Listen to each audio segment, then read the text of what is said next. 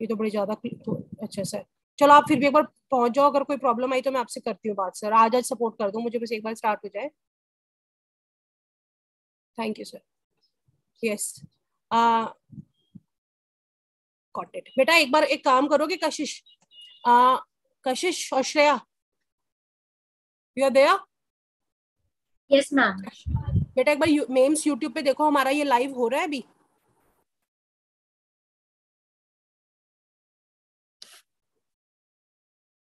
Check करो।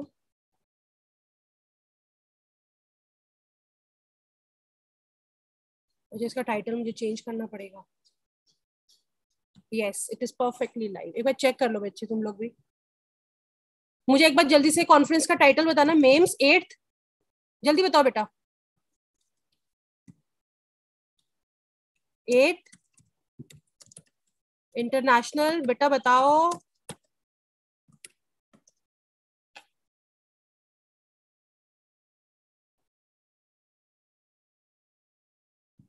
ठीक है,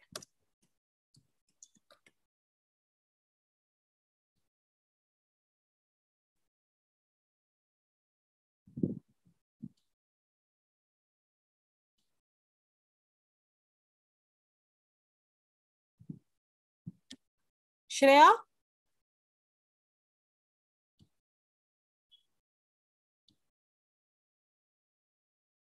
हेलो मनोज सर।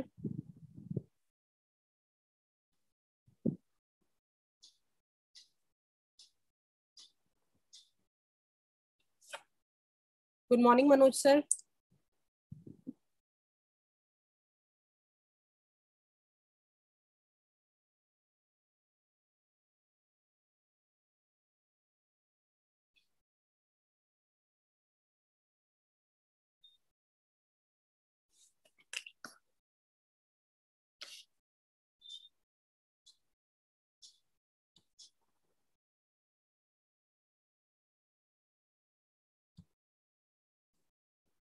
कशिश, कशिश,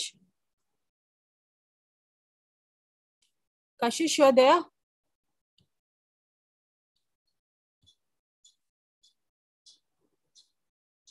कशिश,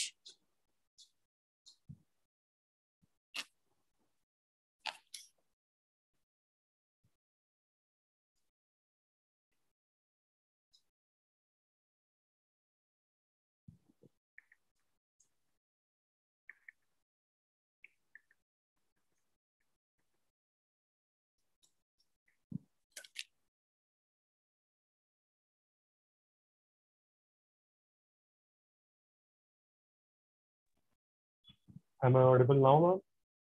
बेटा परफेक्टली ऑडिबल, बट आप लोग एक बार ग्रुप से बाहर जाके प्लीज उसको एग्जिट मत करो। अच्छा कशिश एक काम और करो, एक बार मेम्स यूट्यूब पे जाके चेक करो कि we are perfectly live, although I have checked it. और बार बार एग्जिट एंट्री मत करो, इट्स 9:40, तो I would be allowing the participants also. Okay fine. Yes, ma'am. Okay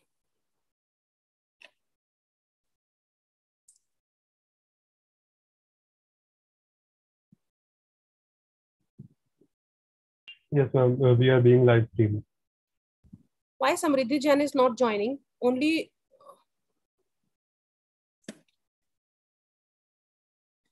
ma'am participants को लेट इन करने से पहले एक बार मेरे को ना बजर साउंड चेक करनी है, तो I will be playing the buzzer. अभी अभी कर लो, तो अभी आप, कर लो, वी हैव हाँ 5 जी, minutes। तो आप प्लीज बताना कि आवाज ढंग से आ रही है।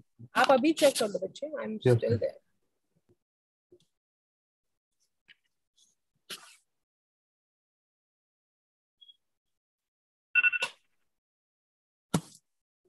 Perfectly fine. ये समृद्धि जैन ज्वाइन क्यों नहीं कर रही?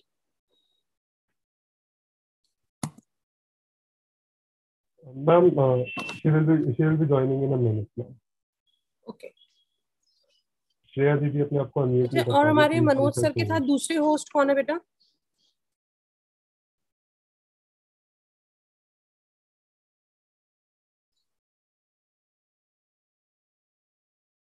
मैम श्रेया दी को होस्ट बना दीजिए please.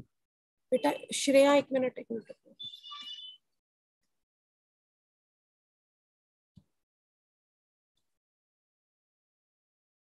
Shreya, you are a co-host now. Yes, ma'am. Ma'am Okay. समृद्धि कह रही है कि उसने ज्वाइन कर रखा, उसको एंट्री नहीं मिल रही। बेटा मैंने उसको एंट्री दी हुई है, उसको बोलो एक बार एग्जिट करके दोबारा करे। मैम वो कह रही है कनेक्टिंग नहीं आया जा रहा है बेटे तुमके बाद से। बेटा वो उसके एंड पे प्रॉब्लम।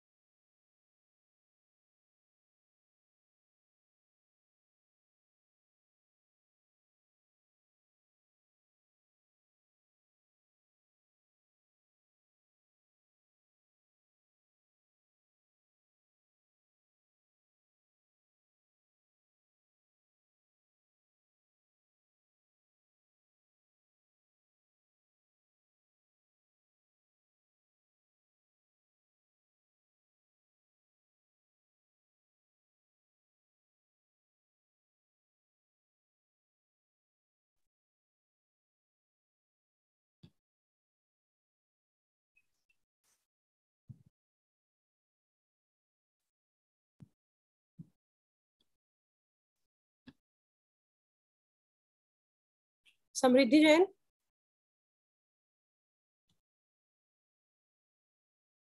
हाँ जी।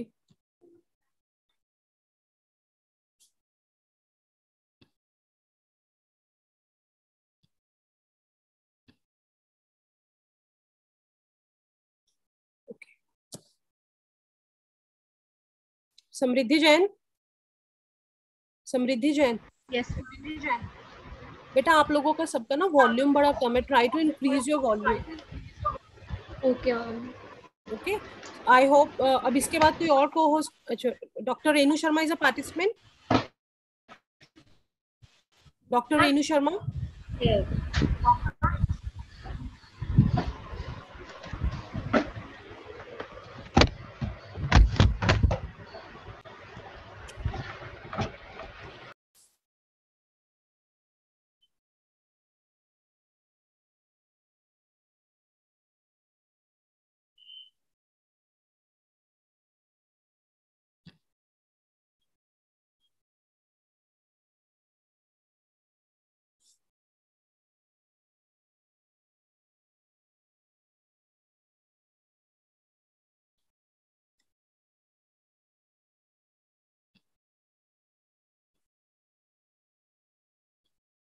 Welcome Bindu ji. Good morning ma'am. Good morning, ma'am. Thanks a lot. Yeah, so your presentation is first, so now you can speak and you can on your video, ma'am. Who is with you? Dr. Deepak Jain has joined, ma'am. She hasn't joined here, no? Okay, no issues. Yeah, She may be joining, but I am the one who is presenting. no issues, no issues.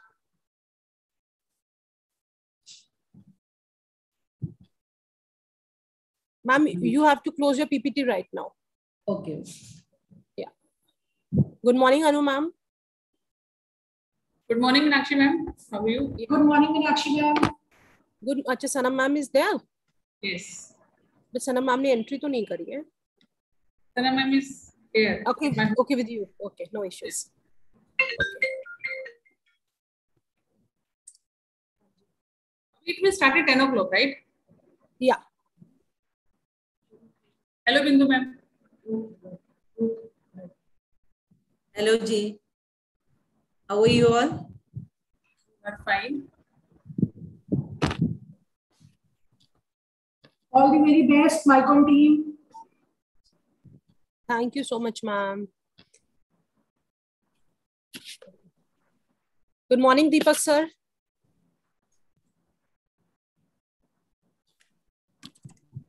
Good morning, Deepak sir.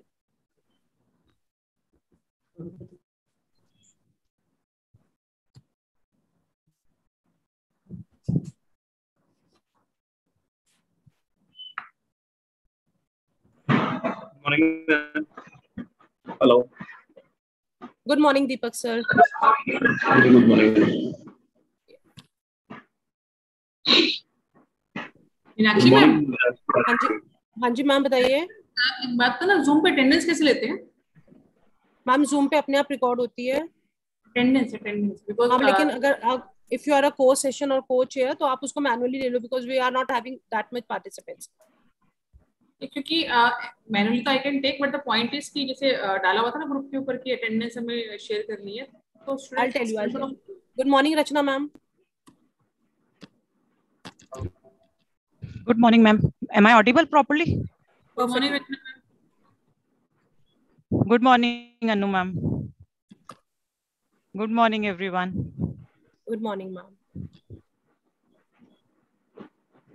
Ma'am, audible who properly? Perfectly audible, ma'am. Ma'am, you are the session chair for this one? Yes, ma'am. Oh, okay.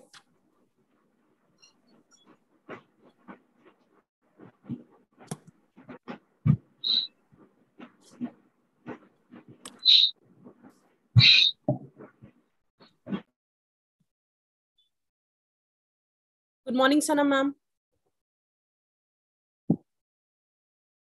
Good morning ma'am. Good morning. Ma'am, you are a co-host now, okay? Okay ma'am. Sana ma'am, आपकी volume बहुत कम है. कर रही हूँ ma'am मैं इसको. No issues. Seema Chaudhary ma'am is present. Yes. Yes, ma'am, participant. Yeah.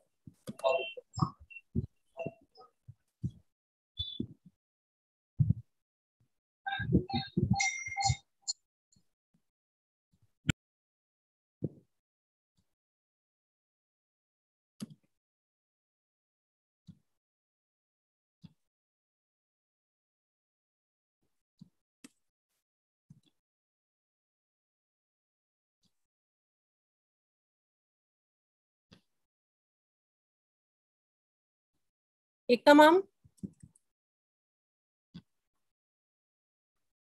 Ekta ma'am.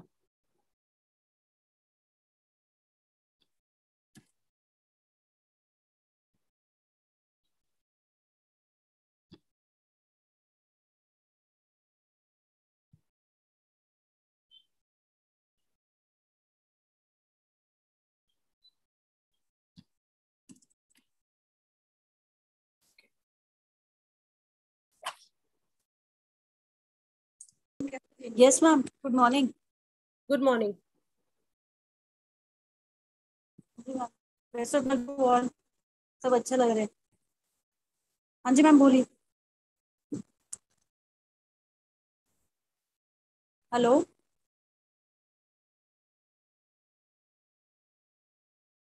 यार अपना नाम चेंज कर देते अच्छा नहीं लगता एकता नहीं. चल ठीक है. कोई हम स्टार्ट करते, ठीक है.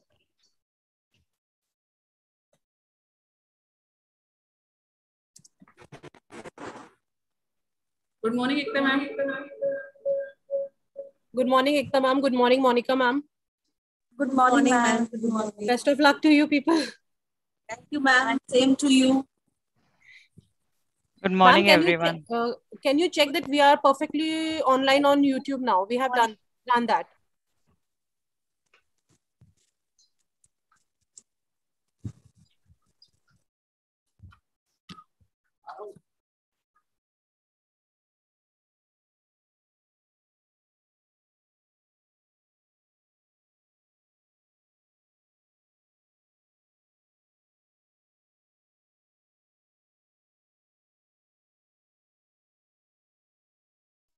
Yes, ma'am, it's working.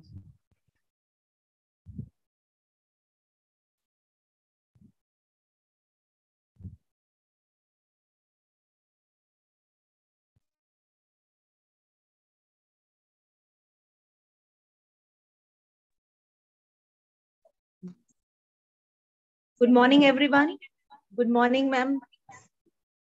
Rachana, ma'am. Good morning. Meenakshi, ma'am. Good morning. Good morning, Good ma'am. morning. Best of Good luck. morning, dear students. All the best to all of you. Good morning, Thank you. Monica ma'am. हम HOD sir को भी बताना होगा ना that we have started. HOD sir ko yes. Yeah, so that we can start at 10 or 10:05. Actually, we are not finding the suitable place to sit and plug in our laptops. We are joining from our phone right now. I mean, it will take another 10 minutes to log in from the laptop. No issues.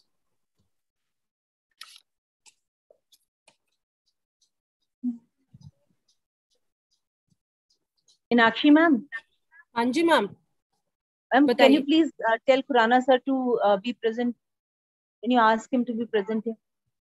Okay, I'll just call him. Please speak to him, ma'am.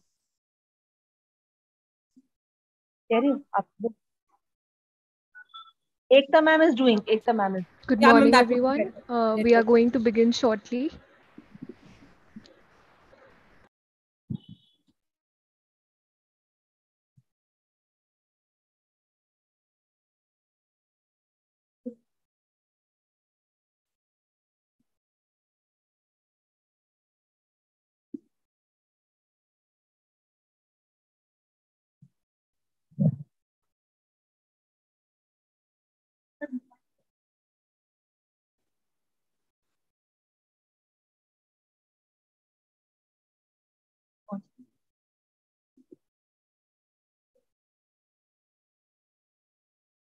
HOD sir is also joining.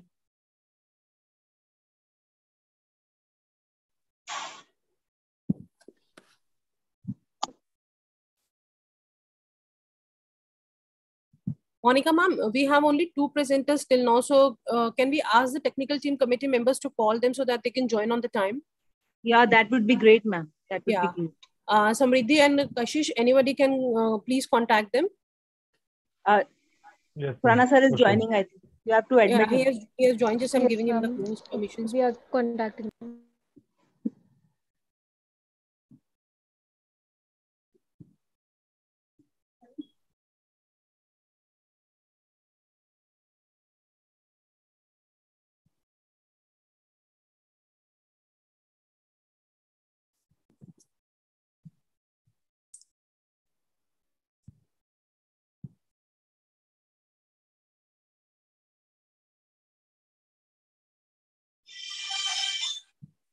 Anji ma'am.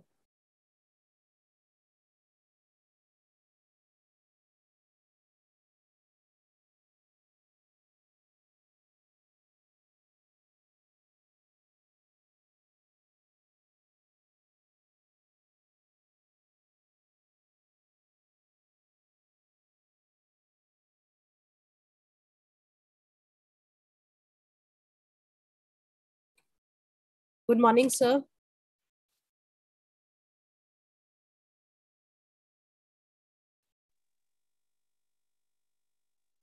Are the students calling them? Calling the participants?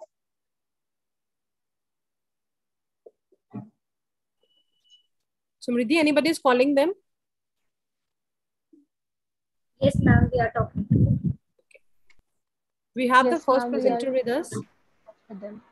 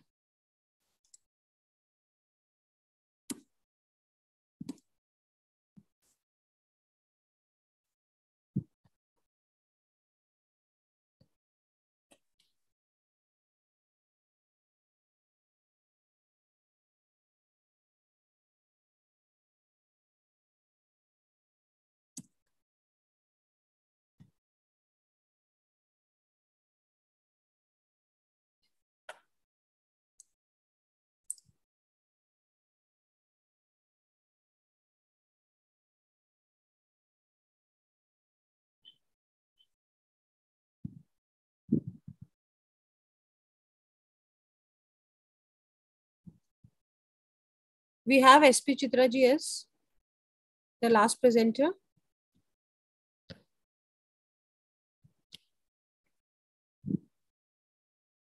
Okay.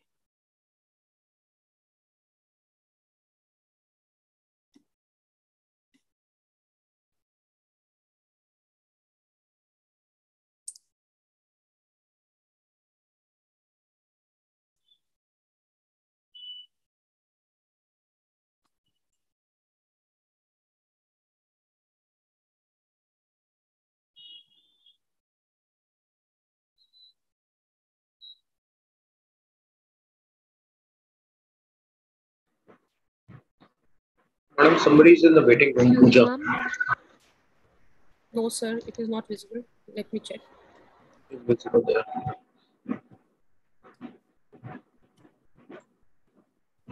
Just a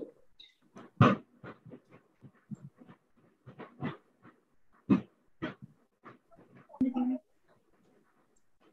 Dr. Renu Sharma has also joined. Good morning, Dr. Renu. Rishika, close the door.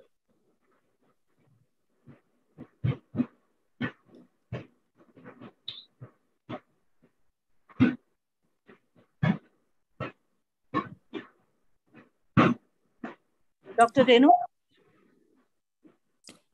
Just, ma'am, Dr. Renu has to be made the co-host. I have not made till now. Yeah, Should yeah. I? She has to be, Okay. because yeah, she's the technical chair. Okay, ma'am. Done, ma'am. Dr. Renu, good morning. Yes, good morning, ma'am. I was not able to unmute myself. I think the setting was like that. Yeah. Good to see you here, ma'am. Warm welcome to you. Thank you very much. I hope you've reached the college. Yeah, I need to set my background. I don't know. Yes, please, if you can do that. Yes.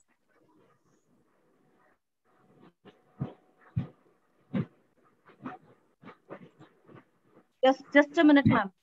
I'll send you the background if it is possible. No, I have the background image with me. Have the background. But I don't know. I'm not able to do that.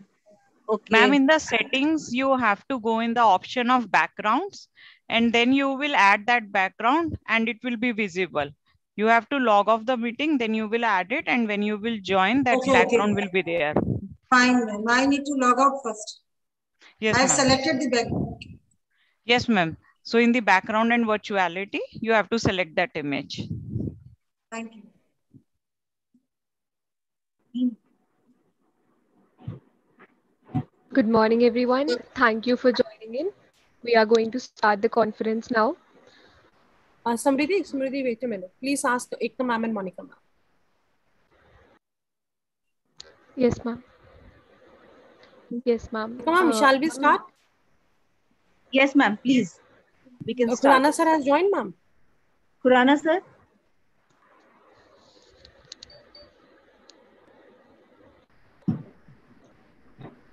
Khurana sir is there in the meeting.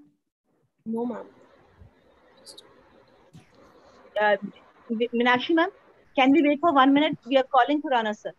Yeah, sure, ma'am. He is there and he's a co-host now. Yeah. So we are calling him. Ma'am, Deepika Jain is in the waiting. Yeah, she has just joined.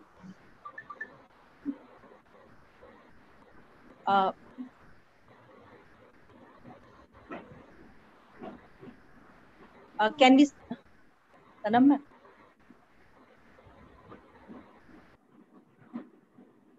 Meenakshi ma'am? Yes, ma'am. Yeah, ma'am, we can start, I think. Okay, Samriddhi, it's you already can start. 10:05. Yeah. I hope nobody is in the waiting room. We have given the permission to everyone. If still, we will. Thank you, ma'am. Ma'am, I think we are waiting for the session chair right now. She has logged off and she will join back. Okay, no issues, ma'am. Okay, I'll just check it out.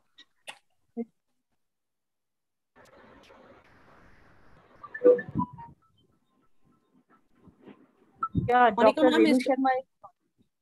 Dr. Rajesh Kumar has also joined. The moment technical chair joins, we can begin with the session. Sure.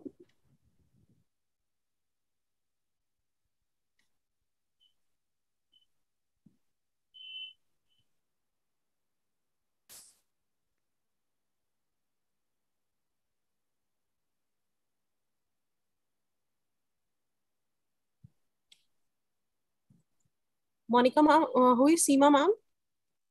Is she a presenter for the day? Yeah. Okay, I'm making him the co-host.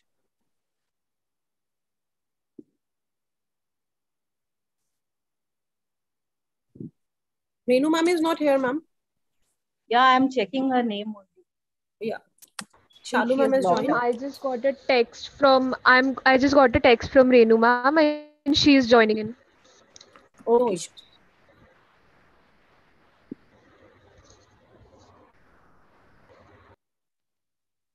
Sana ma'am is already joined.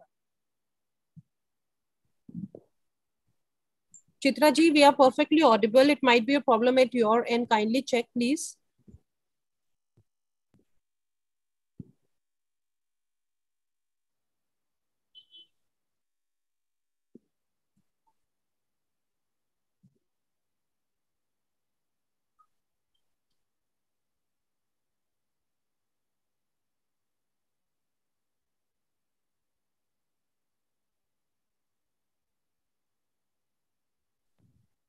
Ma'am, Dr. Renu has joined. Dr. Renu?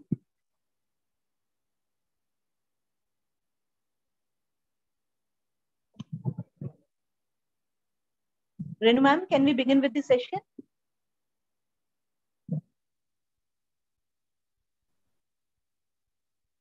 Meenakshi ma'am, kindly check if she is the co-host. Renu ma'am, Dr. Renu Sharma. Or you now ma'am is yeah, she's already. Yeah, she's already. Thank you, ma'am. Yes, ma'am, we can begin now. Yeah. Thank you so much, ma'am, for joining. And Meenakshi ma'am, yes, begin with the session, please. Sure, ma'am. Samriddhi, take the charge. Samriddhi, please take up. Very warm and pleasant good morning to honorable dignitaries, Yes, ma'am. Thank you, ma'am. Respected teachers and students present here. I, Shreya Vasia, and my co-host Samriddhi Jain extend our heartiest welcome to you all on behalf of Maharaja Agreshan Institute of Management Studies to our 8th MAIMS International Conference titled The Pandemic and the Financial Landscape.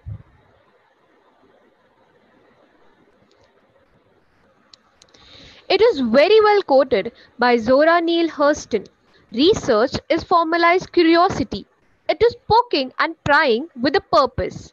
With an objective of increasing a spirit of research and innovation, Maharaja Agreshan Institute of Management Studies has always understood and fostered the research skills among students, scholars, and professionals from various fields. To take this legacy forward, the Department of Business Administration, under the aegis of IQAC and MAX, has organized the 8th International Conference in association with PCJ School of Management, Maharaja Agreshan University, Baddi, Himachal Pradesh. Financial institutions across the world are monitoring and dealing with the effects of the COVID-19 pandemic. They are using their expertise to help themselves and their customers to make good decisions in today's highly volatile operating environment. The conference offers a premier international platform stimulating research to present their papers on new ideas, advances, and researches in the field of finance in an era during and post-pandemic. Throughout this technical session, various research papers will be presented that will explore the dynamics of finance in the era of the COVID-19 pandemic. To acknowledge the work of authors, the best paper from each technical session and an overall best paper will be announced.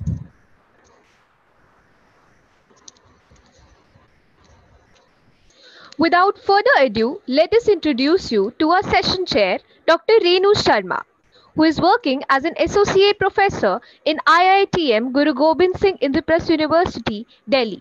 She has done BE, MBA and PhD in management from Rajasthan University, Jaipur, and has more than 17 years of teaching experience. Her specialization areas are operations management, operation research, and project management. She has published many research papers in national and international journals of repute. She has also conducted many workshops on data analytics. We are honored to have you amongst us, ma'am. Thank you, Samruddhi and Shreya. We feel fortunate to introduce you to the co-chair for the session, Dr. Rachna Jain. She is currently working as an associate professor with the Department of Commerce at MAIMS, Delhi. In 2014, she was awarded a doctorate in finance from the University of Delhi. She has a good academic record with the highest score in mathematics and accountancy in class 12, and she is a school commerce topper. She has over 12 years of experience in teaching. Besides academics, she has published 60 research papers in national and international journals. Her published research is in the area of the financial market, mentoring, and behavioral studies. She has published a book on research methodology, especially for undergraduate students, and has been awarded a certificate of appreciation for a contribution towards the field of research in terms of research papers in esteemed journals. She also holds a certification in data analytics, marketing research and analysis, and econometrics and SPSS. Thank you so much, ma'am, for always paving the path for us. Thank you, Shreya.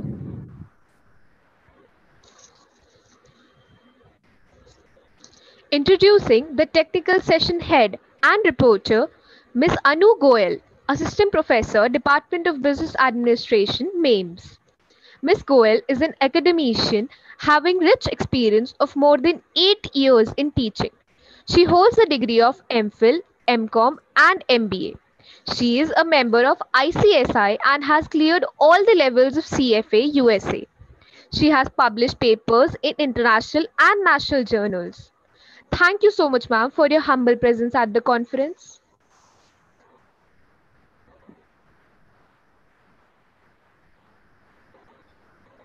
Now, I would like to seek permission from the panelists to proceed further.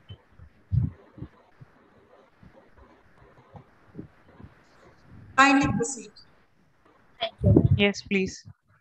We will be calling upon our esteemed researchers with their research papers on respective topics. The presenters will get 7 minutes in total, which will be divided into 5 minutes for presentation and 2 minutes for question and answer session. The time limit should be strictly followed. Any extension can lead to deduction of marks. The warning buzzer will be played.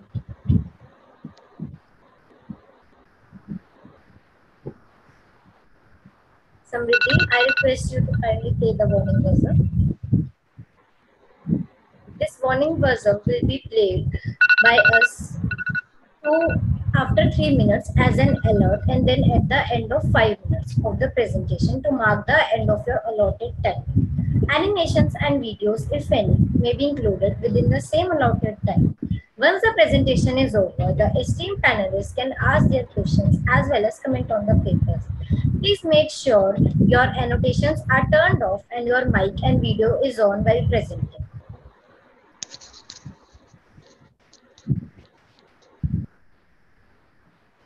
I request everyone to kindly turn on their cameras for a group photograph. Yes, now everybody can switch on the camera. Now click screenshots.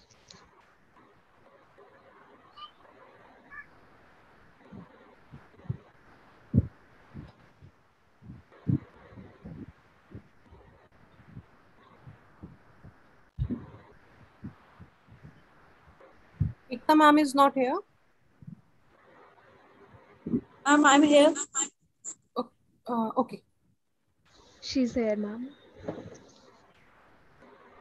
Please, everybody switch on the camera. We have a less pictures right now.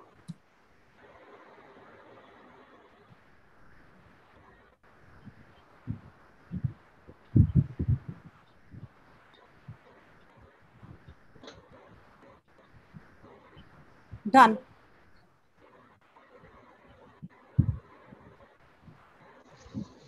Thank you so much, everyone. Now, I would like to request our presenters of MICON to get ready with their presentations. First in line, we have research scholar Dr. Bindu G. Rajivan, and Assistant Professor Dr. Deepika Jain from Starix University, Gurugram, to present their research paper on the topic Anxiety and Aggression Among Adolescents Due to Financial Crisis During Pandemic.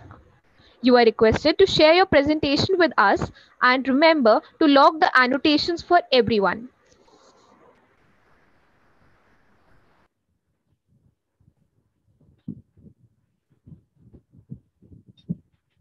Good morning to all of you. I am Binduji Rajivan and my co-author is Dr. Deepika Jain, and we are going to present the topic Anxiety and Aggression Among Adolescents Due to Financial Crisis During Pandemic. So let me start.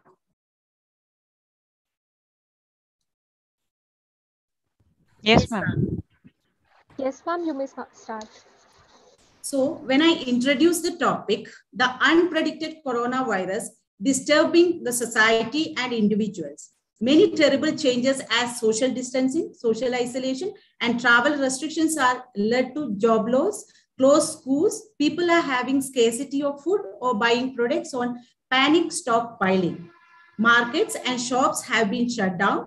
The situation affected people with many crises. Along with those crises, financial crisis is a prominent one.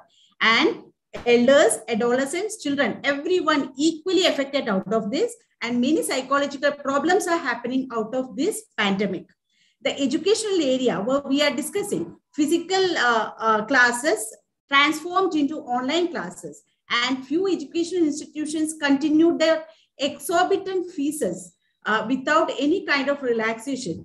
Due to this, parents had to face a very difficult time, and they had to approach the court to take a decision upon this. And finally, the state courts have decided to reduce. In case if the schools are increasing their fees, they have to reduce. But still, parents are under a lot of pressure. When we talk about the keywords, anxiety is an apprehension. It's a vague fear. Aggression is a behavior with an intention to harm others physically or psychologically. Adolescents are considered roughly at age of 10 to 19 years of age. Financial crisis is a steep decline in value of asset prices. People are not in a position to pay their debts. And when we talk about pandemic, it refers to a new disease, and most of the people do not have any immunity to protect this kind of a disease. And this disease spreads very fast and it affects the worldwide, and it's a biggest threat to the entire human society. And when we had reviewed the literature, we could find out that many people started facing unemployment due to the COVID. Ambiguities are prevailing in the labor market. Severe restrictions are happening. There is a big loss of job. Daily household migrant laborers are all restricted. Domestic works are not functional. Hospitality, transport, tourism, IT field, banks, real estate, everything got stuck out of this. And adolescents are watching the labor markets and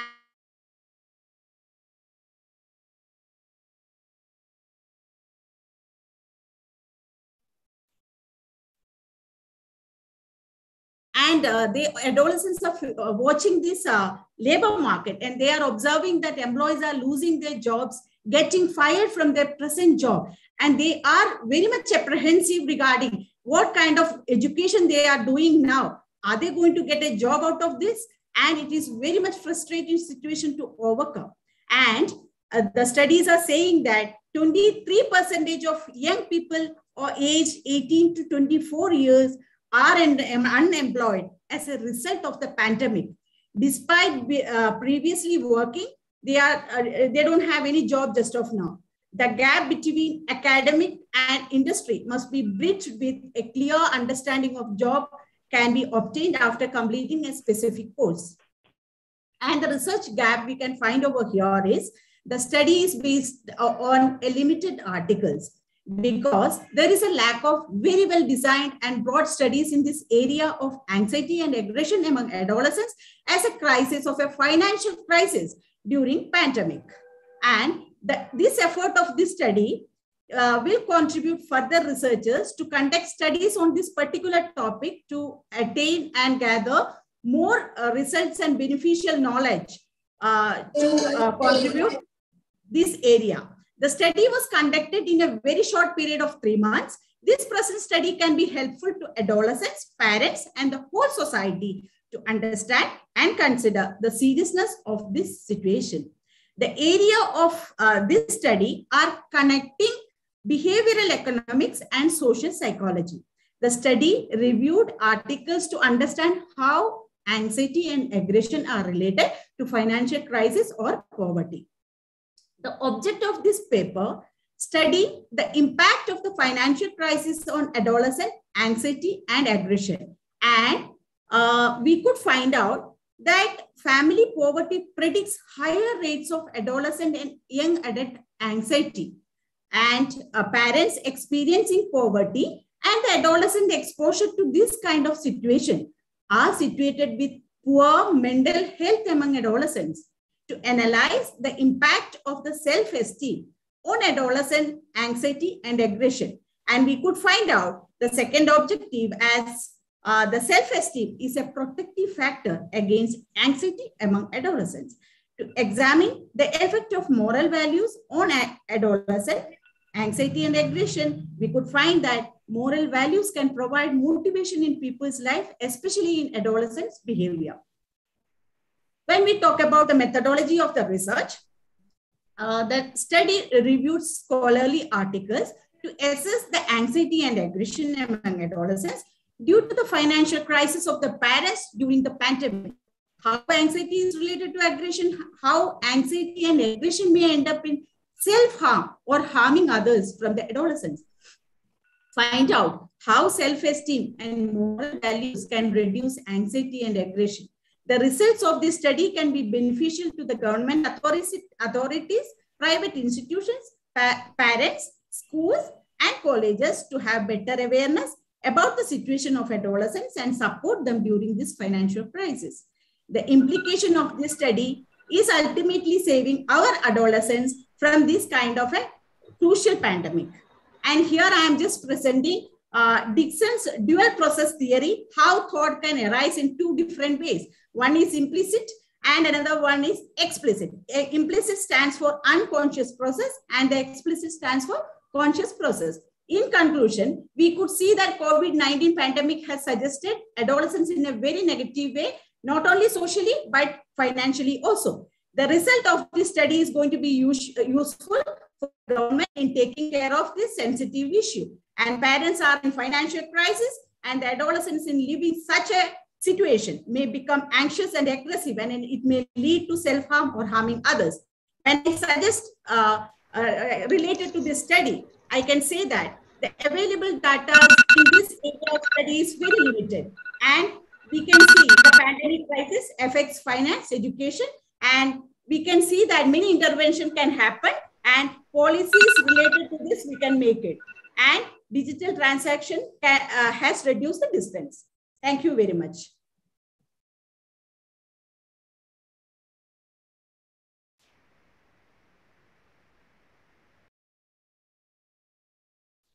Any questions related to this? Yeah, thank you, madam. Oh, sorry, ma'am. Please no problem, ma'am. Ma'am, please do this. Dr. Renu, please continue. Thank you.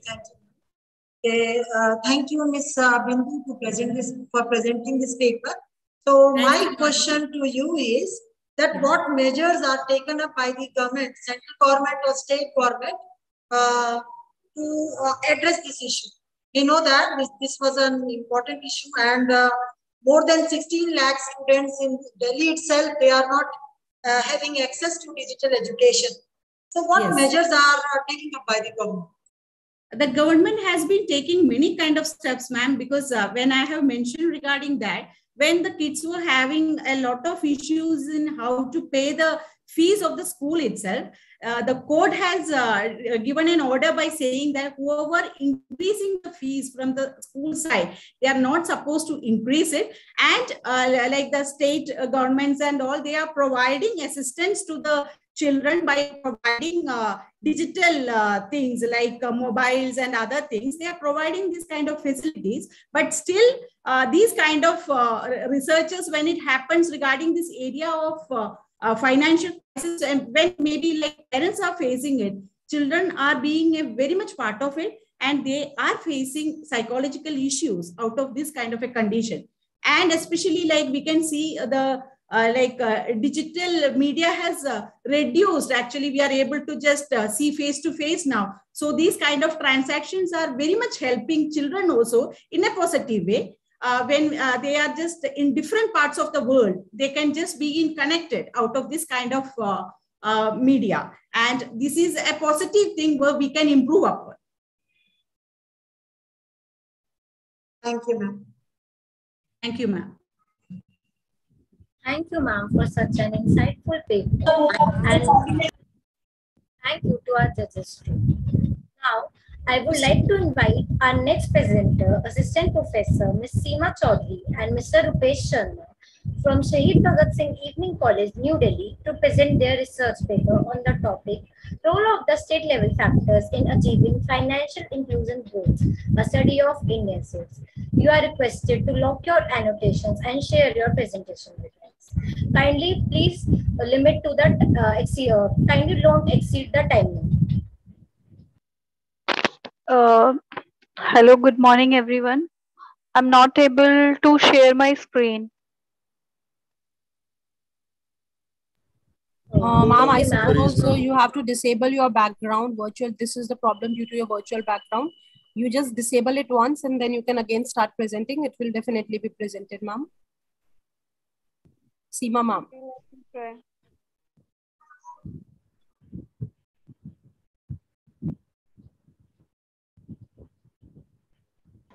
If the presenter is unable to play their PPT, we will play it for them.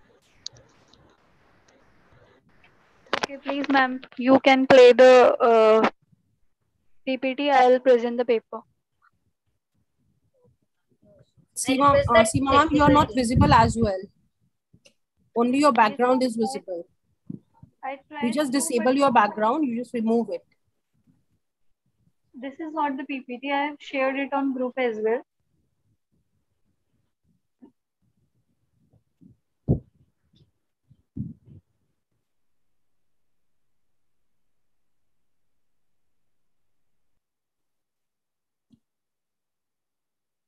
Seema, ma'am, please, if you remove your background, our virtual background, which we have provided, then we will be able to see you as well.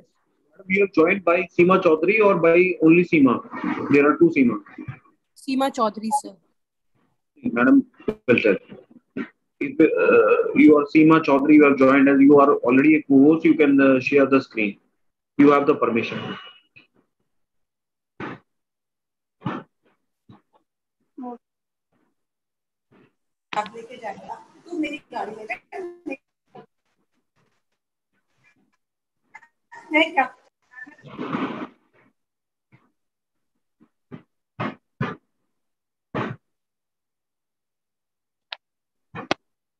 Okay, thank you for presenting the PPT. So, am I audible to all? Yes, ma'am, you are audible. Okay. Good morning, everyone. First of all, we would like to thank you, Maharaja Agrasen Institute of Management Studies, for providing us the opportunity to present the paper on the topic Role of State Level Factors in Achieving Financial Inclusion Goals, a study of Indian states. So, financial inclusion was introduced in India in 2005 by RBI, and the objective was that everyone should have a basic no frills bank account for making and receiving payments. So, it is basically defined as the availability and equality of opportunities to access financial services.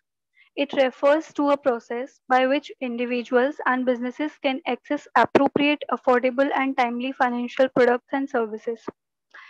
It has immense potential to lower poverty and generate more jobs.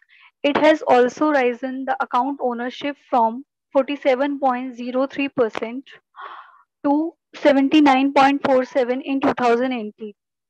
So through this research paper, we found out that how do Indian states and union territories differ in terms of financial inclusion on the basis of demographic, socioeconomic, and infrastructure factors. So evidences of past researches in this direction shows that southern states of Maharashtra, Kerala, and Goa have the best access to financial services in comparison with the western states. They included many factors to conduct the results, including demographic factors, which further includes population growth, gender parity, literacy levels, and poverty levels. Another factors that we find out in the past researches was socioeconomic factors, which further includes education, income, wealth, mobile diffusion, health level, etc. And third major factor that they included in their past researches is infrastructural factors, which includes availability of bank branches, ATMs, microfinance institutions, and etc.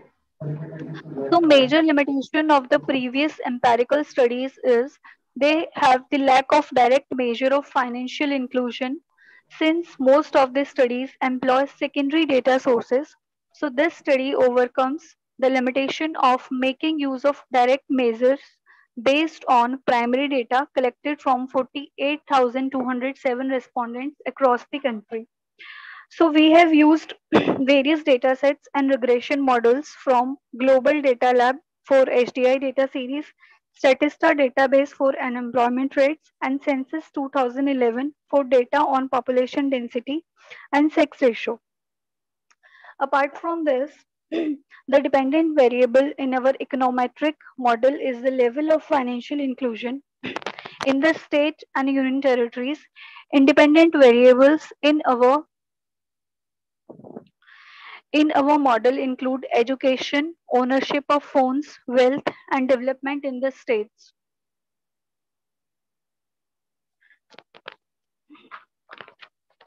So findings of our study were, there were four primary findings. First is education level is positively associated with financial inclusion. Second is ownership of phones in state and union territories demonstrate higher financial inclusion. Third is greater wealth level in state and union territories have a higher proportion of active bank users. Fourth is more developed states and union territories show higher levels of financial inclusion. So our study also concludes that policymakers must give more attention to states which lack education, phone ownership, wealth, and overall human development. That's all from the presentation, ma'am. That was some very valuable information you gave with that presentation. Thank you.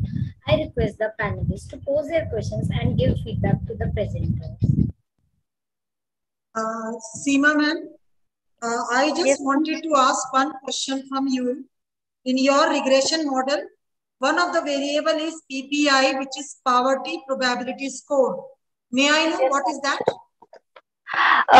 Ma'am Rupesh sir, my co-host, will answer the question. Yes, if you could repeat the question, network lag. I just wanted to check one of the independent variable you have used in your research paper is PPI. It is poverty probability score. What is that and how do we calculate it? I still couldn't get this lagging. So if you can type the question. Can you show me your PPT again? The OLS regression model. Others can also confirm. The voice is lagging. Sir, ma'am is asking from where you have taken this PPI and how you have calculated this. What is that? So PPI refers to purchasing power index. So there are 10 questions which are about their income levels. and the assets they possess, which gives us a sort of proxy for the wealth level for the household, which is in a way also helps us to identify who are the poor and who are sort of living below the poverty line. So PPI score is an index which we are wealth of the household. It is. What is the full form of this PPI? Purchase Power Index. Purchasing Power Index. And from which database have you taken it? Is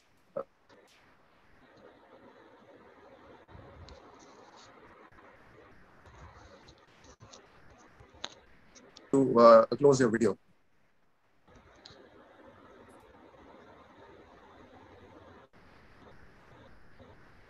I think I am not audible to him. Dr. Rachna, over to you, ma'am. You may ask. Yeah, ma'am, no problem.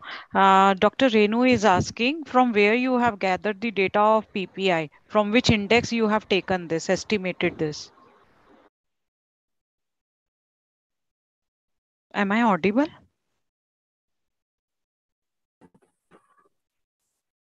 Hello. Hi. Hello, sir. We are audible to you or not? Yeah, now you're audible. Oh, ma'am is asking that from where you have taken this PPI index database, which index you have used for this? Right. So PPI index was as part of the financial inclusion survey, FI survey that happened. We are using this large scale database. So the index is also something which the survey calculated, looking at the answers to the 10 questions which the households provided. So this has been sourced from the large scale survey of 45,000 households. Thank you. Thank you, sir. Okay. Sir, I also want to ask one question. Why you have taken this phone ownership as a point? Okay. So yes. The idea behind phone ownership as an independent variable in the model is that phone ownership is proxying for the connectivity which the household has. Since phone are the next level next level of platforms which the banks and the government are using for providing services, we felt that if a household has a phone and the phone is owned by the household, then we can also estimate how well connected the household is to the larger world or the things around them. With digital services coming into the ambit of banking, it is really important that we look at how phones and connectivity devices are influencing the status of financial inclusion. So that was the purpose behind looking at phone ownership. Okay, thank you, sir. You may call the next participant, Samriddhi. Thank you, ma'am. Yes, ma'am. That was very informative and intriguing. Next up, we have research scholars, Mr. Ankit Yadav, and I would like to correct myself. Next up, I would like to invite assistant professors Dr. V. Alagu Pandian and Dr. U. Homega from Institute of Cooperative Management, Madurai, to present their research paper on the topic Income and Expenditure Analysis of Madurai District Central Cooperative Bank. You are requested to share your presentation with us and log the annotations for everyone.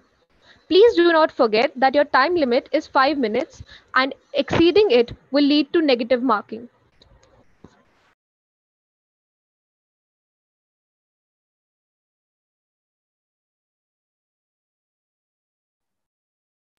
Please start sharing your presentation. Hello. Yes, madam. My colleague, Dr. U. Bhumika is sharing, madam. Please allow her.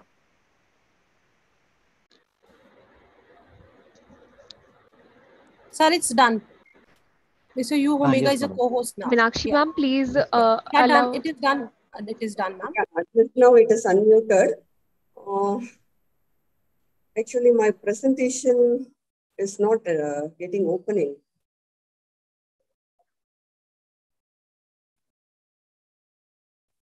Alagu Pandian, Do you have the copy of it? Yes, madam. Kindly share. Yes, madam. I will share, madam. Okay, madam. Yes.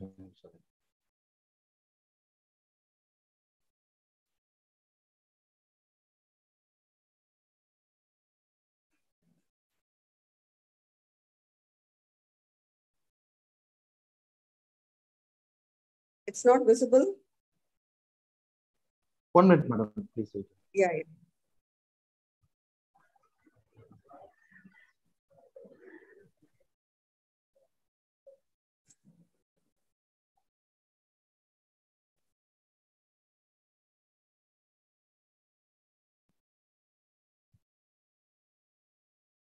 Madam, now it is visible?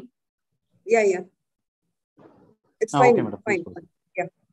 Okay. So I'm myself, Dr. Yusomega, and the host, Dr. V. Alagapandian, Faculty of ICM Madurai. I'm the co-host, faculty NICM Chennai. So we have taken the banking sector actually for the study.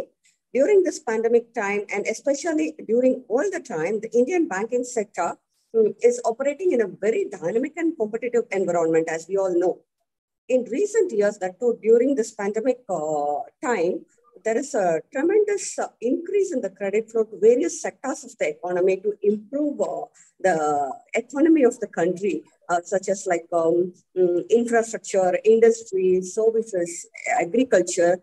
So in the current economic scenario, banking and financial sector get high priority, but simultaneously banks are becoming very vulnerable due to the highly competitive nature of the market and due to this pandemic situation. So various financial crises and challenges of this current situation have a very adverse effect on the performance of the bank. Actually, the cooperative banks in India are also facing the same problem of high volatility. So the earning capacity and the profitability of the society are highly affected due to this pandemic situation. So we have taken up the analysis like the components of income and expenditure pattern of Madurai District Central Cooperative Bank.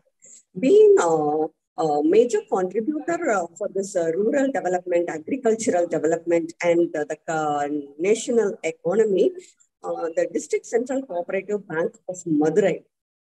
We have taken up the study of analyzing how their income and how their growth of other income, other than the deposit income, other than the interest income, how their activity, the business performance, and we have analyzed their growth rate of total income and net profit and other expenditure.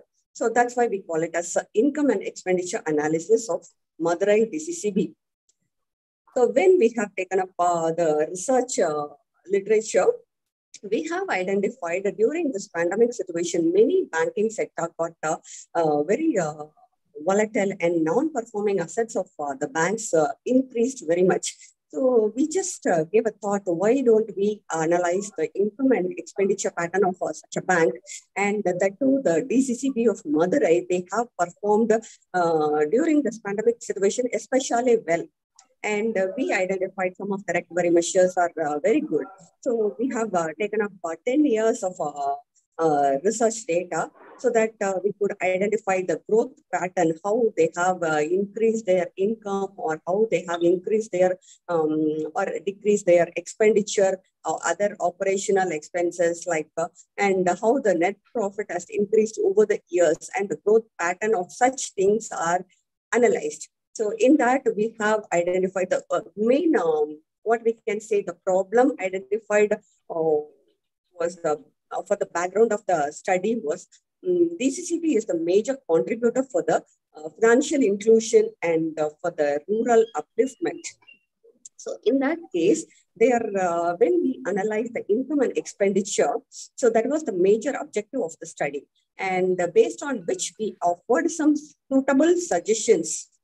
So the period is 10 years of study so that we could understand what was the major drawback or major of finding during this pandemic situation. So only studying those years will not be helpful. So we have taken up 10 years of data so that all the data have been collected. This is actually a secondary data. All the data have been collected from journals, their annual reports, and other occasional papers of NABARD, so that we could understand the major situation of other banks also. So the plan of analysis is actually identifying the income and expenditure and the net profit of Madurai DCCB. So we could understand from various literatures also the current situation and how it affects the banks. So when we analyzed the major findings, what we got is the about 98% of the bank income was from the interest income. So the expenditure is also majorly from 59, around 59% would be from the deposits. So for interest paid. So in that case, other expenditures would be the operational expenses. So in that case, what we found is, why don't the bank can diversify their activities? So that was the major suggestion what we offered to the bank, because around 98% was from only the interest what they have earned on their lending. So they are into the major traditional banking activities like mobilizing deposits as well as lending credit. So why don't they diversify other business activities like any other thing like issuing checks and bill discounting? All such things would be very helpful. So other activities like marketing activities, facilitating for research and consultancy, all these would be very helpful for even the PACs, the primary agricultural cooperative societies, and they could able to understand what the current situation is, and they will be really out of their what to say. Ma'am, your time has ended. Yeah, this is a major suggestion what I have given. So they could. Your time is over. I'm business and they can go for major other activities. Thank you so much.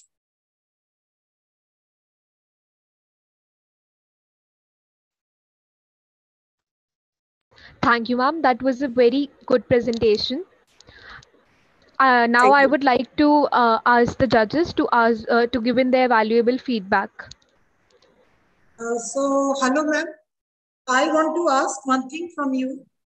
And you have, through your presentation, you have shown the components of income and expenditure of, I think, Madurai Cooperative Bank for last 10 years, from, I think, 2010 to 2020.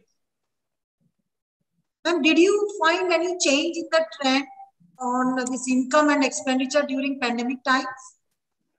Absolutely, yes, ma'am. Actually, during this pandemic time, the bank performance was really tremendous, and they could able to do all such recovery of interest, of payables and recoverable, all those they have done it, and their net profit increased during this pandemic time.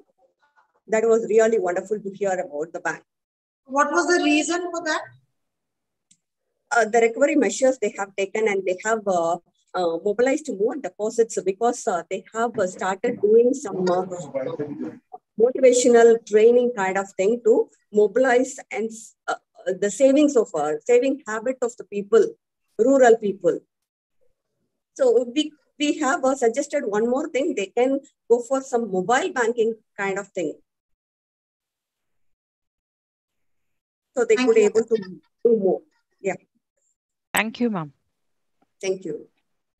Moving to the next participant, please. Yes, ma'am. Next up, we have research scholars Mr. Ankit Yadav and Ms. Pooja from Indira Gandhi University, Haryana, to present their research paper on the topic Impact of Pandemic on Startups. We are requested to log off your annotations and share your presentation with us.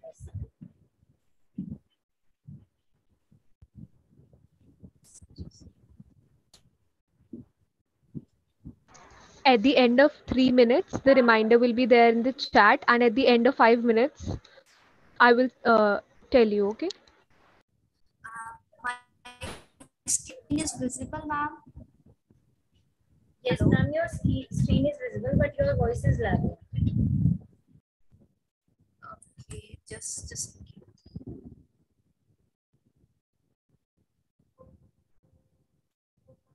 now it's okay, ma'am. Yes, please continue.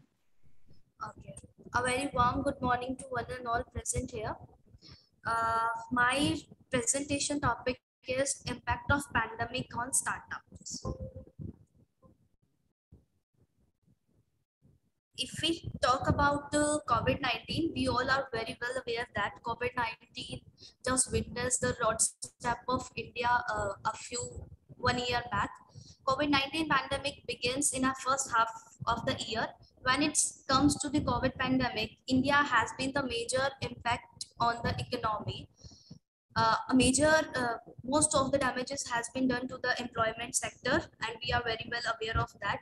And the major one being the GDP growth rate as well as the production and distribution of the goods and services as the result of recession have declines. And I, in this topic, would be focusing on the startups. Basically, first of all, before introducing the startup, I would like to basically entrepreneurship program being started by the young youth with initial payment, and that initial payment maybe they may procure from the government using some project work, or they may procure it from their friends and family just to explore something new. Startup, if you talk about the COVID-19, startup have emerged as an important driver of the economic development and employment creation, and are often the impetus for the radical innovation. If talks about on a global platform, about 20% of the jobs are held by the young businessmen. This is a data about how many young youth are employed in the job sector. But if we talk about creativity or innovation, or if we talk about the process of giving jobs to others, then according to the OECD nation, more than half of the new jobs has been created by these young youth firms, which also add to the aggregate productivity growth of each and every country with which they are associated. If we talk about the COVID-19 challenges, COVID-19 was the challenge for current startup as well as the new one. This is the data that I have procured from the different websites, which clearly shows that in March, in the Portugal, firm creation fell by 70% between March and April 2020. If it is compared with April of the previous year, this blue line shows the previous March data, and orange is with April data. Australia, United States, and Spain are also seeing the significant decrease, and this is also same with the country India. India also have witnessed a significant decrease in the startup activities in the COVID era time. If we talk about its general impact, then COVID-19 has impacted the business, have a negative impact on the business by 70%. And if we talk about the growth in the business, then it has been affected by 16%. And no impact on business, this is that if random working, like if you talk about the ITCs of India or different IT company that has been working from homes, work from home concept that originated, then their business was very least affected, and the data for such a company is stand by 14%. Now, the topic which I have elaborated in this paper is what was the challenges that could be witnessed by the various startups in India during the COVID period. And the first being is the cash flow. There has been a decline in the sales that we all are seeing, and the degree of damage varies depending upon the industry a firm is associated with. Even the traditional store, if you talk about the traditional store, they also begin selling the fruits and vegetables or offering logistic help to the retailers because there was no work left with the people. Next has been the growth setup. It is a time to focus on the survival and not expansion, regardless of the size and industry of your company or organization. The plan was just to improve the situation. If we talk about the COVID time, although development were done, but they all were associated at a very slow rate. Major to be more valuable to the potential investor as well as the client, broker, and other stakeholder, the firm hopes to stay positive or adaptable. Means they were as growth setup was very low during that period. Next was funding. because it was a COVID era time period. So funding which could be could begin, yeah, could help the startup firms was very low. And in the initials when this COVID era time appears, many startup projects which could become 5 the minutes are beneficial in over. India were started. Next has been the manpower for labor intensive industry like agriculture, construction.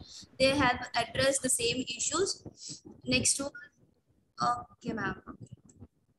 Next is the what are the measures taken by the government. First was the government announced on 15 April 2020 a number of relaxation in the non-hotspot geographical area that would be taking Sorry effect to from interrupt April you, 20. ma'am, but your time limit is over. Okay.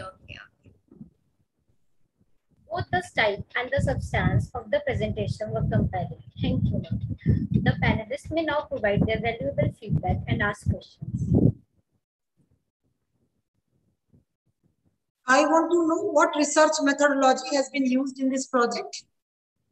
Ma'am, this was a theoretical paper actually, and we have gone through the various newspaper articles that were being presented during that COVID time period, and some of the research. And government announced various relief funds also for MSMEs on time-to-time basis during pandemic times.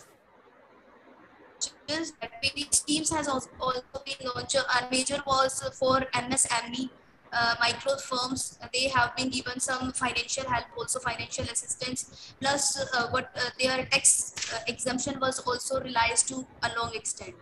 So these were all the initiatives by the government during the time period for the startups firms. Thank you.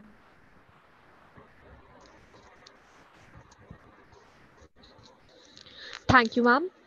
Now we have our last paper for the session by research scholars Suren Pratap Chitra and Dr. Satish Chandra Sharma from Department of Management, Baba Mastnath University, Haryana, to present their research paper on the topic GST, a game changer for the textile sector in India. You are requested to share your presentation with us and remember to log the annotations for everyone. Also, please do not exceed the time limit of 5 minutes.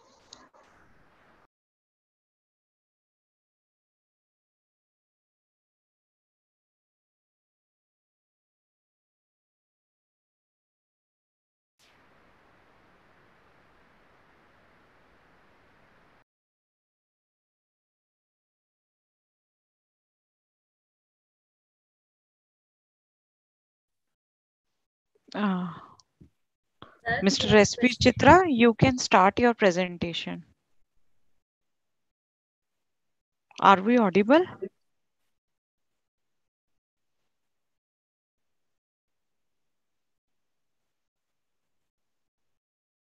Sir, you are requested to please start sharing your screen. If you are facing any issues, we can play the presentation for you.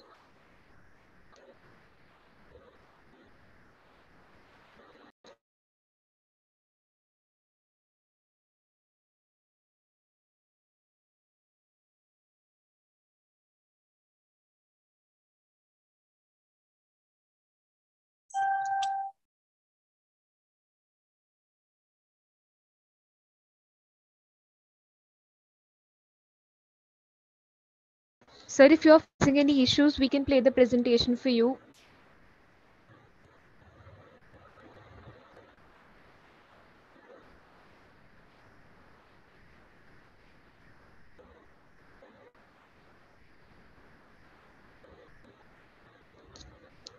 Please respond. You are not audible, sir.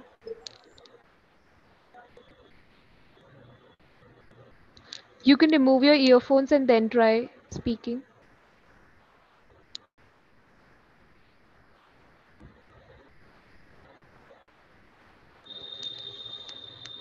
Sir, you are not audible. So please take off your earphones and then try. Or you can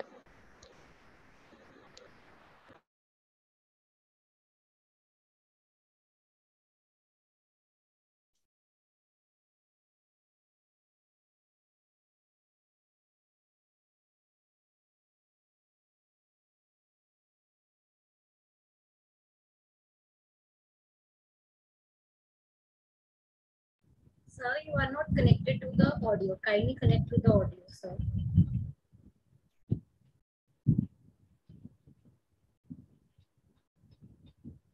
You need to join audio to unmute yourself and speak.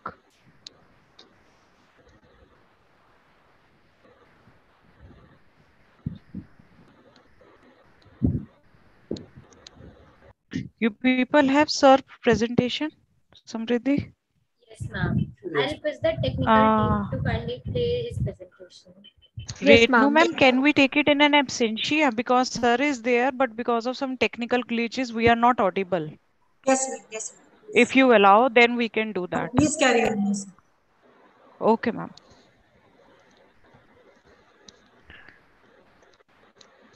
Just move the PPT slowly so that ma'am can able to read it and judge.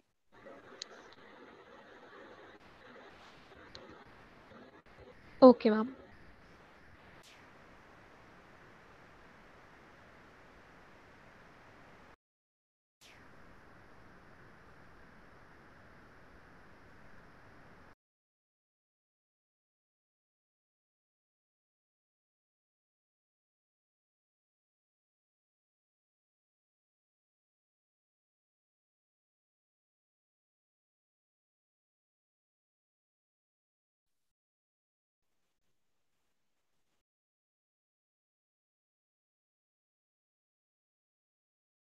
Next, please.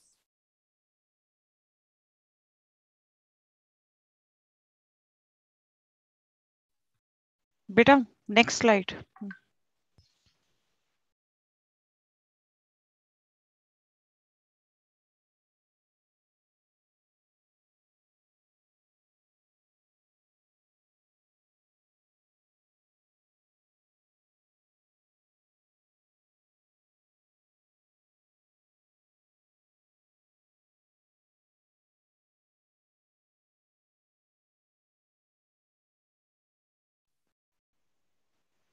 Next. Next.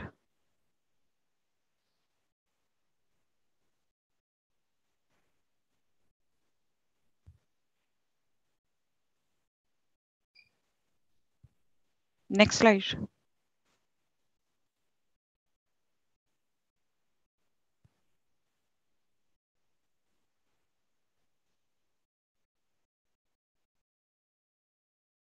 Next.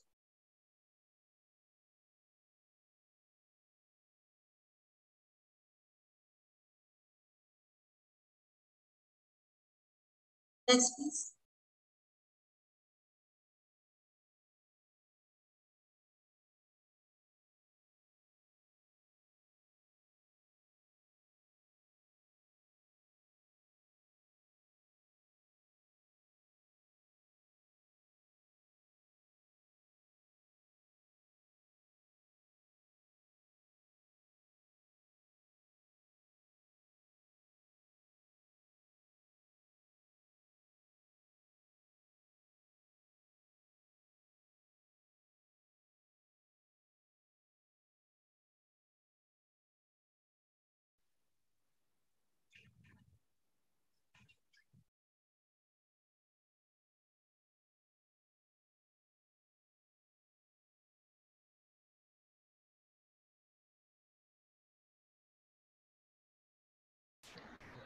Thank you. That was some great information. Now, I would like to invite our rapporteur, Ms. Anu Goel, to present the vote of thanks.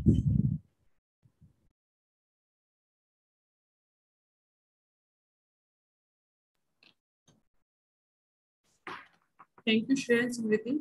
It has been rightly said that research is a formalized curiosity.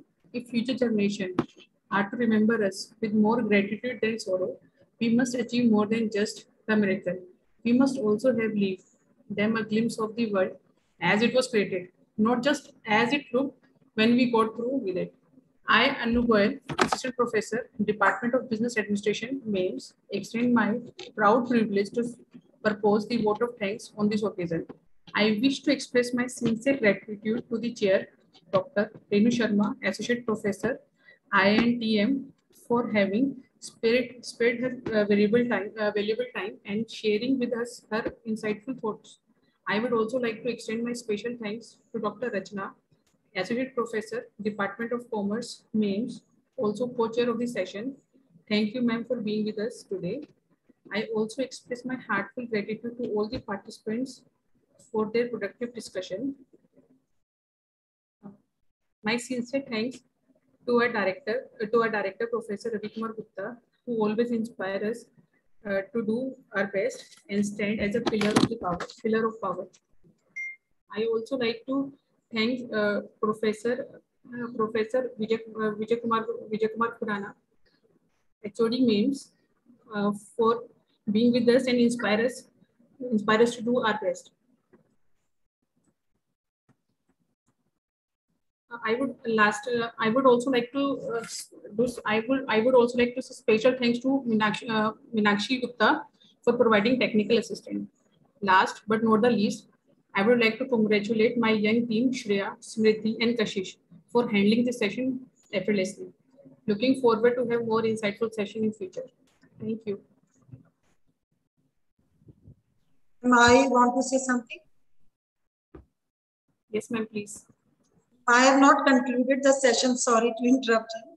But all the paper presented in this session by different participants highlighted different aspects of impact of pandemic on financial landscape that was related to the theme of this conference. And all the papers presented in this session were good and added value to our present knowledge. The first paper presented by Madam Bindu G. Rajivan with Dr. Deepika Jain highlighted a very important issue in the recent time, anxiety and aggression among the adolescents due to financial crisis during pandemic. It was a very good paper and it was very much related to the theme of this conference. The second paper presented by Mr. Rupesh Sharma and Madam Seema. It was on role of state level sectors in achieving financial inclusion goals.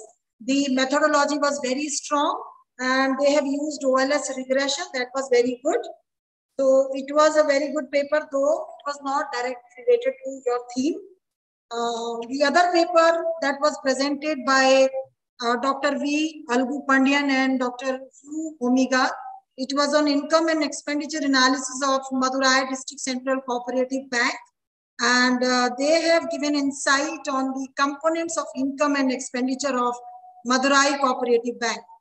So again, it was a good paper and it was based on secondary data only, though it was not directly related to the theme.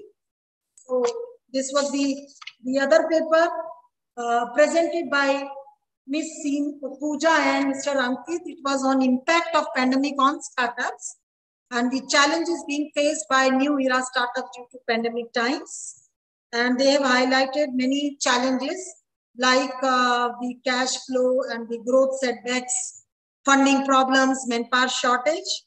It was a good paper and it was very much related to the theme, relevant to the theme of this conference.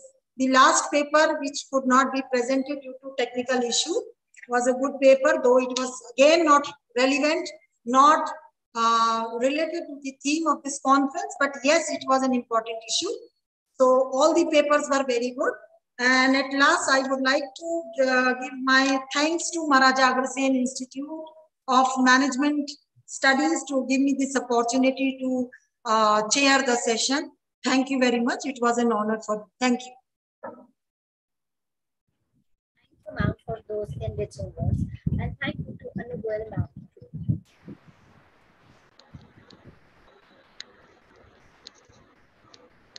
It was a wonderful and informative session with all these talented minds discussing the effects of pandemic on the financial sector. All these valuable insights gave us a new perspective towards the same. And it is very rightly said, knowledge shared is knowledge doubled. The inaugural session of MICON will start in a few minutes on this very link. Hereby, the technical session 1 has officially ended. Thank you everyone for being such a great audience.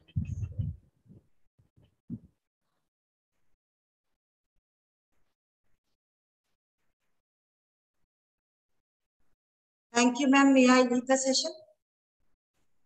Thank you, everyone. Thank you. Thanks a lot.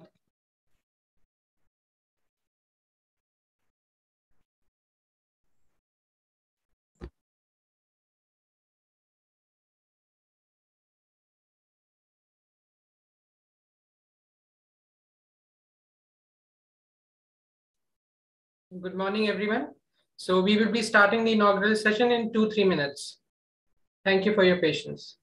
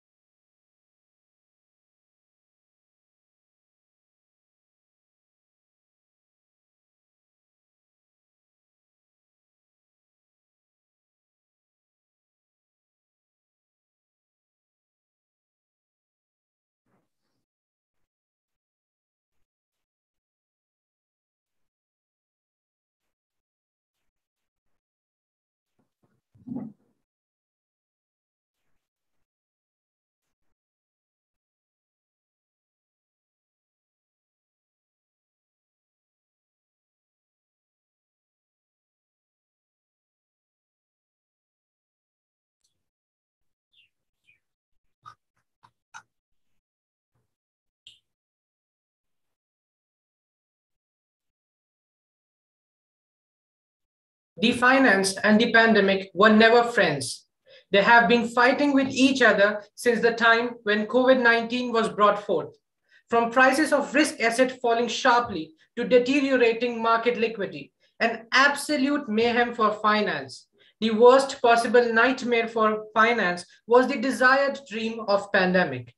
The only way to revamp and quell the existing threat to finance is to investigate, explore, and analyze. In other words, to research. A very warm reception to honorable dignitaries, learned delegates, respected teachers, and our august audience. Mohammed, excuse me, Mohammed. Wait for a minute. Yes, ma'am. Okay, no problem. Hello. Sure. नहीं, किसी ने भी नहीं बोला sir, मैंने उस बच्चे को रोक दिया है, उसने अपने आप ही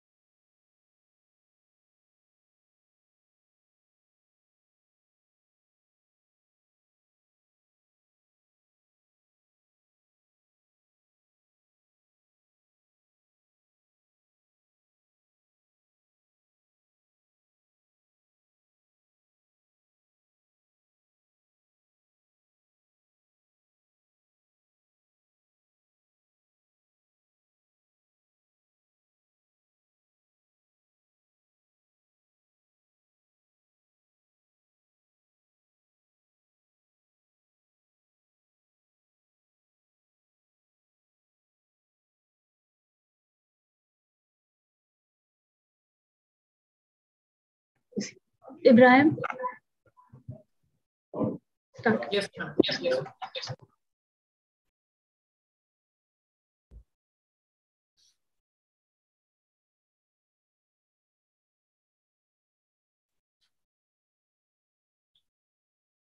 The finance and the pandemic were never friends.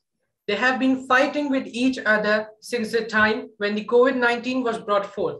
From prices of risk assets falling sharply to deteriorating market liquidity. An absolute mayhem for finance. The worst possible nightmare for finance was the desired dream of pandemic. The only way to revamp and quell the existing threat to finance is to investigate, explore, and analyze. In other words, to research. A very warm reception to honorable dignitaries, learned delegates, respected teachers in our august audience. I, Mohammad Ibrahim. And I, Saloni Tyagi. Would like to welcome everyone present here to the 8th MAIMS International Conference 2021 on the theme, The Pandemic and the Financial Landscape, organized by the Department of Business Administration under the aegis of IQAC and MAX in association with PCJ School of Management, Maharaja Agrasen University, Baddi, Himachal Pradesh. Before we proceed further, let's invoke the blessings of Almighty. I request everyone to close their eyes as we begin with the Ganesh Vandana.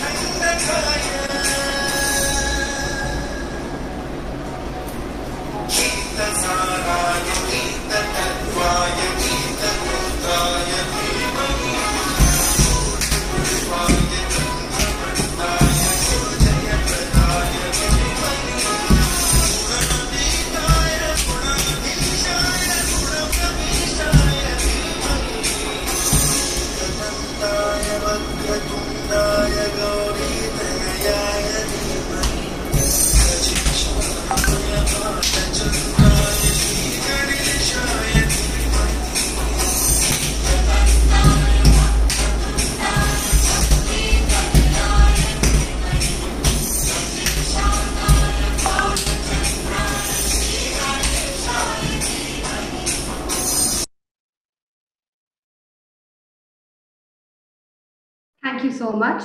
Now, moving ahead, I would like to invite Dr. Ekta Dargan, conference co-convener, to show warmth and gratitude towards the people who took pains to mark their presence. Dr. Ekta Dargan is presently working as an assistant professor with Maharaja Agrasen Institute of Management Studies, Delhi. She has over 14 years of experience in education and industry to her credit. She is a doctorate from University of Rajasthan, Jaipur, and is UGC NET qualified. Over to you, ma'am. Thank you, Saloni. Welcome all. ना चौर हार्यम ना राज हार्यम ना भात्र भाज्यम ना च भारकारी व्यकृते वर्धते नित्य विद्या धने सर्वे धने प्रधानम. Good morning, everybody. I, Dr. Ekta Dargan, Assistant Professor, Department of Business Administration, MAIMS, would like to extend a very and hearty welcome to all the dignitaries and participants from various regions of India in the inauguration ceremony of 8th MAIMS International Conference organized by Department of Business Administration under the aegis of IQAC in association with PCJ School of Management, Maharaja Agrasen University, Badi. I extend a very warm welcome to all the renowned speakers and delegates who took out their valuable time and joined us today to be part of this conference. We are honored to have you here with us.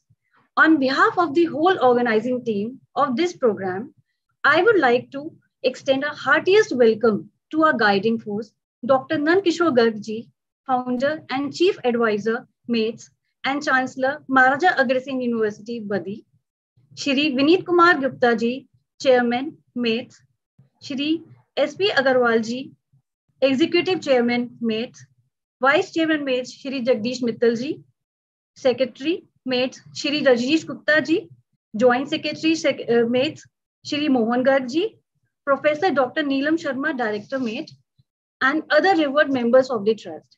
It's my pleasant duty to extend genuine welcome to Professor Dr. S.K. Garg, Director General, MAIMS, Professor Dr. G.P. Govil, Advisor, MAIMS, Professor Dr. Ravi Kumar Gupta, Director, MAIMS, Professor Dr. Sangeeta Malik, Dean, MAIMS, Professor Dr.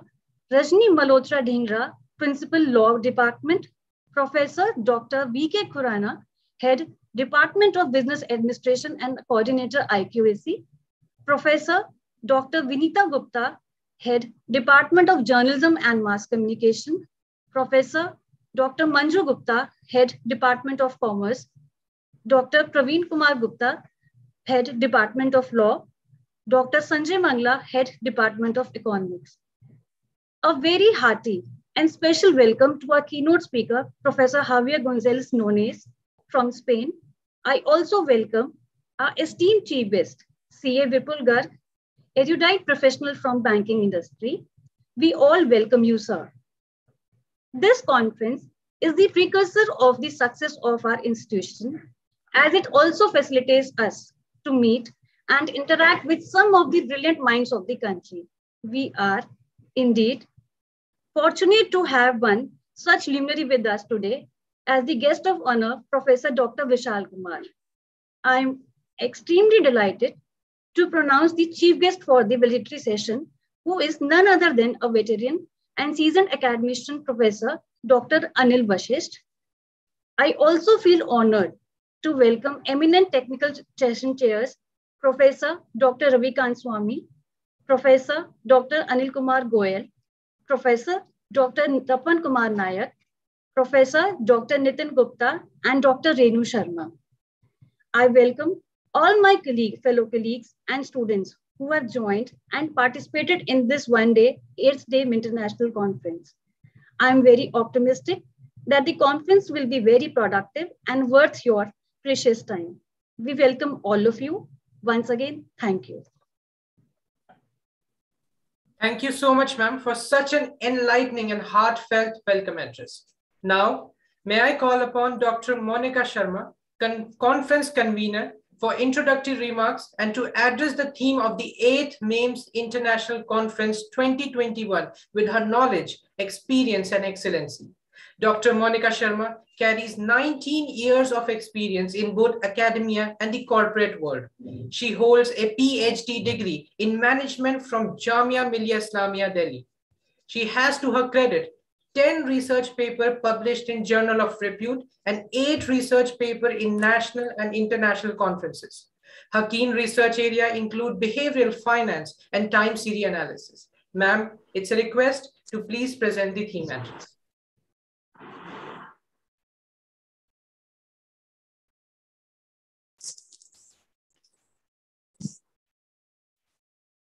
Kindly unmute yourself, ma'am. Thank you, Abraham. Every moment is a fresh beginning. With these words of T.S. Eliot, I, Dr. Monica Sharma, Assistant Professor, Department of Business Administration, and the convener of 8th MAIMS International Conference 2021, extend a very warm welcome to all the dignitaries, authors, presenters, faculty, staff, and students present here. It's been nearly 2 years into pandemic, and its financial impact weighs heavily on every aspect of human life. Initially, a sudden stop in the economic activity had directly or indirectly upended the personal and economic lives in nearly all countries of the world. Reports have shown that the severe liquidity stress during the COVID-19 outbreak had led to decrease in income and savings ranging from 30% to 80%. Many small businesses struggled for life, while the unemployment levels reached new heights, only to make situation grimmer as people found it really harder to achieve their financial goals. It has also been observed that financial risk resilience has been different across different sectors in different nations. Although the pandemic crisis not been initiated in the financial sector, but its severity in the real sphere has been transmitted into the financial sector and then reversely back to the production, trading, and services. Not just economic uncertainties. Markets have been changing, markets have seen changing consumer demand patterns, disrupted supply chains, staff shortages, new hybrid working patterns, alterations in technology adoptions, and increased merger and acquisition activity. Till now, as the pandemic unfolds, its full effects on the global economy and financial system have not yet emerged. Such heightened volatility and unpredictability have elevated the risks of financial stability and forced regulatory bodies across the world to monitor and roll out policies to deal with the financial effects of COVID-19 pandemic. All across the world, governments on the earth are still struggling to understand the COVID-imposed challenges to society and economies. Educationists and researchers all around the world are compelled to pen down their insights on immediate and long-term COVID impact and implications on all the sectors of economy, with the financial sector being no exception. There are innumerable questions which remain unanswered. For example, is there any doubt on the company's ability to continue as a going concern? Has COVID-19 resulted in unavoidable liabilities for the corporates? Are there any significant implications for the insurance sector, particularly the life and health insurance? Are there financial reporting implications? How has pandemic affected the bank loans? Is merger and acquisitions the only option left before the companies? Are liquidity injections in the financial markets need of the hour? And many such questions keep on lingering in the inquisitive minds of the researchers. Though it is too early to draw lessons from the ongoing pandemic, nevertheless, it is important to understand and grab the COVID-induced opportunities thrown open for business concerns, academicians, policymakers of regulatory bodies, and other organizations. Chareveti, chareveti, meaning whatever may come, keep walking, keep walking. This Sanskrit shloka aptly highlights the importance of now shifting towards some genuine and authentic work in all domains of management, technology, and other related areas. After the vaccines are widely distributed and economies are reopening, it's time to come out of shock and fear and think about some more constructive, innovative ways to push the economies into faster recovery tracks. As a researcher, it's our duty also to examine and study how challenges put forward by pandemic can be culminated into opportunities by bringing out business model shifts. This conference has set the right mood and provided us an apt platform to discuss recent and prospective changes in financial landscape and other related domains of business which gained prominence during the pandemic period. We anticipate that the conference would deliver requisite knowledge through invited lectures from renowned speakers and domain experts all over the world. Therefore, we warmly welcome all the delegates and authors to submit their views on pandemic and financial landscape and hope that MICON 2021 will significantly augment the knowledge base you walk in with. Thank you so much. Thank you so much, ma'am. Such an ebullient introduction has motivated all of us. Now, may I request our esteemed Professor Dr. Ravi Kumar Gupta, Conference Chair, Director MAIMS, to deliver the inaugural address. Professor Dr. Ravi Kumar Gupta has an experience of over 25 years, including teaching and administrative assignments. He has keen interest in academics and research activities. Sir has published over 90 papers in journals of national and international repute and has edited 6 books in the areas of management and commerce. He has participated in more than 150 national and international conferences, seminars, workshops, FDPs, etc., in which he has chaired many technical sessions and delivered keynote addresses. Sir, kindly address the gathering.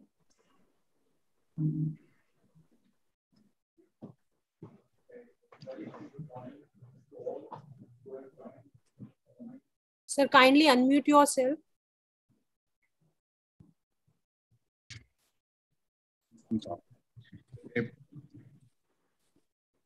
Very happy morning to everybody who have joined this academic endeavor of MAIMS from this country and abroad also. My warm greetings to all,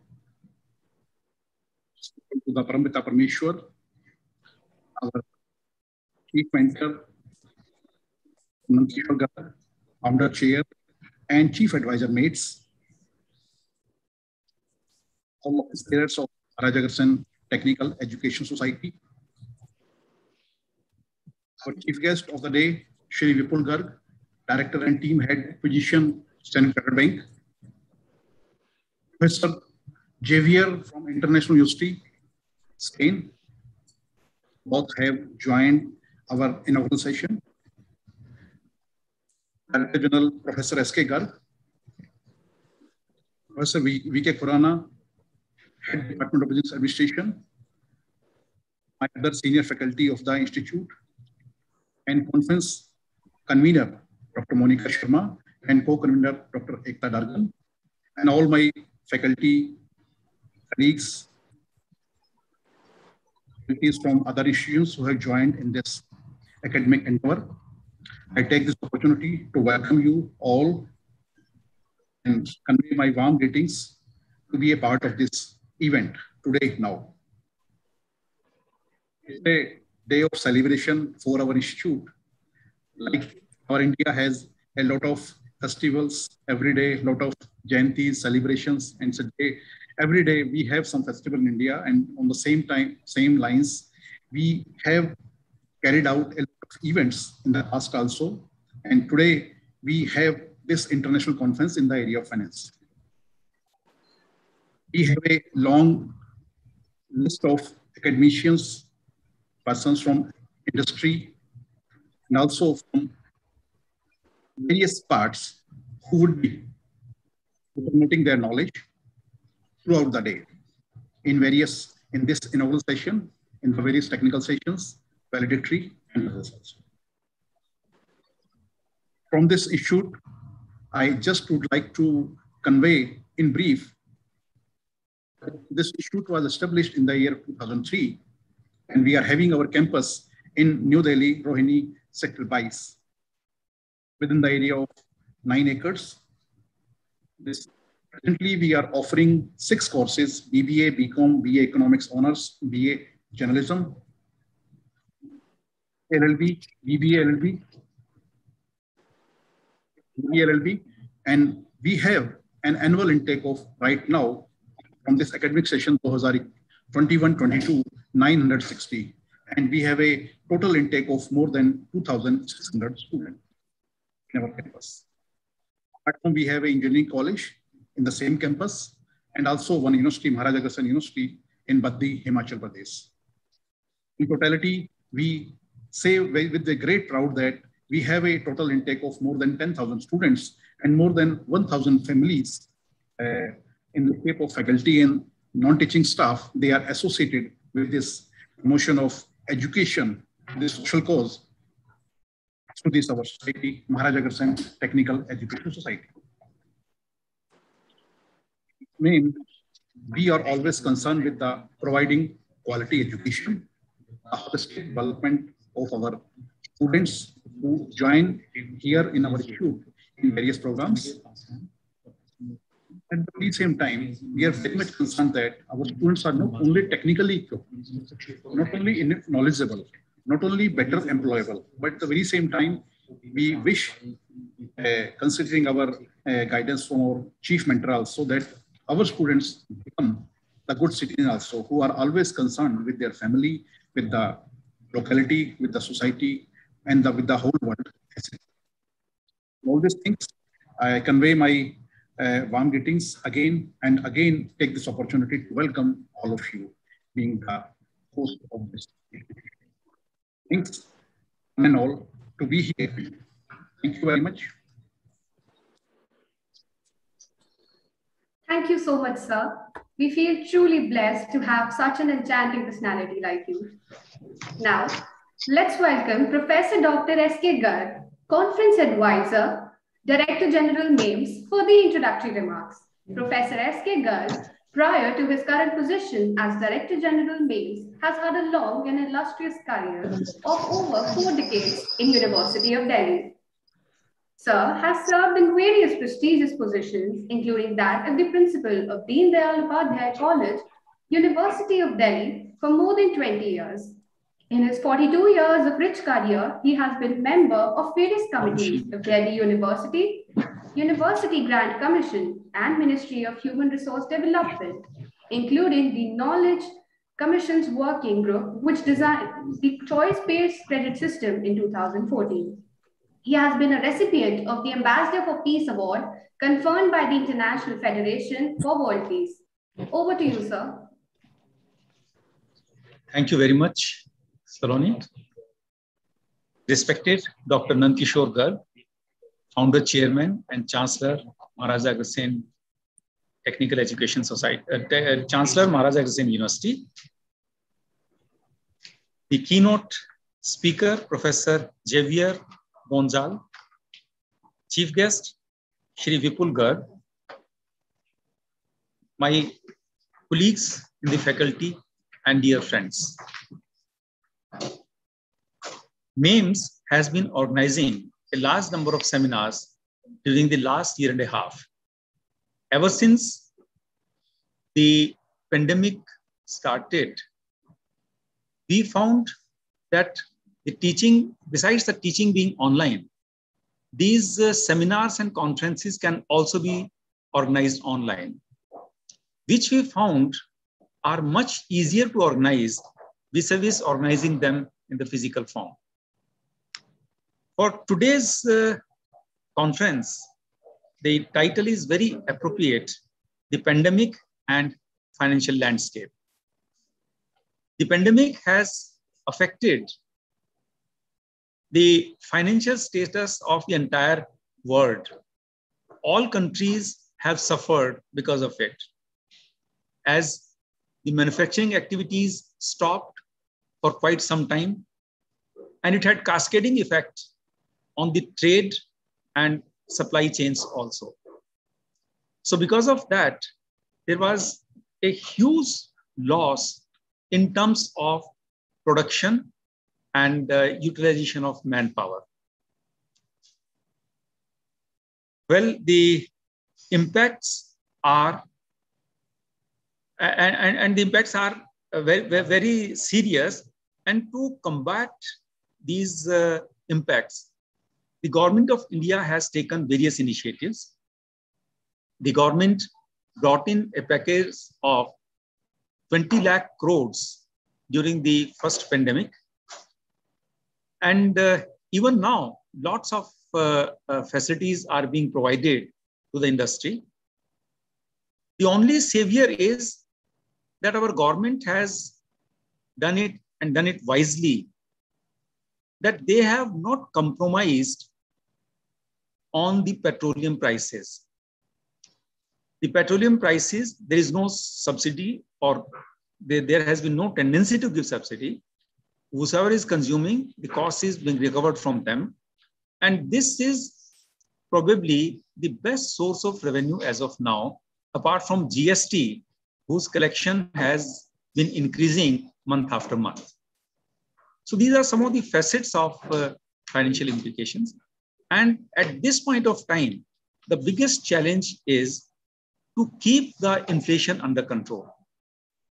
Because of the rise in prices of petroleum products, the inflation is increasing day by day. And if inflation increases, this will adversely impact the industry in terms of availability of finance. So these are some of the challenges. I'm sure in today's discussion during this conference, some useful solutions will come out, which we can pass on to the concerned authorities, and maybe that can help them. With these words, I thank you once again for joining this conference. Thanks a lot. Namaskar.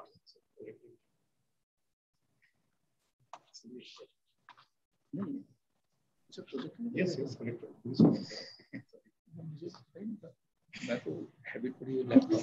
For your words of wisdom. Today, we are very fortunate to have with us Shri Sanjay Paswan. He was Minister of State in Ministry of Education in the Atal Bihari Vajpayee government. Sir, it's a blessing to have you with us. Over to you, sir.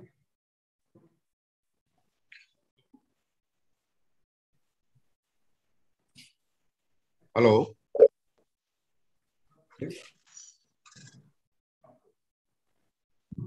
Thank you very much, the organizers and the team, students, teachers, and all stakeholders. It's my pleasure too that I'm very much here to see my elder brother, Nandkishore Gargji, here. And the fortunate part for me that I'm delivering something for you today in this session. Let me first congratulate you for the maintaining this 8th MICON International Conference, MICON 2021. The 8th one. It's a good thing that your college, rather, I can say it's a deemed university looking like that. So you are holding all these things consistently and continuously. So let me congratulate you all people for holding this MICON 2021. Topic is pandemic and financial landscape. Am I audible? This first, at the very first, this corona, COVID-19, of course, it is a pandemic, it's not endemic. Pandemic happens to be the pan-India, pan-world, pan-universe. Endemic in some specific zones. Now, our, people's strength and our commitment of our leaders and scientists and technologists, they have made the pandemic to the endemic now in some areas. Today, I came to know one country, I think Mexico is having now maximum number of corona cases. So now it is now endemic. Of course, it's our efforts. It's the human force that has resisted this pandemic become the endemic now. Of course, it takes money. Of course, because willpower is enough. Willpower, of course, manpower, willpower is there. Without, resource part, without money part, it's just impossible to counter and to meet such emergency, such emergencies. That's why, so we'll have to decide. We will have to say whether we are saying that we will have to spend our days in the new normals now. New normals. Because this pandemic has compelled us to fix, to enumerate, count which are the new normals now. Now this is it. Now this is the new normals now. Of course, so first we will have to enumerate how many such new normals have come up, have crop up now. That is to be seen. And here we are especially fixing ourselves financial landscape. Of course, government is spending a lot of things. The budget outlay of the health has gone up like anything for every state, for every country, for every nation, or even for the UN also. That's why this landscape must to be revisited, must to be reviewed of how it can be human friendly, how it can be people friendly, how it can be poor friendly, how it can be nation friendly. Some nations are poor, of course. Some nations are richer, of course. Some are rich in natural resources. Some are poor in natural resources. So our country, especially India, is such a vast country. One portion is the sea, other portion is the Himalaya. So all extremes are very much in India. We can say that Indian scenes is quite different, quite different. So in India, the country like India, we need a very, rational financial landscape so that any part, whether society or state or anyone, may not suffer more. How we can be symbiotic to each other, how we can be synergetic for each other. That's a lot of time now. So the rational use of money, rational use of our resources, how it can be coordinated. That is the need of the management science. Your institute is a management studies. So how we can give some suggestions to the UGC, how we can give some suggestions to the government, whether it's the government or central government or any respective government. Or institutional body, academic body needs to reach, needs to research, needs to search the things which can be useful for the society and community. This is why I'm seeing here we were discussing this financial landscape. It's a quite, it's not so figurative these days now. Financial landscape, every institution, even your institutions, have also must have some more doctors, some more, medical staffs, some more nursing staff also, so that you may cater to the needs of the students, the staff also. This is why that financial landscape must for any institutions, any state, any country, and that is must to be studied from academic point of view. Because when academicians say something, then the state takes it seriously.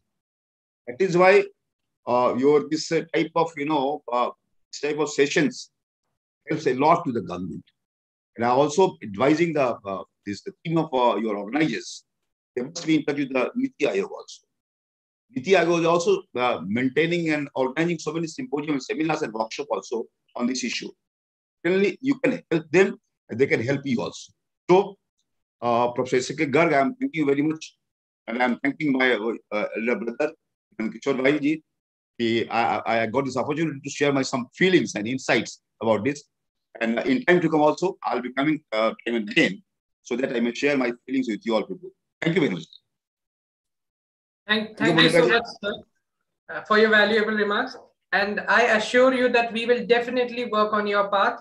And thank you so much for guiding us to a path and enlightening us. Thank you, sir. Now, for today's keynote addressee, we have Professor Javier Gonzalez Nunez. With utmost effervescence, let's welcome Professor Javier. Sir is an international university professor, a strategist, a consultant, and an academic program designer. His field of expertise are innovation, finance, and entrepreneurship. Presently, he is the director of the Entrepreneurship Diploma at Tec de Monterrey, Campus Saltillo.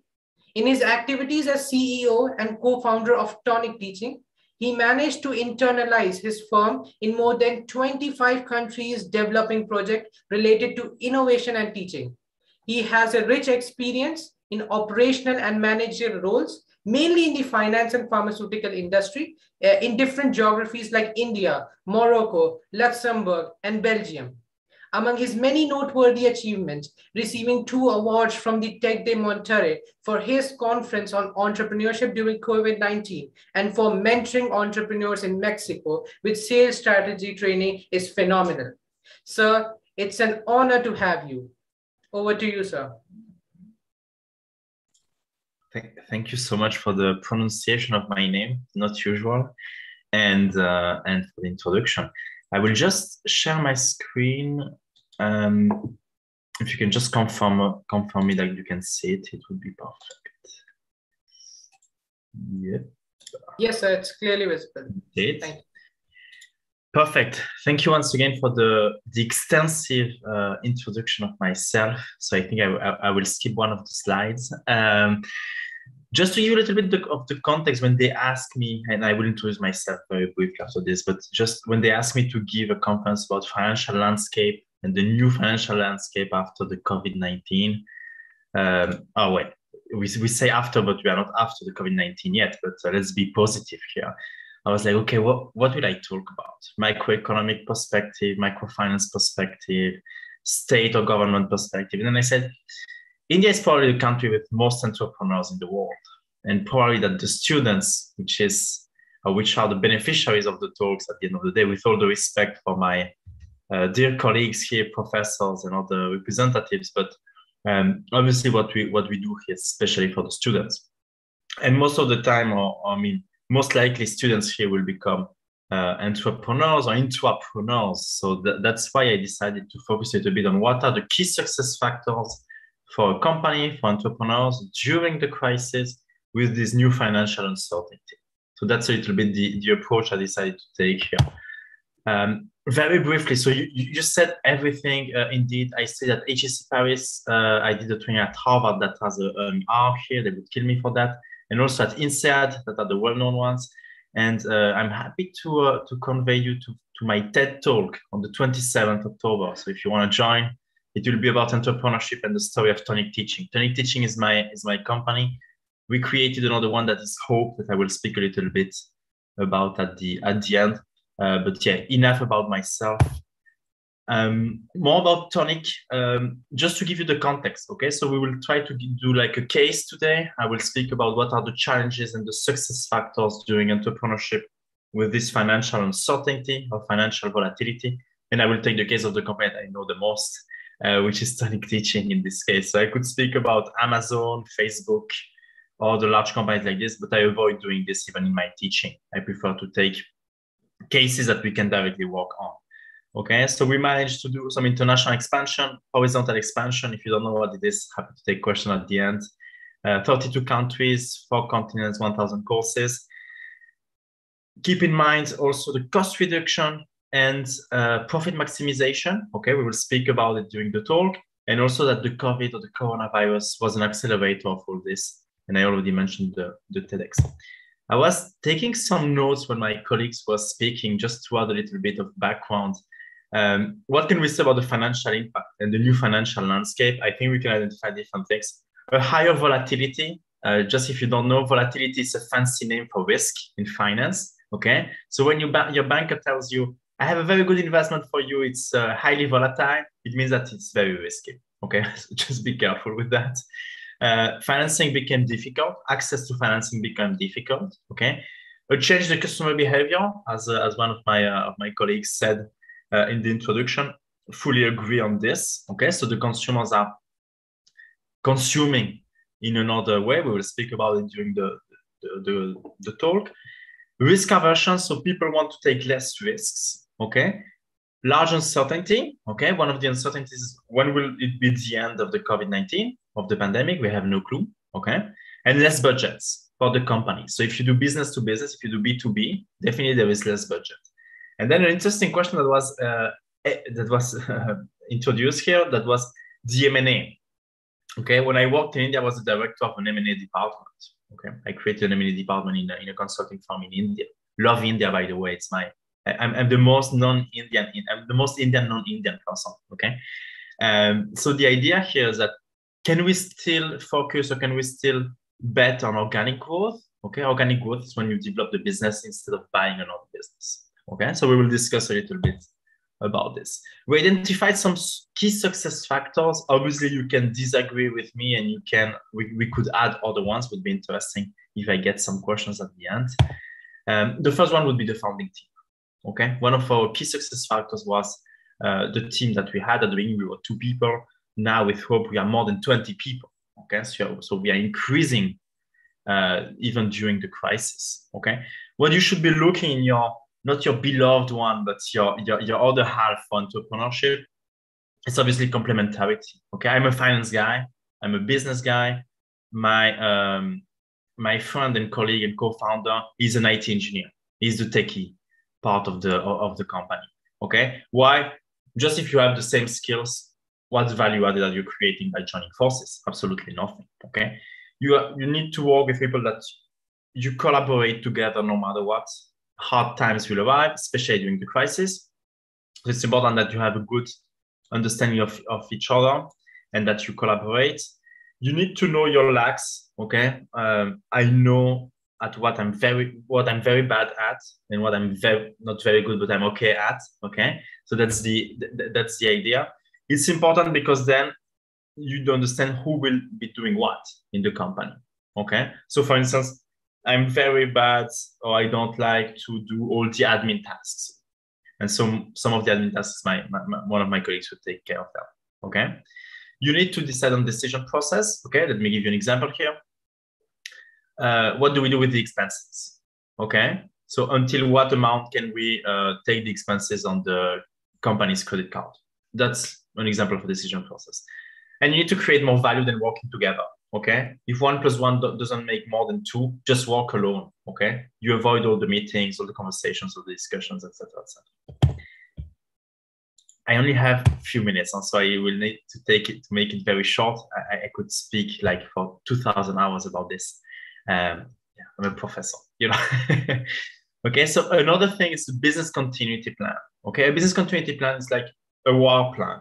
Okay, you have different situations, you will list different situations. What do we do if this situation arises, if this situation happens? Okay, what do we do if our biggest client fills up for bankruptcy?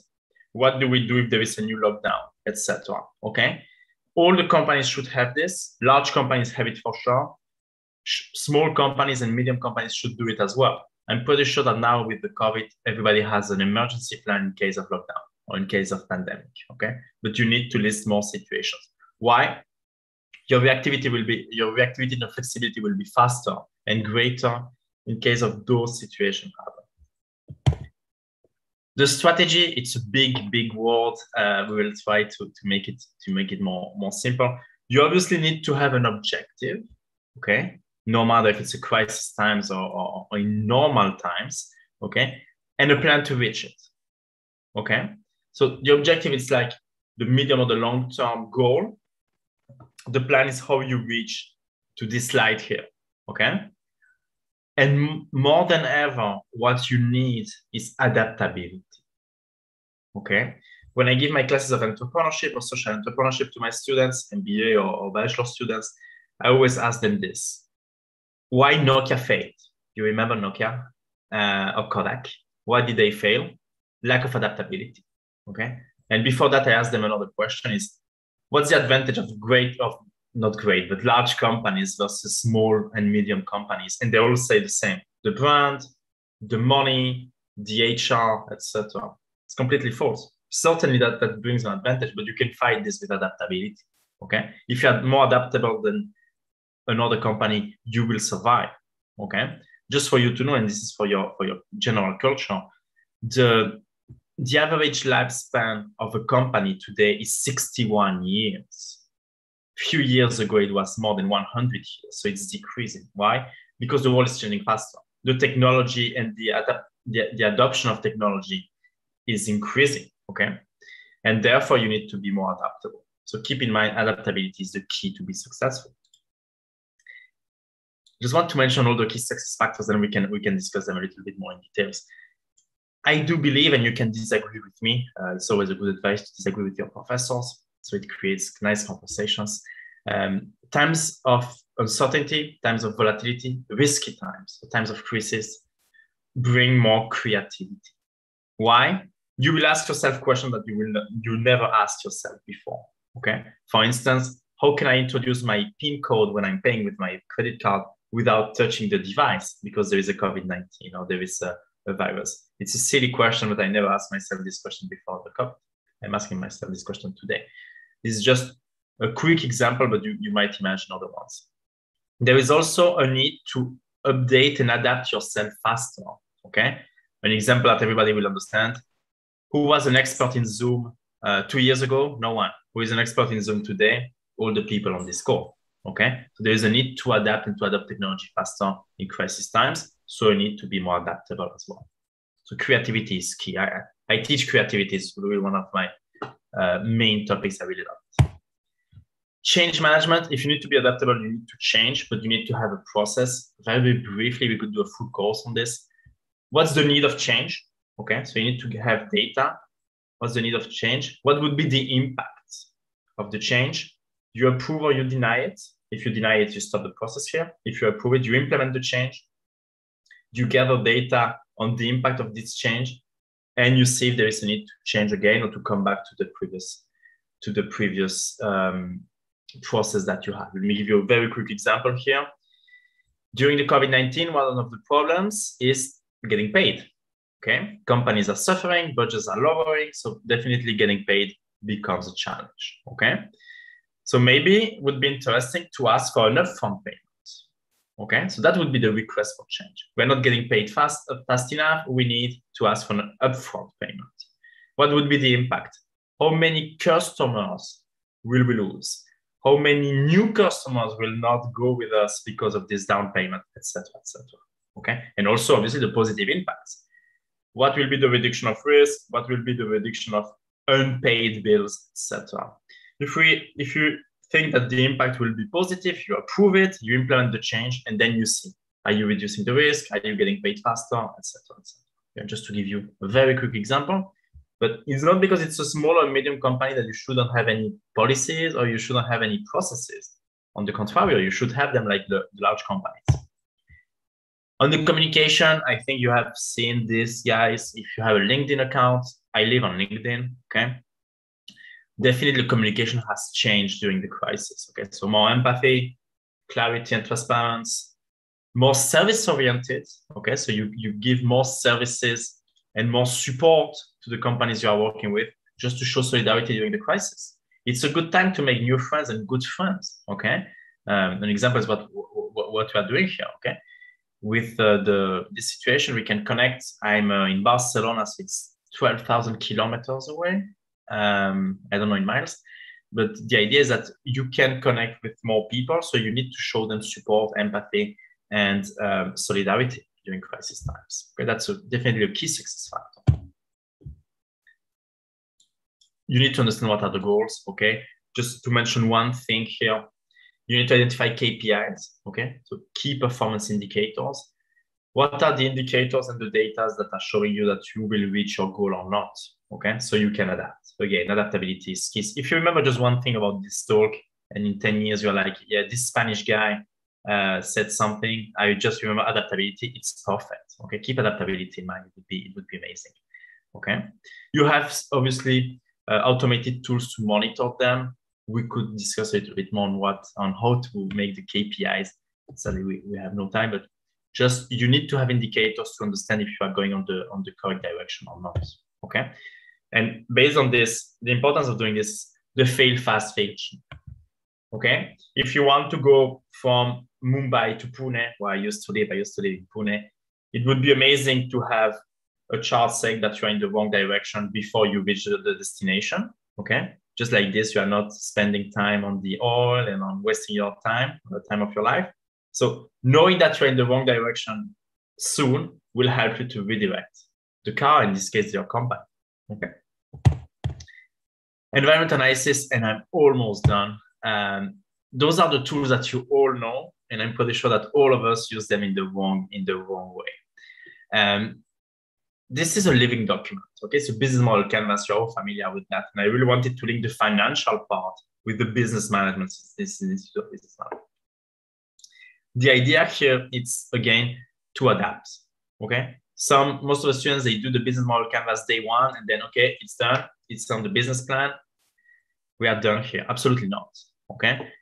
You need to be adaptive on the 9 categories that you have here, okay? So let me give you an example. Tonic teaching is about teaching, obviously, and giving conferences. What did we adapt during the COVID-19? Here, on the channels. The channels is how you deliver the value proposition to your customers. What did we change? We switched from on-campus to online, okay? The key resources, therefore, will change as well, okay? You can be adaptive on the customer segment. You understand that universities cannot hire anymore external professors? What about companies? Okay. What about selling directly to students? Okay. So this is something that you need to review at least once per month and say, okay, maybe we should adapt here. We should change some things, etc. Customer relationship. We change it and we said, okay, let's issue certificates to our students when they attend the conferences or the classes, for instance. This is the SWOT. Just want to criticize this one a little bit and do this exercise, please. Do it on your own, okay? So you do the strength, the weaknesses, the opportunities, and the threats, and you do it for yourself, okay? This is not only for companies. This is very good when you want to apply to jobs. And I know that some of you will be looking for internships and jobs. Do it one day that you are in a very bad mood and do it one day that you're in a very good mood. And then you compare both of them, give some time in between, obviously. And you will see that some of the strengths became weaknesses and some of the threats became opportunities, okay? So that's why more and more experts are a little bit criticizing this tool, because what I think would be an advantage or a disadvantage. Another example, if you do the SWOT of a business school, you could say one of the strengths of my business school is the location. We are based here in Delhi, okay? But maybe for other people, it's a weakness because business schools should be in Mumbai or they should be in the US. You got my point? So you could categorize them in one or another category, which is an okay tool just to have an idea and to ask yourself the correct questions, but you shouldn't rely 100% on this.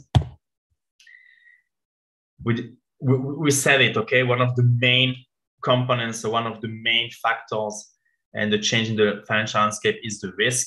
This is a matrix on how to manage the risk, okay? The objective of this tool, we could discuss it a little bit, but it's to classify the risk, okay? Why? Because you have a lack of resources, no matter who you are. If you are Coca-Cola, you cannot tackle all the risks at the same time. This is impossible, okay?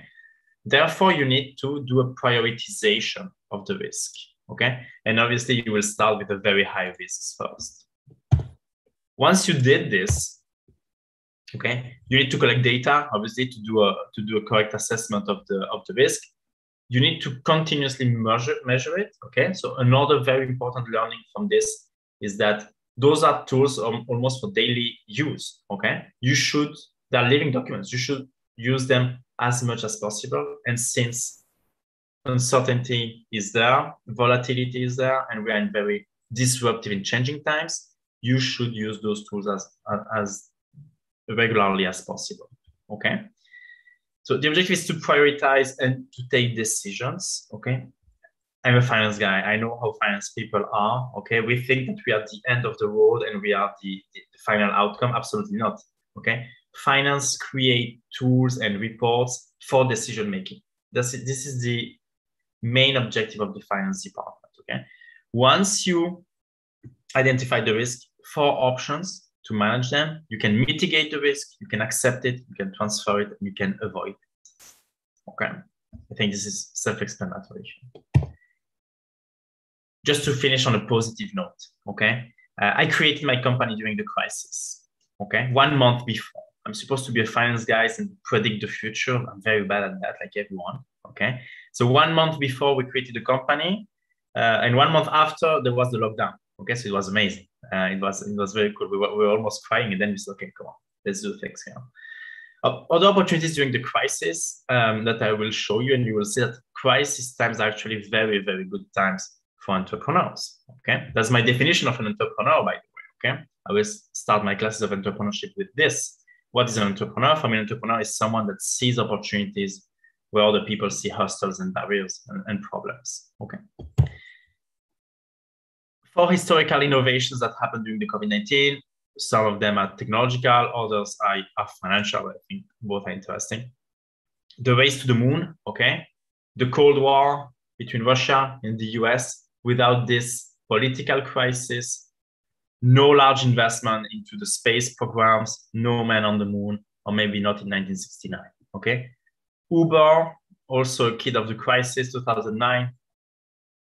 Around that time, people that wanted this change of behavior that your professor mentioned in the consumption behavior, who takes a taxi today, okay? I'm a very big fan of going in a rickshaw everywhere when I'm in India, but we have to admit that Ola and Uber are growing very fast, okay? This one is the double entry accounting. I know that some of you suffered with that.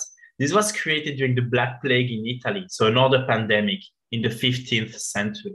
Lockdown, you have a lot of time, so you can do some paper toilet challenges and that kind of silly videos on TikTok, but you can also invent interesting things. And this was the assets equal liabilities that we all know. It was invented at that time, so 15th century in Italy. Why is it interesting? Thanks to this, we have standards in accounting. So we can compare companies. I can compare my company with a company in India. It was impossible before. And this is, you know it, the Bitcoin. Okay, invented 2008, 2009, after the financial crisis. Why? Because people hated banks at that time, still do today, and they wanted to find a solution to make payments without banks. Okay, I'm a former banker, so I can say it. Last but not least, guys, just again, to be positive here, advantages that you can have during the crisis. Am I speaking on the business part here? Obviously, on the human part and on the healthcare side, not my area, and nothing positive on this, honestly, okay? Changing the consumption habits, you can get opportunities from this. There will be a change in power, okay? Leaders will not be leaders anymore, so you have a chance, okay? Accelerate adoption of existing technologies. I told you it's what we call enabling technologies. Did we invent the Zoom? No. Are we using the Zoom to make business? Yes, okay? That's an enabling technology. The mobile phone for the food delivery industry is an enabling technology. Okay, we could do a full course on this as well. Changing the game, as I told you, okay? Disruption, new rules. If you know how to play with those new rules better than the other ones, if you're more adaptable, you will have a chance to succeed. Constraints lead to more innovation. I explain why, okay? It's a good time to make new friends. This company is a very good example of this. I'm very far from you. We are connecting and looks like we know each other since ages. Without COVID-19, without the pandemic, the lockdowns, etc., and this new use of Zoom, how many years would it take to have this conference together? Maybe 10, okay? People are more attentive to return on investment, okay? Less budgets, they spend less money, so they want to make sure that they get a good return on investment. And the other one is social entrepreneurship. It's a good time to make good things. Hope that you have here is a good example of this. We bring higher education to camps and refugees and refugee camps. This is what we are doing. It's the new product we have since 4 or 5 months working on this. And that's it. I think I took a little bit more than 20 minutes, but I hope it was interesting at least. No, sir. No, sir. It was very great and enriching experience. So the floor is open for question. If anyone from the conference has any doubt, they may ask.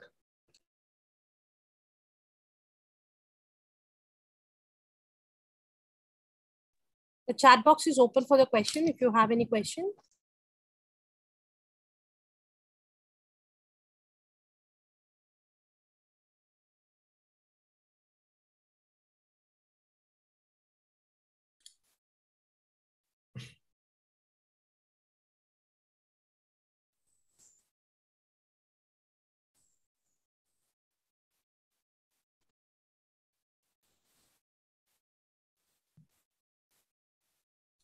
So there's, sir, there's an audience member who has left out, but he has asked one question.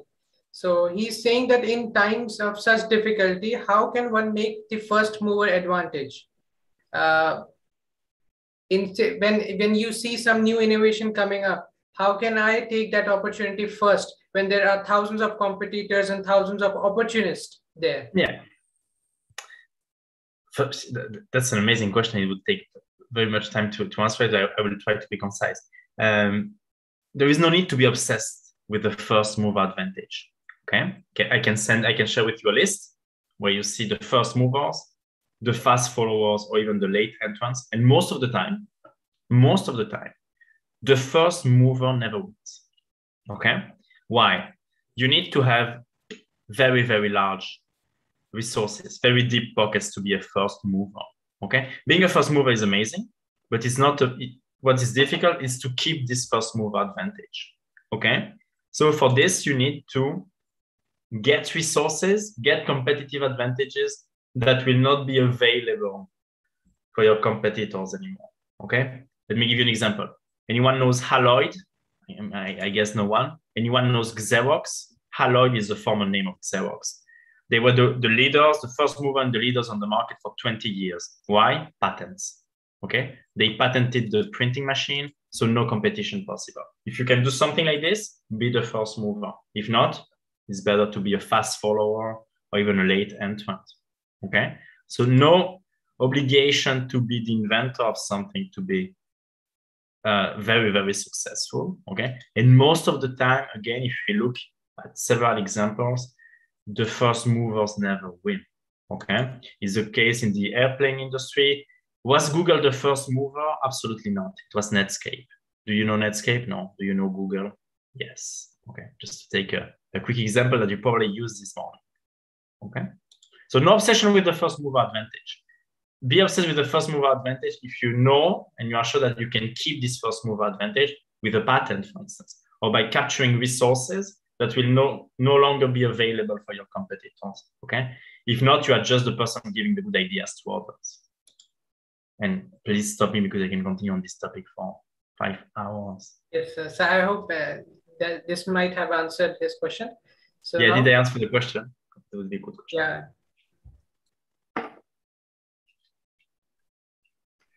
Sir, your radiating personality has left an indelible imprint on our hearts. Thank you so much for such an insightful presentation. Now for the address, I would like to invite our chief guest of today's inaugural ceremony, CA Vipul Garg. With utmost enthusiasm, let's welcome him. Sir is a 2002 batch chartered accountant, having a total experience of 19 years across both banking and industrial finance sector. He is a corporate credit risk management certificate rank holder and also trained for Forex derivatives and blockchain technology in banking from IIM Kolkata 2017 and IIM Shillong 2019. He started his career in Lagos, Nigeria, as a finance head in a multinational conglomerate, and later in 2005 came back to India and started his Indian innings with a telecom hardware manufacturer in Noida. Soon, he joined banking sector with ICICI Bank in 2006 into commercial banking team catering to large corporates. Presently, he is the director and team head, SME Banking Delhi, with Standard Chartered Bank and has been working with the bank since 2009. He has a wide experience in handling SME lending space of Northern India, international trade finance, forex, etc. More importantly, Sir has been extremely active in industry and market research within industries that involved in NCR, especially auto, textiles, chemical, and pharmaceuticals. Over to you, sir. Hello. Thanks, Salori, for a wonderful introduction. I hope I'm audible and visible as well. Yes, sir, you're audible. So thank you very much for inviting me to MICON 21, and it has been a wonderful pleasure for me to be part of MICON and on the board of the dignitaries with Monica ji, Ravi ji, SK Garg Saab, and Mr. NK Garg, and more importantly, Xavier, who has been a wonderful wonderful person as such in terms of the market research and knowledge. So one thing I would like to draw an attention for everyone is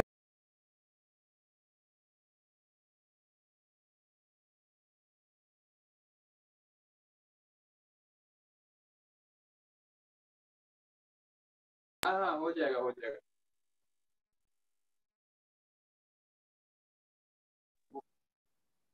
Am I audible to you, please? Yes, sir, perfect. Yeah. Yes, okay. you are. Yeah. So one thing is definitely there that what we have seen in pandemic, in my 20 years, I think I saw something similar when there was a subprime crisis in 2008. But the impact of pandemic, the COVID-19 impact, is far more severe as what it was in 2008 when US had a subprime crisis. This time, it is actually given a biggest jolt to any economy worldwide. Earlier, it was only US which got impacted during the subprime time. This time, the impact is so severe that entire world is suffering and still suffering. And these impacts are going to take a lot of time to, have a damage control onto this. Banking and economy for sure go hand in hand, and one must say banking and finance is one of the most important wheel to the growth or fueling of any economy, and that's a fact.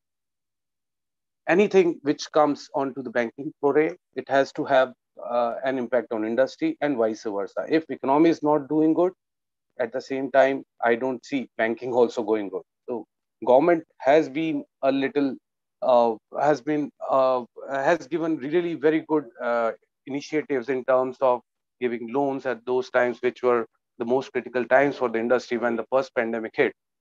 So just to give you a perspective, dollar, crude, Nifty, whatever levels we have seen in last 1.5 years have been humongous. It was the first impact. I am sure most of us believe that the pandemic started after March when Modi ji announced a lockdown. No, it was 10th of February when the first signal came. Currency started moving from 72 a dollar to 76 in April. 10th February, it was 72. It went to 76 in April. Now we are quite stable. Similarly, crude oil, which is one of the most important crude ingredients for currency or any economy, it went down as low as $15 a barrel. Now it is 75. Same is the case with your Nifty, which is like 8,000 during April. Now it is 17,700. So these are the key indicators how economy has actually given a shock to the pandemic in April 2020. Now, again, there are very severe signs of improvement, but yes, we are still under a watchful eye. Banking also has changed a lot in these times. If we see, most of the public sector banks have got into the consolidation, and like any industry, there has to be consolidation, and it also happened in banking. Various public sector banks got merged, and there are very few now, and expected to go further down. When it comes to industry performances have been very, very different in terms. Few industries behaved really well. I must say the government initiative of ECLGS, which was a COVID loan, which was given to industry, that actually helped the Indian economy to sustain. Otherwise, there would have been a serious collapse within banking, because government gave a guaranteed loan, which has never happened in the past, giving a guaranteed loan of 20% of their working capital limits already. This actually helped the companies to sustain. We may call it a deferment of a problem, but this deferment has actually helped to industry to sustain. Those who could do good business after that, industry sustained. They have actually come out of this COVID-19 impact really well. However, there are few industries which are still struggling. Like everyone knows, there is a tours and travel industry, your medical tourism, pharmaceuticals. So this is a surprise. Pharmaceutical definitely has some crisis as well, because in last 1.5 years, I don't find much impetus on to the cancer treatment or other medicinal treatments. It was all COVID related treatments that were actually going through, and all the medical tourism. By the way, medical tourism is one of the biggest industries in India, which actually, because of no airline movement, it is failing big time in India. Hotels, hospitalities, all these sectors have been a major scapegoat of pandemic 19, and they have actually suffered big time during that. Yes, industries have gained a lot, because China is definitely having a negative sentiment across the globe, and due to Indian policies of giving a Make in India shift, India has benefited the most across the industry, across the world rather, where India has got the maximum benefit, that those procurements which were happening from China, now they are getting sourced from India. So many industries like auto ancillaries, garments, steel products, they are those places wheresoever high manpower is there. So those industries are definitely booming. And the first sign when we do appraisals in sanctioning loans, we see there is a lot of capital expansion requirement in industry, typically into steel, into garments, into auto ancillaries. Big time investments with an eye towards export market, which is US is actually getting bigger and bigger with India.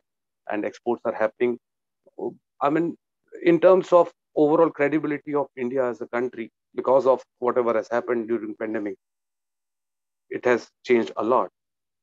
When it comes to banking, yes, banking also we have changed a lot. We were doing traditional banking wherein things were coming in, we were processing and moving on. Now it is all online. Now even we don't feel there is a need of visiting the branch. Like everyone knows that branches are no more, crowded, and due to the pandemic restrictions, people have operated from home. We have also learned to operate on scan and email. This is, although being part of Stand Chartered, we were anyways online all the time. But yes, we also learned these webinars and doing client meetings onto this. Very interestingly, the best part of this particular journey is that we could gauge the customer in a better way, because in stress times, there's an actual test of industry, that which industry is strong and what kind of business is sustainable. As Xavier rightly said, banks are not that good, but yes, we are not that bad as well. But at the same time, banks are definitely the backbone to grow the SME, which is the key of any growth of any country. So SMEs definitely were big time hit into this, but yes, they were the big time gainers as well once the pandemic moved open. And now SMEs are definitely, you can see the stock markets also, if we keep a track on that. Initially, we had the large corporates who were getting benefited by this. Now only SMEs. You can see loads of IPOs coming from the SMEs in the market. And this is a very good sign. And I hope the economy definitely will flourish further, given the current market scenarios. But yes, one has to be very cautious when it comes to any kind of industry segment. Things do not remain constant all the time. They keep on changing. Currently, industry is definitely expected to do very good. And we are always there as a bank. We try to support and make them grow along with. This is all from my side. If there are any questions, and I can definitely answer. And that's it. Thank you. Thank you very much for your presence and thank you, sir. Thank you so much, sir, for such an informative and zestful address.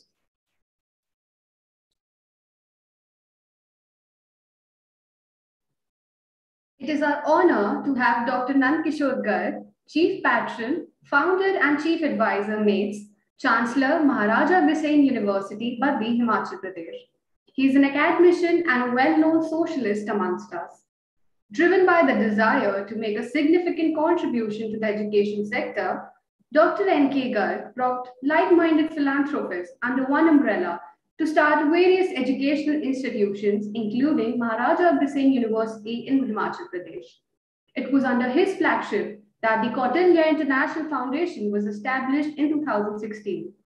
The foundation analyzes the various economic models of different schools of thought and tries to find out their relevance in the current scenario.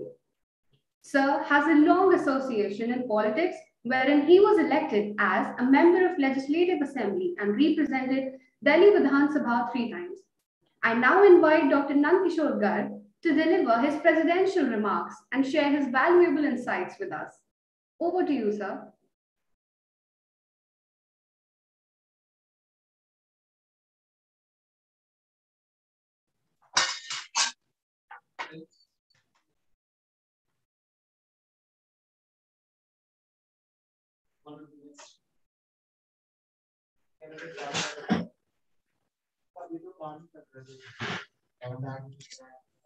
नमस्कार, सुनाई दे रहा है आप सबको? Yes sir, yes sir. आपके आज का जो कार्यक्रम आपने 8th माइकॉन 2021 रखा है, इसमें मुझे भी सम्मिलित होने का अवसर मिला। आज के लगातार 18-20 महीने से पूरा विश्व जिस महामारी से जूझ रहा है, उसके अंदर भी आर्थिक रूप से फाइनेंशियल वर्ल्ड का क्या हाल है, कैसे अपने आप को व्यक्तियों ने संभाला है, कैसे समाज ने और देश ने, ये हम सब देख रहे हैं।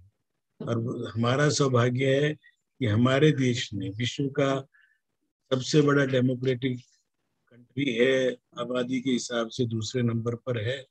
और आज हम लगभग 90 करोड़ लोगों को अपनी बनाई हुई वैक्सीनेशन के माध्यम से लोगों का स्वास्थ्य रखने में सफल हुए हैं। केवल केरल जो सबसे बढ़िया मॉडल जिसको कहा करते थे, उसको हटा दें तो आज लगभग भारत के अंदर हमने कोरोना को काबू में किया है। और ये त्योहारों का मौसम, एक महीना हम सही ढंग से अपनी प्रिकॉशन रखते हुए, अपनी सावधानी रखते हुए निकाल लेंगे तो मैं समझता हूँ कि हम इस महामारी पर भी पूरी तरह काबू पा लेंगे। आर्थिक रूप से भी मेरे देश ने प्रधानमंत्री की सूझबूझ से, जहाँ आवश्यकता थी वहाँ पूरा लॉकडाउन किया, धीरे धीरे उसको खुला, और आज हम गर्व से कह सकते हैं कि डबल डिजिट ग्रोथ 2021-22 के क्लोजिंग में निश्चित तौर पर होगी।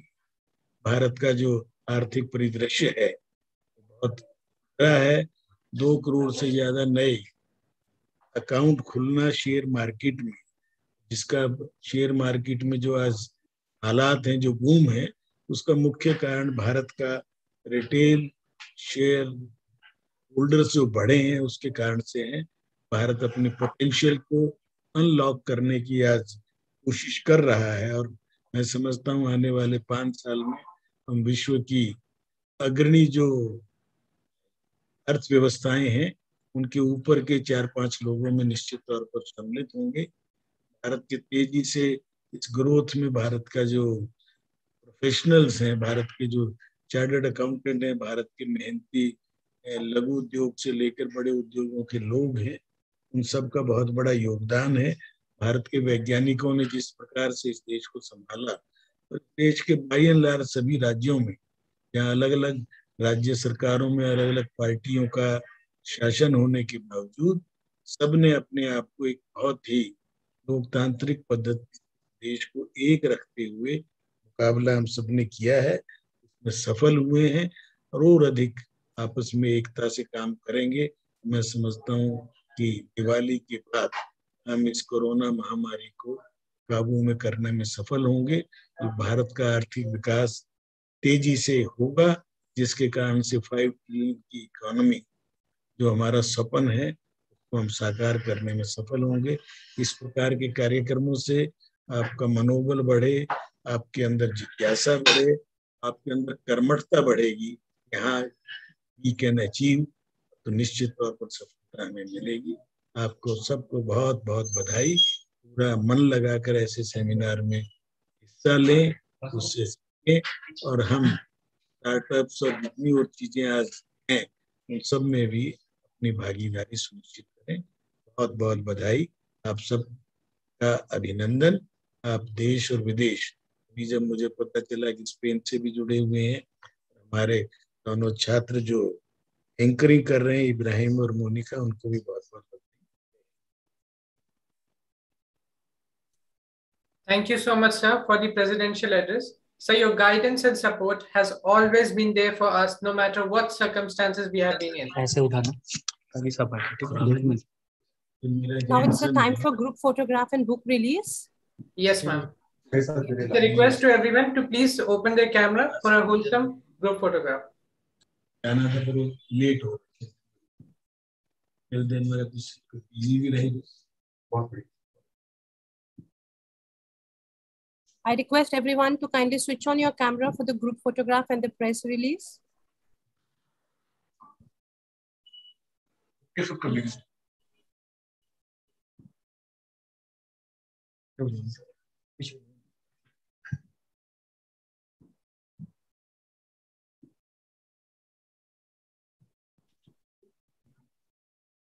Monica ma'am, Ekta ma'am, kindly take the book in their hands if possible for the group photograph.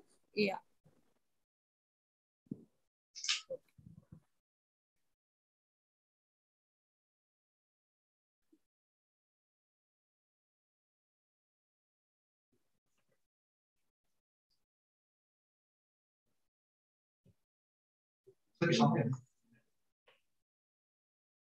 Everyone is requested to kindly switch on the camera, please.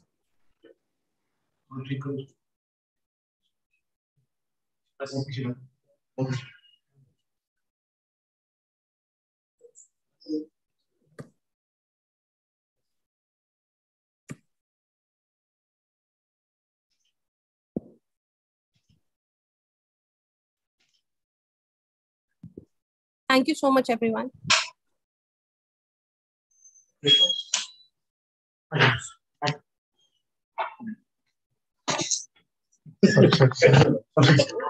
Rakesh?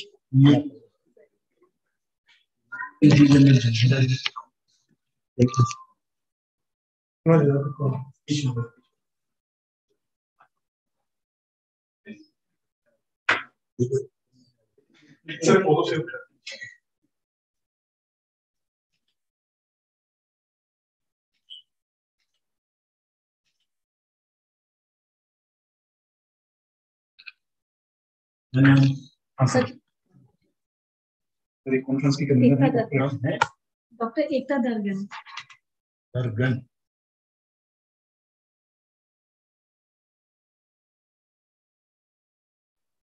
Ibrahim, proceed. Yes, ma'am. Now I would like to invite Professor Dr. Vijay Kumar Khurana, Head of Department, Business Administration, MAIMS, and Coordinator of IQAC for the vote of thanks. Professor Khurana carries a rich experience of more than 35 years in industry and academia. Sir has been officiating director at prominent management institute. He is the editor of MAIMS Journal of Management. He has acted in the past of editor of journal J. Gibbs, chief editor of journal Global Evolution, and editor of journal Effulgence.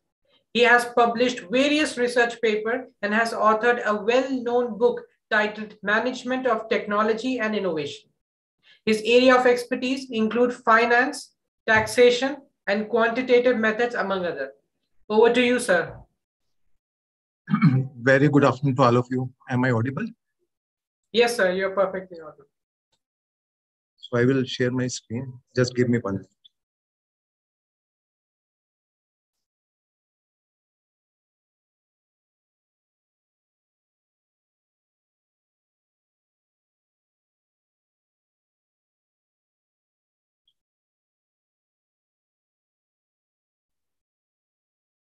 Mohammed, can you see my slide also? Yes, sir. So your slides are visible. So very good afternoon to all of you. I've been assigned the duty of present vote of thanks on this occasion of 8th MAIMS International Conference, MICON 2021, the Pandemic and Financial Landscape, which is being organized today on Thursday, 30th September 2020. So it is my really a privilege to present vote of thanks today. So at the outset, it is indeed my privilege to express my heartfelt gratitude to Dr. Nand Kishore Garg ji, Founder and Chief Advisor, MAIMS, and Chancellor, Maharaja Agreshan University, Shri Vineet Kumar Gupta ji, Chairman, MAIMS, Shri S.P. Agarwal ji, Executive Chairman, MAIMS, Engineer T.R. Garg ji, General Secretary, MAIMS, other Honorable Managing Committee members who have always been source of great inspiration and support for all of us. I also extend. Sir, can I take 2 minutes only? I also extend my special thanks to special guest of honor, Shri Sanjay Paswan, former Minister, Honorable Chief Guest, Shri Vipul Garg, Director and Team Head Acquisition, Standard Chartered Bank, Delhi, and Honorable Keynote Speaker, Professor Xavier Gonzalez, Consultant, Course Creator, Strategist, and Entrepreneur, for joining us here today and sharing their rich experiences with all of us today. I also express my sincere thanks to Professor Dr. S.K. Garg, Director General, MAIMS, Professor Dr. G.P. Govil, Advisor, MAIMS, and Professor Dr. Ravi Kumar Gupta, Director, MAIMS, who have always supported and guided us in all our endeavors. I also extend heartiest thanks to Professor Dr. Neelam Sharma, MAIT, Director, MAIT, Professor Dr. S.S. Deswal, Dean, MAIT, Principal Law, Professor Dr. Rajni Malhotra Dhingra, Dean, Professor Dr. Sangeeta Malik, Professor Dr. Vinita Gupta, Professor Dr. Manju Gupta, Professor Dr. Praveen Kumar Gupta, and Dr. Sanjay Mangla, our respected HODs, for their continuous support. I will use this opportunity to express my sincere thanks to the learned management for supporting us and guiding us in conducting series of value-enhancing activities throughout the year. Now, there are very few institutions across India, like our MAIMS, who are committed to holistic development of all stakeholders. Actually, we are committed to work for holistic development of faculties as well as students. Mohammed, am I audible, beta? Yes, Hello? sir, you are perfect. Yeah, You fine. can see my slide also? Yes, sir. Yes, sir. Okay. So why I'm saying so, that our management is committed to holistic development of all stakeholders. Now, these are the examples in the context of faculties. 5th International Conference on Impact of Digitization on Education, Management, Sciences, Information Technology, Law Enforcement and Media, in association with Lincoln University, Malaysia on 3rd and 4th December 2020. A FDP MDP title Research Congress 2021 from 25th to 31st May 2021. A research webinar and quiz on fundamentals of publishing in top journals in association with Elsevier on 16 June. Now today, 8th International Conference on Finance titled The Pandemic and Financial Landscape on 30th September 2021. Very soon, on 7th October, we will have another international conference, 9th International Conference on HR and Marketing, which is titled as Resilience and Reinvention in Turbulent Times. And there are many such programs. So our management is always guiding us for working towards holistic development of all stakeholders, and we are really thankful to them. Now coming to students, now these are the rare examples. I have come across very rare invitation from other institutions. For students, we are running series of series of programs for holistic development. What are those? First example could be Summer Training Report Competition, Anveshan 1.0. Second is Research Proposal Competition, Inquisit 2021. Now, when I talk of Research Proposal Competition, I have rarely come across for any invitation from other institutions across India. So we are really thankful to our management, learner management, for their continuous support. For students, I was talking about Project Report Competition and Nation 2. Now, this is also one of the rare initiative of faculties of Department of Business Administration. Certificate course on data analytics, and there are many such activities. In many institutions, we find that most of research-related activities are directed towards faculties only.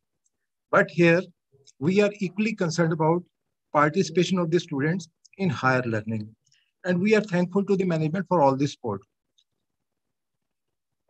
We also emphasize learning by doing experiential learning, practical learning. So these are the examples of some of the skill enhancement certificate courses which are being regularly conducted by our faculties. And most of these are conducted after 3 p.m. so that normal academics does not suffer. So some examples are business applications of MS Excel, data analytics 2.0, contemporary practices management, Jamui software, accounting software for business, etc., etc.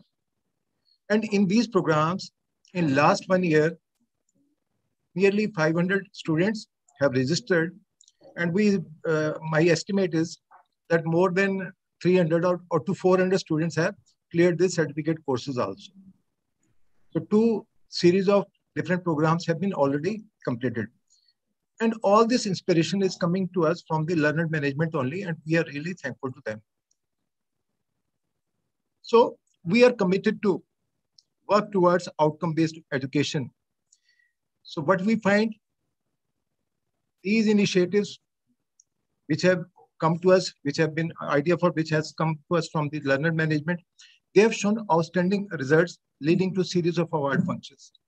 Now, when we look at the series of award functions, so here I also feel that we are a little bit unique, or we are a little bit better than others, because we nurture practical learning also amongst our students. So in last few months itself, different students, participants, they have won cash prizes in various competition events, certificate courses, and their number is around 50. And on 22nd June, we had RM Lab Performance Award function. On 22nd June, again, we had ISM Lab Performance Award function also. On 2nd of August, we had E-Commerce Lab Performance Award function. And on 2nd of September, Excellence Award function for BB Batch 2018-2021. And on 10th of September, we had Excellence Award function for BB Batch 29-22. So we are committed, our management is committed, and they are supporting us, guiding us, and we are really, really thankful to them. So entire focus is toward outcome-based education only. Our training and placement cell is very active. So these initiatives have shown outstanding results leading to spurt in training and placement also. This is the position as on 15th of September. When we talk of internship, I've got data. Nearly 350 BBA students are pursuing internship, and out of which nearly 150 internships were arranged through TPO. So placements, though despite COVID limitations are there, many students have got final placement offers, and many graduates are pursuing higher studies as well. When we talk of support to the BBA batch 27-2020, despite COVID limitations, regular placement support is being extended by Training and Placement Office. And we are also conducting regular career counseling and grooming sessions also. So from our side, connectivity with the student is on long-term basis, and placement cell is very active. So we are very thankful to learner management for guiding us, for supporting us for all our activities. Last but not the least, I also extend my heartfelt gratitude to the organizing team members, Dr. Monica Sharma, Dr. Ekta Dargan, and their team for their dedicated efforts in making this conference a huge success. It is a huge success. Why I'm saying so? Core team of just these two members, they have worked day and night. They got around 100 registrations and 40 papers. So they have put in great efforts. So I must congratulate them, and I express my gratitude to them also. Not only these two persons, but for the last 2 or 3 days, many more persons have also extended lots of support to them, and we are grateful to them also. So at the end, I once again express my sincere thanks to all the esteemed dignitaries, colleagues, and participants.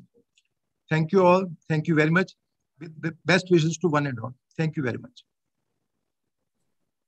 Thank you so much, sir, for your recognition, gratitude, and blessing. We thank everyone for taking out time for this insightful session and giving your valuable remarks on the theme of this international conference, MICON 2021, the pandemic and financial landscape. And here we come to the end of this enlightening inaugural session of the conference. We will be having a lunch break from 12:55 to 1:30 p.m. I would request everyone to kindly be back by 1:30 p.m. With this, I, Saloni Tyagi. And I, Mohammad Ibrahim, would like to take your leave. We hope the upcoming sessions will add new horizons to your knowledge. Thank you, everyone. Have a nice day.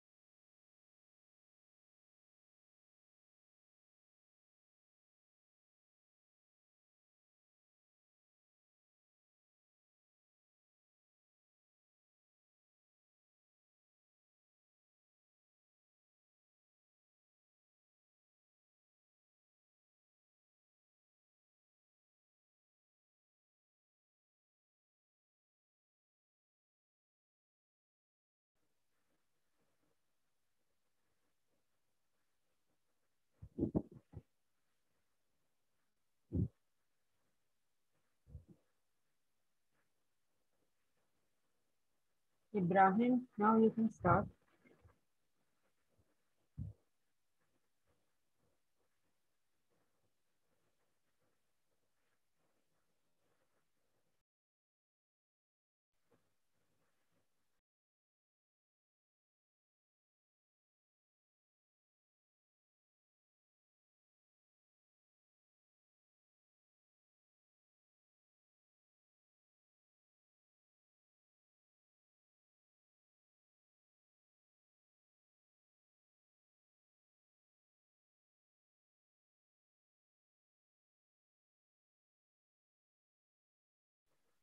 Anshika, can we start?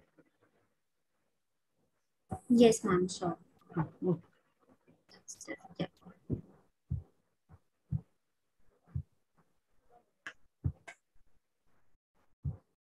Everyone, everything in this ephemeral world is mortal, including your emotions, feelings, and attitudes.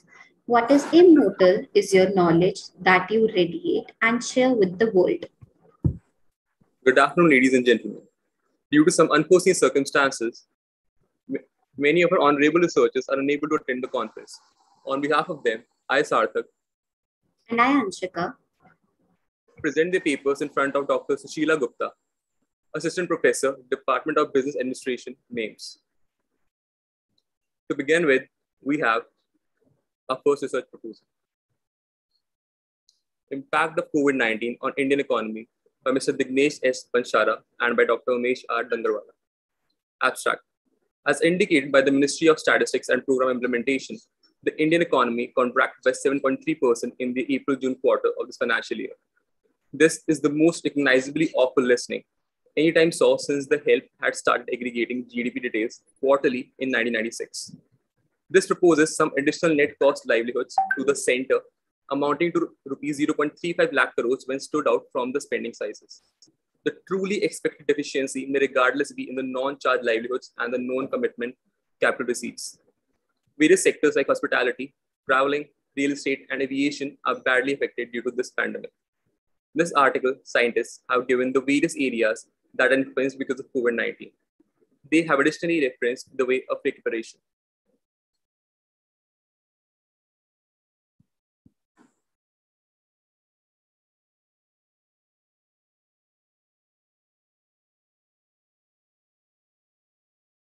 So the next paper is on impact of COVID-19 in financial performance policy followed by the government. This paper is by Dr. M. Radhika Shri and S. Padmavatya. So the abstract goes, the COVID-19 pandemic has disrupted every phase of life globally. Business and commerce are the key areas where the monetary surge has been affected with.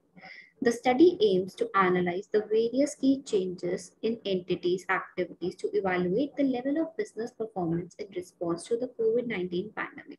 For this purpose, we use panel data analysis on 218 countries, listed companies of different sizes, big and small, and belonging to the different business sectors for the period June 30, 2019 to June 30, 2020.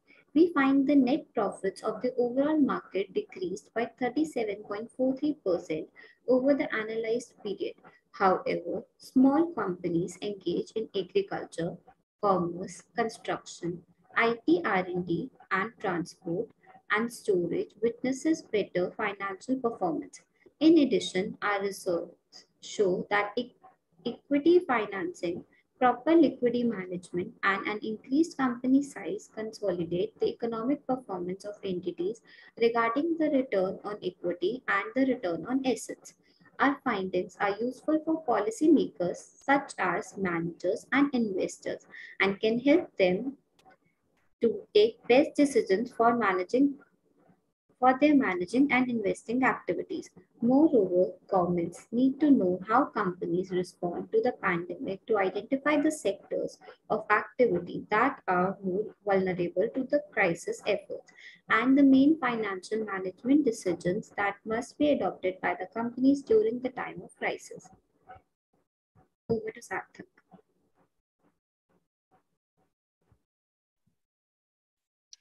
Now let's just land on to the next research paper. Risk factors in IoT, a holistic analysis of cyber risk management using Internet of Things. Abstract. Security weaknesses of the advanced Internet of Things frameworks are special, basically because of the intricacy and heterogeneity of the innovation and information. The threats conceived out of these IoT frameworks can only, with significant effort, fit into a current vulnerable system. There are many cybersecurity risk assessment approaches and frameworks that are under deployment in many governmental and commercial organizations. Extending out these current structures to IoT frameworks alone won't address the new threats that have emerged in the IoT biotech system. This analysis has incorporated a survey of existing famous digital threat appraisal procedures and the reasonableness to IoT frameworks. Hazard vectors for IoT and the Internet of Medical Things, IOMT, are talked about in this research paper. Can you please scroll down a little?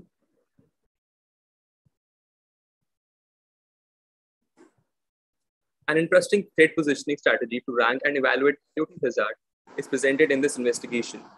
This positioning strategy starts a threat evaluation approach only for IoT frameworks by measuring IoT hazard vectors, prompting powerful danger alleviation procedures and strategies. An exceptional computational way to deal with figure the digital threat for IoT frameworks with IoT explicit effect factors has been planned and clarified with regards to IOMT frameworks. Over to you, Anshika. So the next paper is on financial inclusion on e-wallets, a pre- and post-demonetization study in Coimbatore City. This paper is by Dr. Gayatri D. So the abstract follows. India is a cashless economy and is probable to bring a remarkable revolution in the way of making payments.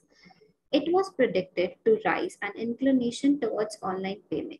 Among the various modes of online payments, the mode gaining popularity during the present time is e-wallet, mobile wallet, which is also called M-wallet or digital wallet or e-wallet, refers to a mobile technology that is used in the same way as an actual wallet.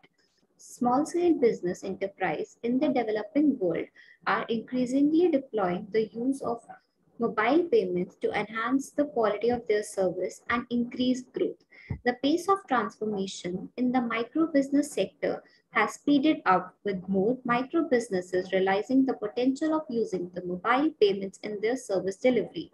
However, there is only a handful of studies on the application of digital technology for the success and growth of micro business.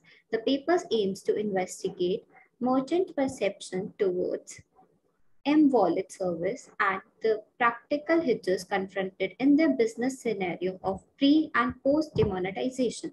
The study is based on 100 valid responses received through the structured questionnaire.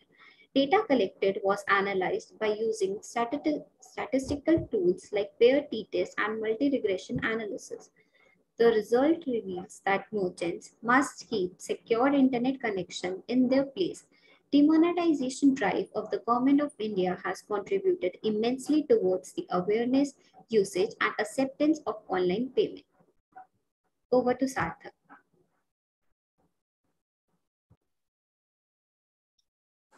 Now let's have a look at the next research paper. An analysis of Indian shareholders' investments and an evaluation of their performance in India. It has a plethora of investment opportunities by Dr. Pooja Goel, Dr. Shweta. Abstract. Purpose of the study. With the rise of India's working class, the country is entering a period of savings and investment. The mutual fund sector in India is quickly expanding, as seen by the increase of assets under management at various fund institutions. This study article focuses on a variety of elements that emphasize investor behavior and preferences when it comes to mutual funds.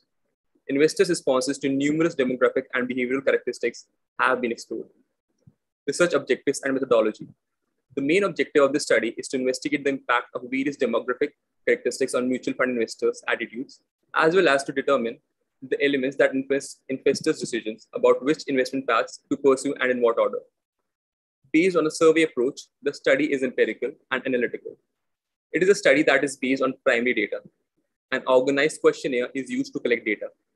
To prove the hypothesis, we use frequency distribution, percentages, chi-square test, ANOVA, average score analysis, and the Kruskal-Wallis test. Cronbach's alpha, CFA, is also used to assess the variable's internal consistency. Findings of the study. The study's main findings demonstrate that demographic considerations have an impact on investors' investing decisions. Furthermore, it has been discovered that the elderly and educated want a safe and substantial return on their investment. They stay away from danger. Research limitations / applications. The study would be useful for further research by researchers and academicians, as well as brokers, dealers, investors, and share market officials. This research is useful in determining investor behavior when it comes to mutual fund investments. Despite the best efforts, there were certain limitations in the study that may have influenced the outcomes. Because we utilized a convenient sampling strategy and only selected 100 respondents, it is impossible to extrapolate the results to a larger population. We have narrowed it down to just Delhi and the NCR. Implications. There may be flaws in the questionnaire preparation and the data feeding. Contributes to the corpus of knowledge on investor behavior, perception, and attitude towards mutual fund investing, as well as implication for investors, agencies, and the government in terms of policy formulation. Originality / value. The study establishes a framework of key ideas and facilities for people interested in this topic. That was it. Over to you, Anshika. So the next paper is on प्रवासी श्रमिकों पर corona महामारी के प्रभाव. This paper is by Madhuri Soni. So the track goes. Corona महामारी ने समाज में अभूतपूर्व परिवर्तन लाया है व कई संकटों को बढ़ाया है. इसने सभी लोगों को प्रभावित किया, लेकिन गरीबों पर अधिक प्रभाव डाला है. कोरोना के प्रयास को काबू करने के प्रयासों से दुनिया भर की सरकारों को सभी गतिविधियों को बंद करने के साथ सामाजिक दूरी को प्रोत्साहित करने के लिए आवश्यक कदम उठाने के लिए प्रेरित किया.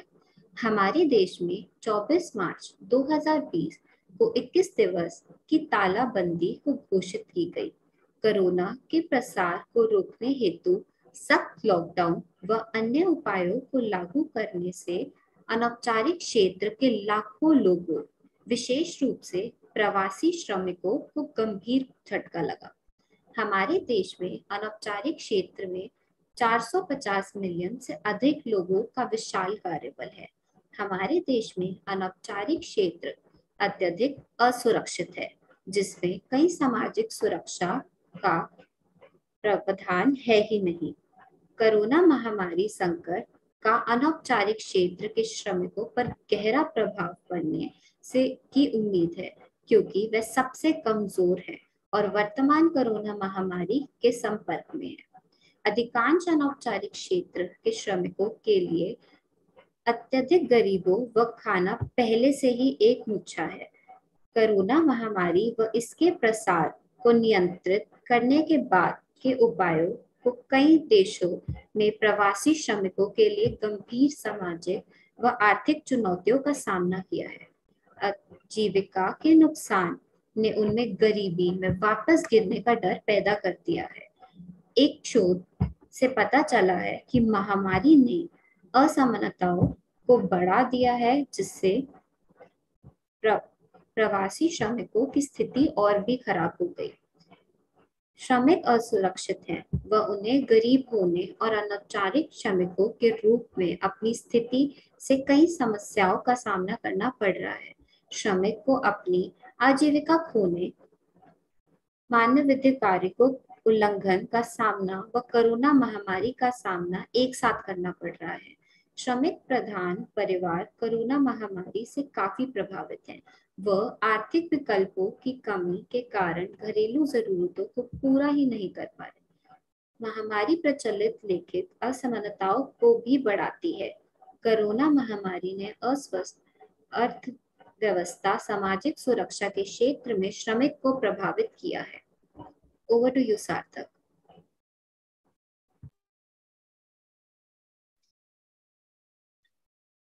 शीला बिश्नोई द्वारा प्रस्तुत जम्भोजी की शिक्षाओं में अहिंसा संबंधी चिंतन. प्राचीन काल से ही हमारे ऋषि मुनि वैदिक संस्कृति का प्रचार प्रसार करते आ रहे हैं ताकि मनुष्य अपनी जीविका अच्छी तरह से चला सके। प्राचीन ऋषि मुनियों ने वेदों, उपनिषदों, श्रुतियों, दर्शनों की रचना की तथा उनके अनुसार जीवन यापन की शिक्षा दी। त्रेता युग में भगवान श्री राम मर्यादा पुरुषोत्तम कहलाए गए तथा संयमित और मर्यादित जीवन की शिक्षा दी। द्वापर युग में भगवान श्री कृष्ण ने समाज सुधार के लिए अनेक प्रयत्न किए तथा कर्मयोग की शिक्षा समाज को दी। उनके बाद समय समय पर अनेक महापुरुषों ने समाज सुधार के कार्य किए तथा भारतीय संस्कृति को एक पीढ़ी से दूसरी पीढ़ी को हस्तांतरित किया।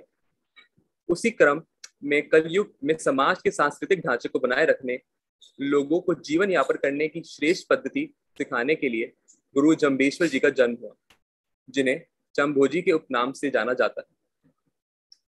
Over to you, Anshika. So the next paper is on pandemic and financial landscape, and the main topic is corporate social responsibility, fails in its effective implementation in India. This paper is by Nanda Kumar S.A. So the abstract goes, when India enacted the Companies Act 2013, it became one of the few countries in the world to make CSR, corporate social responsibility, CSR, a legal obligation for the large number of Indian companies. Using a comprehensive analysis of companies' CR disclosure, this paper provides a bird-eye view on the major issues plaguing in the current regulatory framework on the CSR in India. In addition, this paper also highlights the major differences between privately owned and government companies on their motivations, approaches, and challenges to the implementation and enforcement of CSR law in India. The paper largely argues that the Indian CSR regulations are excessively broad and provide the wide flexibilities that are possibly being misused, and hence need legislative amendments to make them more concise and improve accountability and transparency.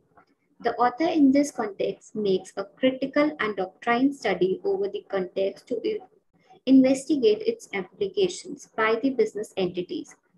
From a broader corporate law perspective, this paper finds that while the current company law in India may have adopted a few more stakeholder-centric approach by its construction, the approach of many companies towards the enforcement and implementation of the CSR and the law remains essentially shareholder-centric.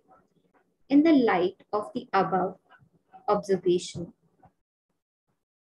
the author would like to suggest that the existing regulatory framework needs to be strengthened with several legislative measures such as stricter auditing and monitoring measures for third-party implementing agencies and pre- and post-project impact assessment mechanisms.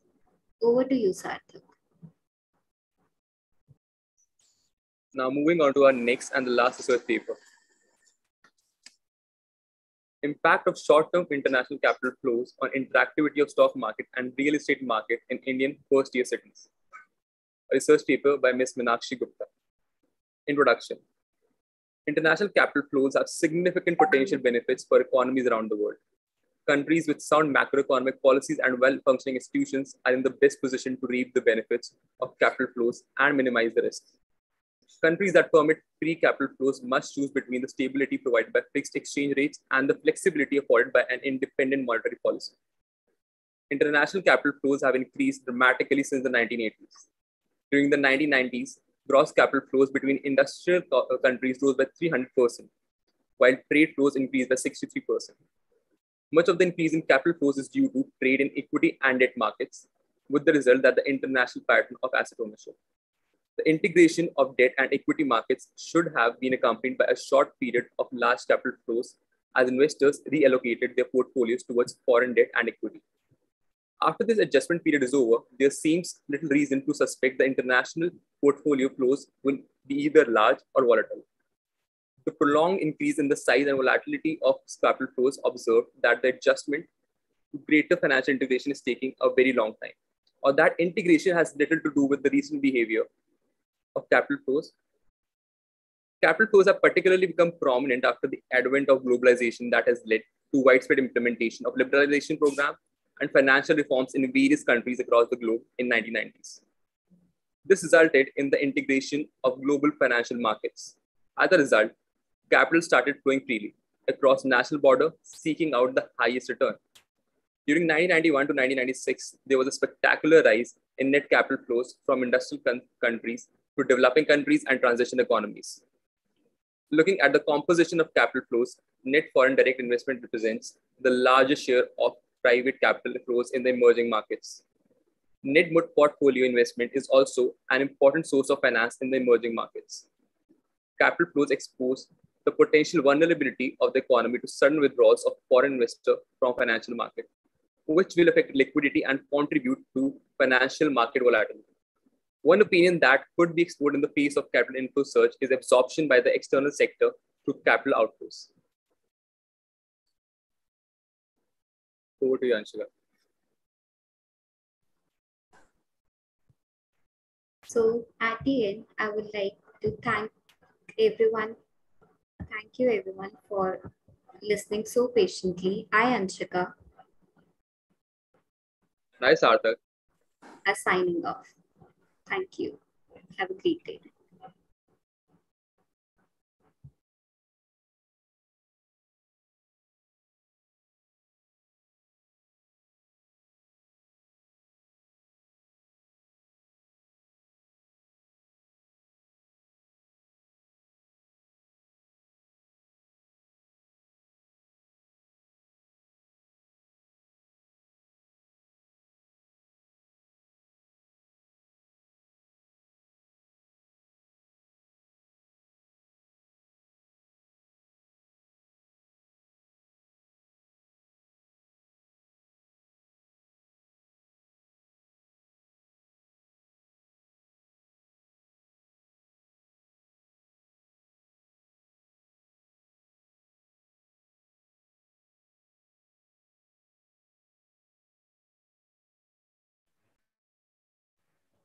Anshika, is it wind up? Anshika, Yes, any ma'am. more presentation is left? No, ma'am. We have presented all the papers that we had with us. Oh, okay, beta. Yes, the next session will start by 11:30. 1:30. Sorry, 1:30. Bye-bye. Thank you.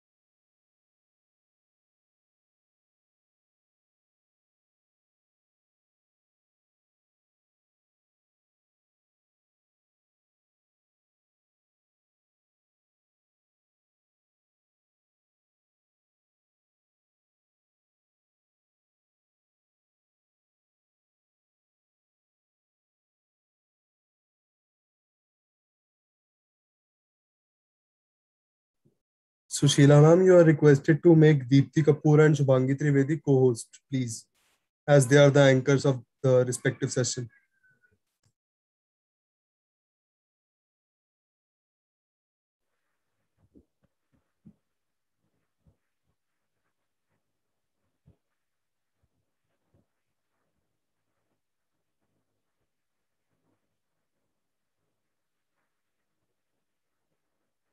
Second student कौन सा? Who was that? Deepti Kapoor को I have make co-host. Deepti Kapoor and Shubhangi Trivedi. Shubhangi, okay.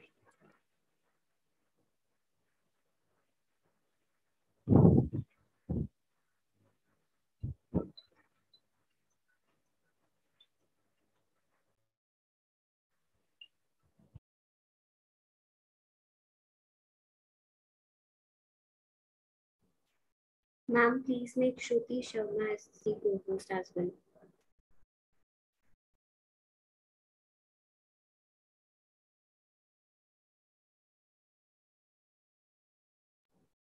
Shruti Sharma.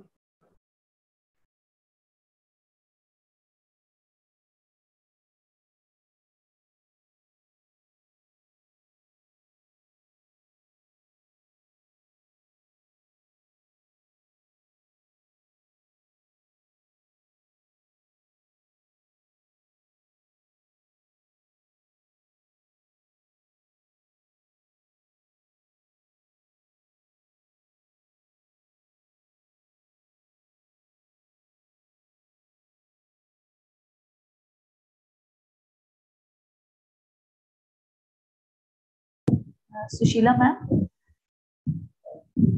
हाँ yes हाँ। तो Sushila ma'am, मैं को host होकर सबको को होस्ट बना पाऊंगी क्या, या उसके लिए होस्ट ही बना सकते हैं? नहीं, किसको बनाना है मुझे बता दो, जरा मैसेज कर दो। मैं बता देती हूँ। एक तो है डॉक्टर मतलब जो एंटर करेंगे उसके बाद ही पता चलेगा ना, जो मेरे पास शेड्यूल है। नहीं कोई बात नहीं, जैसे मैसेज ड्रॉप कर दो ग्रुप में तो आई विल मेक देम। अच्छा, तो आप बना दो, मतलब यू आर देयर। हाँ मैसेज कर दो, just after drop the message. अच्छा, अदरवाइज आप मुझे बना दो होस्ट, आई विल हैंडल कि मैं बना दूंगी। Okay. Sushila ma'am and Shruti ma'am. हाँ जी यस मैम, आप लोगों ने रिकॉर्डिंग स्टार्ट की हुई है? लाइव स्ट्रीमिंग चल रही है, रिकॉर्डिंग लाइव स्ट्रीमिंग तो मैंने चलाई हुई है यूट्यूब पे। फिर मैं कर दूं, एक बार रिकॉर्डिंग स्टार्ट कर दूं? हाँ यू स्टार्ट मीनाक्षी। ठीक है, हो गई है। अगर आप चाहते हो तो मैं आपको शेड्यूल भेज देती हूँ, मैं आपको नाम टाइप करके या तो टेक्स्ट में बता दूंगी किस किस को बनाना है। Ma'am, I have sent the schedule of PS2 in the group itself. You can check it there. I have actually बेटा। Sushila ma'am I think don't have. Sushila ma'am आपके पास नहीं है ना इस सेशन का? हेलो हाँ सुशीला मैम बोलो। सुशीला मैम अभी स्टूडेंट ने ग्रुप में सेंड किया है, और मैं आपको इंडिविजुअली भी सेंड कर देती हूँ सेशन। नहीं ग्रुप में कोई बात नहीं, चेक द ग्रुप। तो मैं आपको चैट पे नाम डालती हूँ जो जिनकी प्रेजेंटेशन होगी। ठीक है, चैट पर।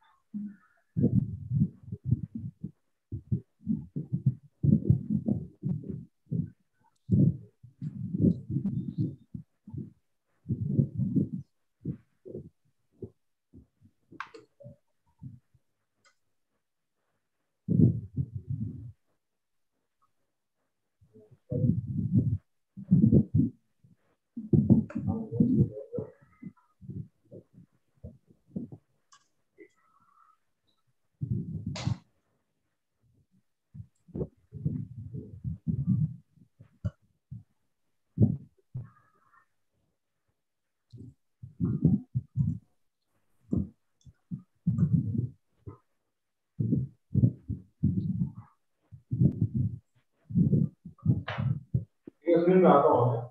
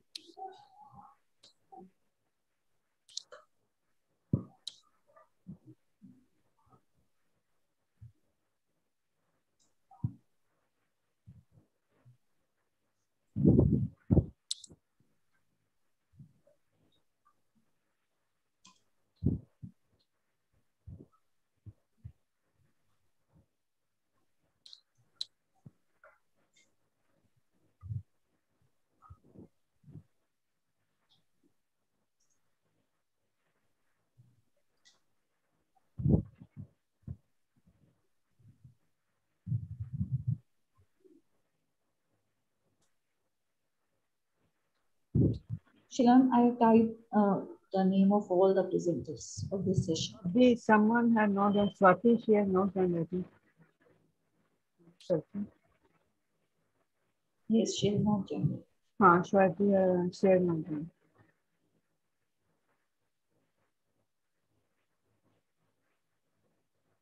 Swati, by the name of Swati, she has done.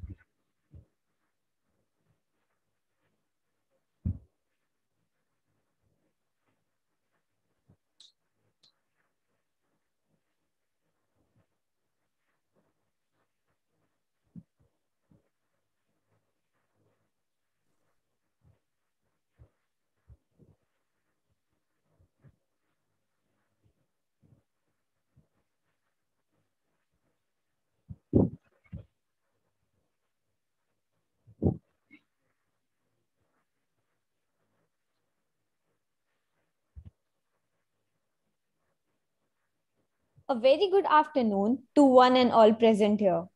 As Kurt Lewin once rightly said, no research without action, no action without research. Research is defined as the creation of new knowledge and the use of existing knowledge in a new and creative way so as to generate new concepts, methodologies, and understandings. So before moving any further, I believe I speak for everyone present here when I say that each one of us feels privileged and extremely grateful to have availed this opportunity of being a part and parcel of such an amazing event. An event that brings together such innovative and out-of-the-box thinkers and lets you hear and connect with best minds from all across the globe. Therefore, I, Deepti Kapoor, and my co-host, Shubhangi Trivedi, along with the staff faculty of Maharaja Agrasen Institute of Management Studies, extend a very warm and heartfelt welcome to all the participants of the second technical session of the 8th MAIMS International Conference 2021 on the pandemic and financial landscape in association with PCG School of Management and Maharaja Agrasen University, Baddi, Himachal Pradesh.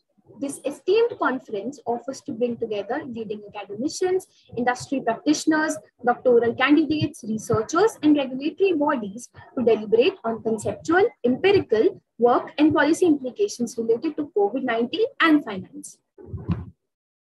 The heart and soul of good writing is research. You should write not what you know, but what you can find out about. Moving along with that ideology, this conference offers a premier international forum for the presentation and sharing of new ideas, advances, and research in the field of finance in an era during and post-pandemic.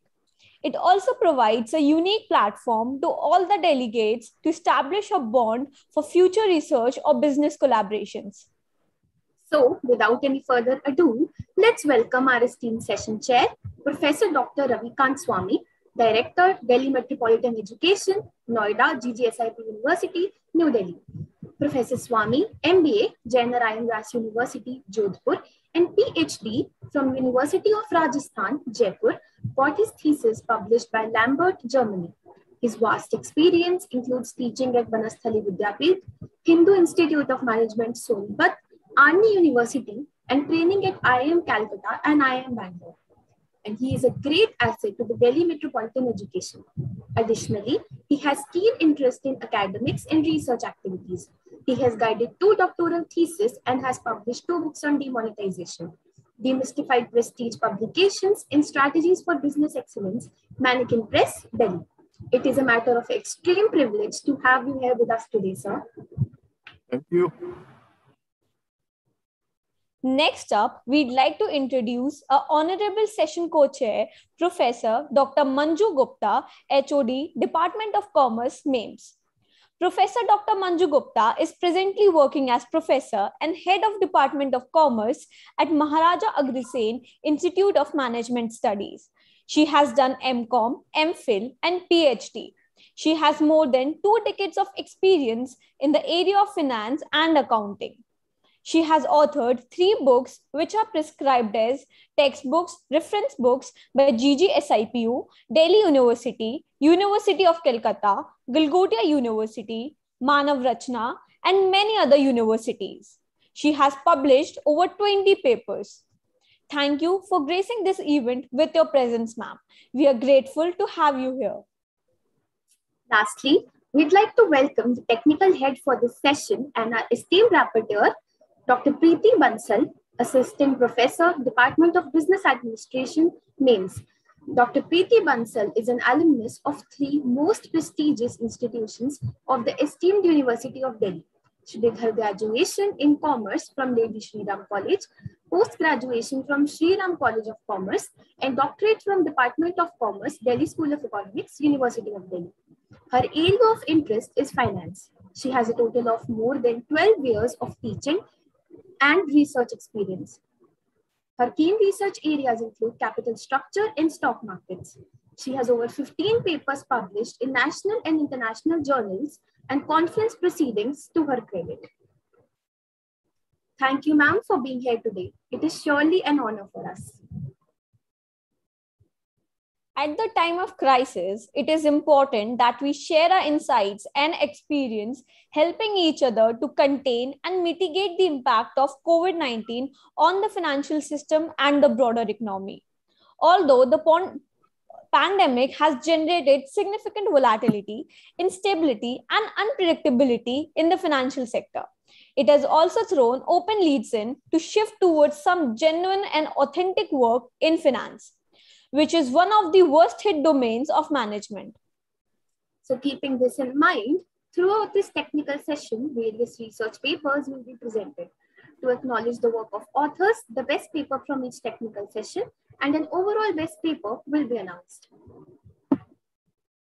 On that note, we'll be calling upon our esteemed researchers with their research paper on respective topics. The presenter will get 7 minutes in total, which will be divided into 5 minutes for presentation and 2 minutes for Q&A session. Time limit should be strictly followed. Any extension can lead to deduction of marks. A warning buzzer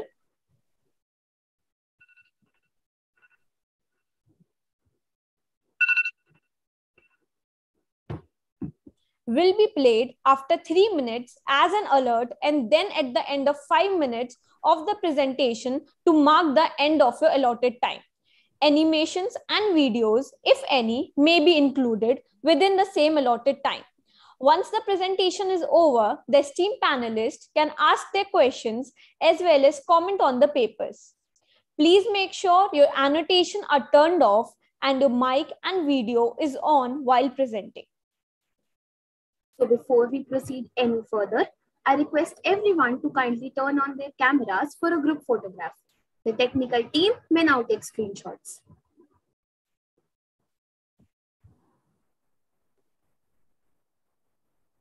All of you are again requested to turn on your cameras.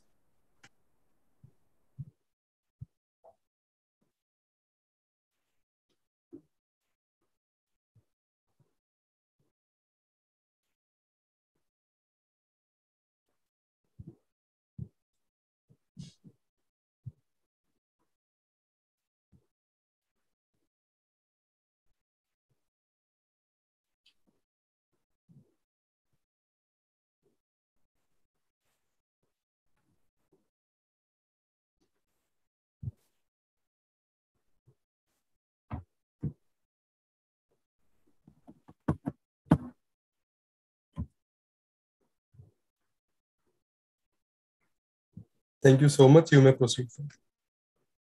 Thank you, sir. With that, I would like to introduce our first researcher, Dr. Rachna Mahawal, Associate Professor, Bhagini Nivedita College, University of Delhi, New Delhi. The title of her research paper is An Empirical Study on the Impact of COVID-19 Pandemic on Stock Market in India. We request you to present your paper with us, ma'am. Good afternoon, everyone. I am presenting my paper. I hope you can see my screen now. So the title of my presentation is An Empirical Study on the Impact of COVID-19 Pandemic on Stock Market in India.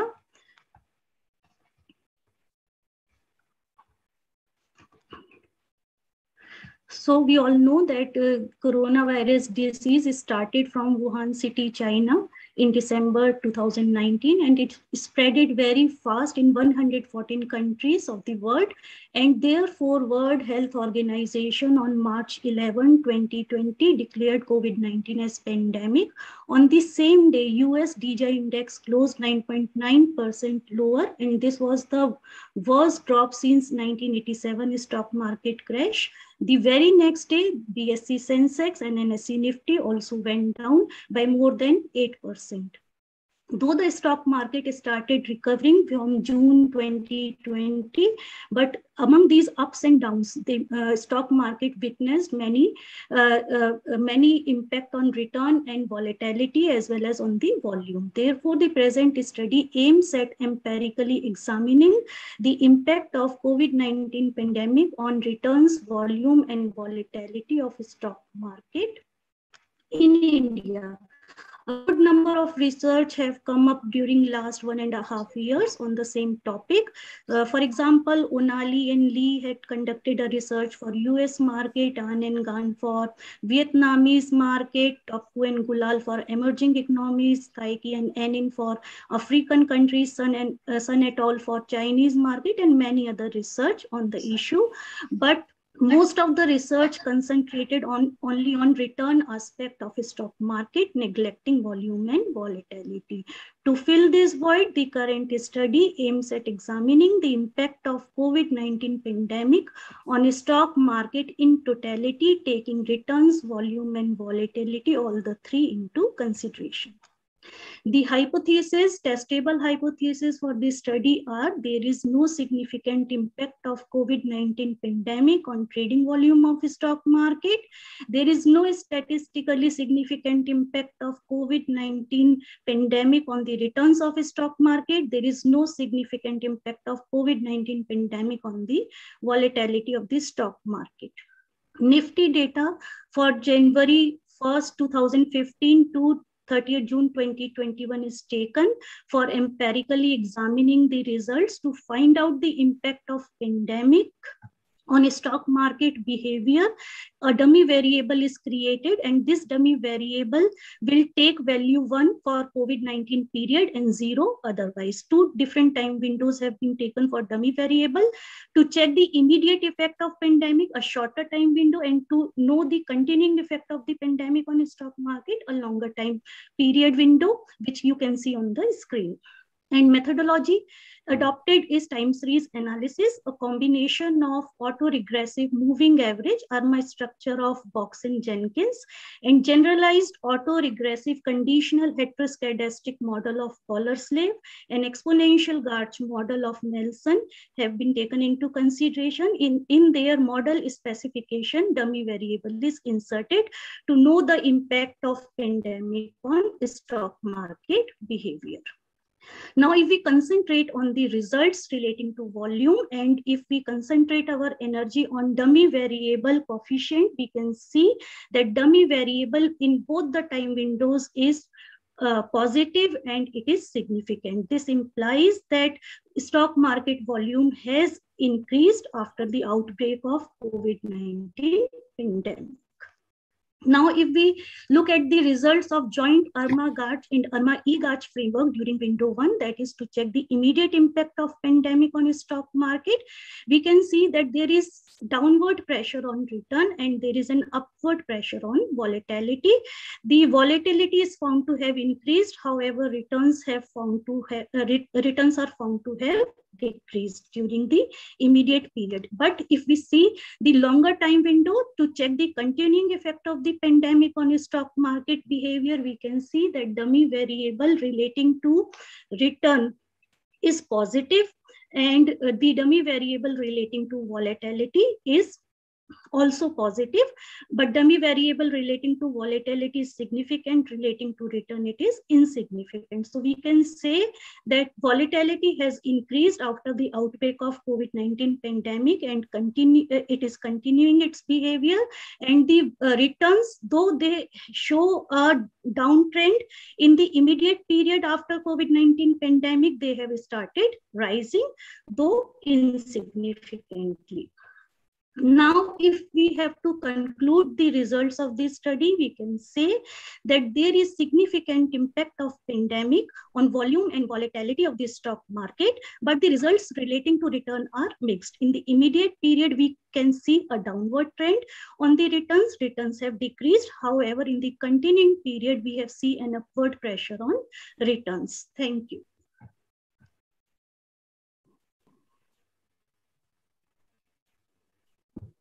Thank you for enlightening us with these amazing facts, ma'am. The floor is now open for the panelists to pose their questions to the presenter. I'd request them to kindly put in their valuable reviews now. Yeah, anyone from the audience who would like to ask any question?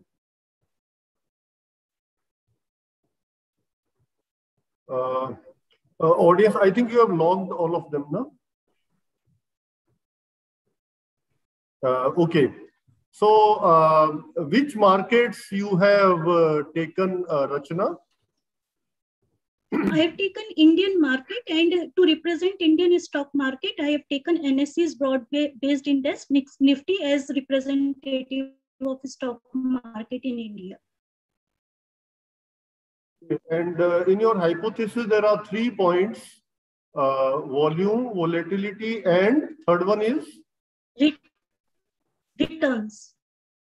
Returns. Okay. So my question is, yeah. So what exactly is the difference between volume and volatility? Because to my mind, both these things are very close. Yes. Okay. Volume is the volume of share traded. It may be in terms of value, number of shares multiplied by the price at which shares are sold in this buy or sold in the stock market. Volume can be in terms of the volume of shares traded. It can be in terms of value of shares traded. But volatility is dispersion of returns. It is standard deviation of return around mean return. Is volatility measured in terms of price variations? This is what you mean by volatility? Volatility first, in order to... Volatility is dispersion of returns around mean returns. Mean returns से जो dispersion create होता है, standard deviation. Okay, so my question to you is that what is the reason that the markets are abysmally low? Everywhere we find that things are closed, but still, like the manufacturing sector was closed, everything was locked down. Still, the stock markets did not come down. So, from where the money came into the stock markets? Actually, stock market did came down. We can see that very next day, this the WHO declared COVID-19. But if you see the time period, if you see the time period, say from March 2020 till today, we find that the markets have not come down. Yes. While the real things are down. So from where the money has come in? Actually, in India, we like other countries, when other countries there, India में कभी भी consumption pattern खराब नहीं होता. मतलब whenever market is related to investment, market is related to consumption pattern, it is related to savings pattern. So in market, consumption never went down, because consumption never went down, and industrial activities came to halt only for a smaller time period. During that smaller time period only, we have seen that returns have went down. There was a downward pressure on return. As soon as industrial activities took over from May 2020 onwards, we can see that because of opening up of the industries again, the returns start growing up. Okay, that's all from my side. Thank you. Dr. Rachana, I have a question. Yeah. That you are saying that the volume and this volatility are significant and returns are insignificant. Most of the time we feel that when the volume and volatility are significant, means people are participating, means shareholder, means investors are interested to participate in the stock market. And the main basic reason is returns. So why have you able to identify why this is insignificant? Why the returns are insignificant? Yes. Are you understand my question? Yes, I have got your question. Actually, stock market trading increased due to fear factor. Everywhere there was a fear that market has went down, what will happen in future. So chaos. That is volatility. No, that is chaos buying and selling. Because of chaos buying and selling, क्योंकि buying pressure और selling pressure से price determine होता है. Whenever the selling pressure is more and buying pressure is less, the returns will go down. 2020. Thank you, ma'am.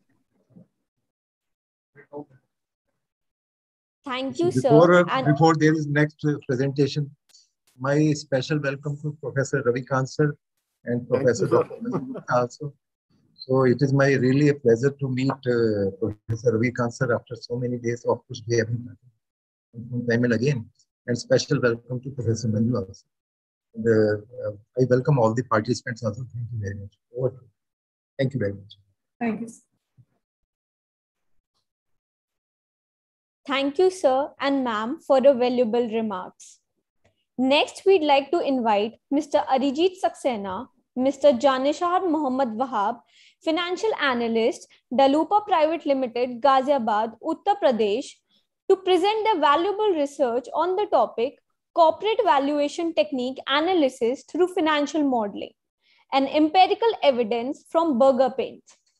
You are requested to share a presentation with us, sir. Hello, good afternoon, everyone. I hope my screen is visible. Yes, it's visible. Okay. So, good afternoon, everyone. My name is Arijit Saxena, and the title of my research paper is Corporate Valuation Technique Analysis through Financial Modeling and Empirical Evidence from Burger Paints. So many a times we have we have seen that in classroom we always study how the corporate valuation technique, how we do corporate valuation technique from DCF analysis, from FCF analysis, or from multiple approach. But when there comes the time of applying practical calculations to the model, students get confused, and sometimes even teachers are not able to tell them how how CAGR is calculated, how the beta value is calculated, because we see that in whenever the numericals of such questions come, it is always been given like CAPM value is given, beta is given. So here I have done the financial modeling of all such things whose calculation is quite typical. So the introduction comes to corporate valuation technique. There are three corporate valuation technique. First is free cash flow from equity, FCFE approach, which calculates the value of company from the liquidity point of view. Another is discounted cash flow technique, where we discount all the future cash flows to the present time and value the firm. Another is multiples approach that uses ratio analysis for valuing the firm. So the objective of my research is to analyze the practical aspect of corporate valuation technique, then to integrate financial modeling technique with corporate finance to calculate the intrinsic value of the company Burger Paint through all these three approaches, and to find a deviation in result, if any.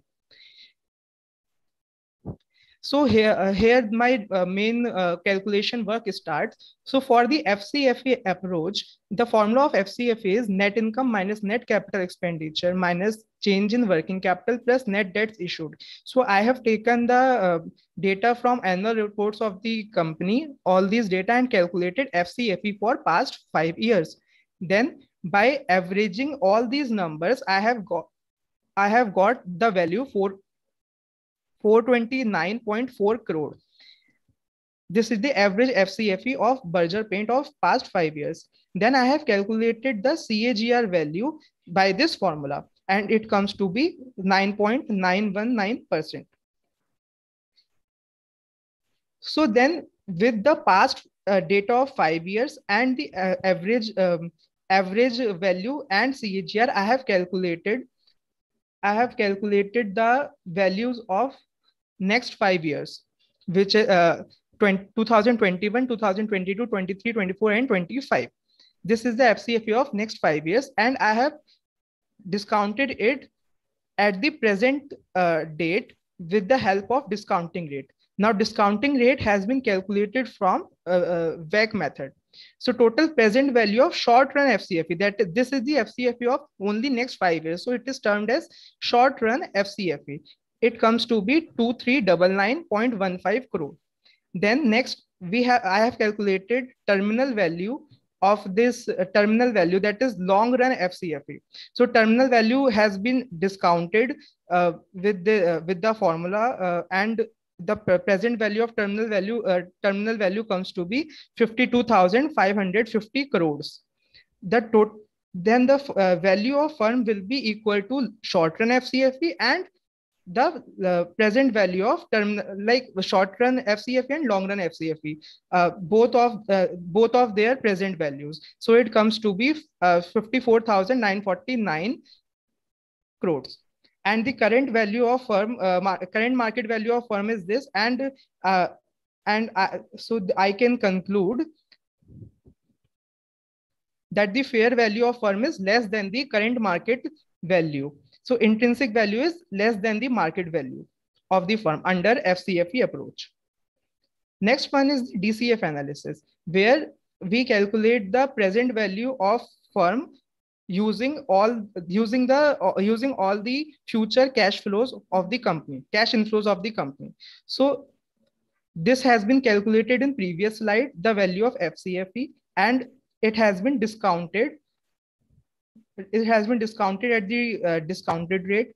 Total DCF comes out to be 54,950 crores. Number of outstanding shares were 97 crores, and intrinsic value is total DCF divided by number of outstanding shares, which comes to be 565 rupees. And the market value of the firm on 4th September was 831.35. Again, intrinsic value is less than the market value of share, and the share was overvalued as per DCF approach. Third approach was multiple approach, and in multiple approach we use ratio analysis. So I have used 3 ratios for the calculation: PE ratio, price to sales ratio, and price to FCF ratio. These were the ratios as on the date of calculation, and these are the values of denominator. Like 6058 was earning, sales were 6736, and FCF was 708. And the CAGR has been taken from the reports only. So it was 20%, 9%, and 10%. And I have calculated the market capitalization through these values and this data, and it comes to be this. Present value has again calculated through discounting these values at the rate of 6%. Per share price has been taken by dividing this value by the number of outstanding shares. So it comes to be this, and these are the market value per share, and the results are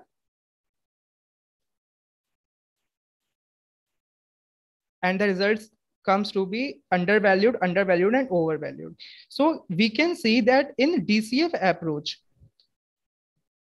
just a second. So we can see in FCFE approach, it was coming overvalued. In DCF approach also, it was coming overvalued, but in multiple approach, under 2 ratios, it was coming undervalued, and in 1 ratio, it was coming overvalued. So what I can conclude is all 3 methods that can be used for corporate valuation are good, but they can show different results. And for the best decision making of the share, for the best decision making to an investor, one should look in all the 3 approaches and calculate accordingly, and then take the judicious investment decision. So this was all from my side, and thank you.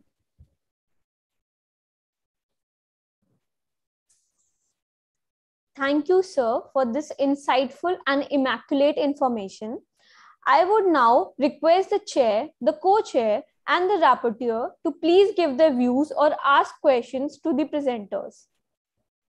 Okay, Arijit. So you are my neighbor.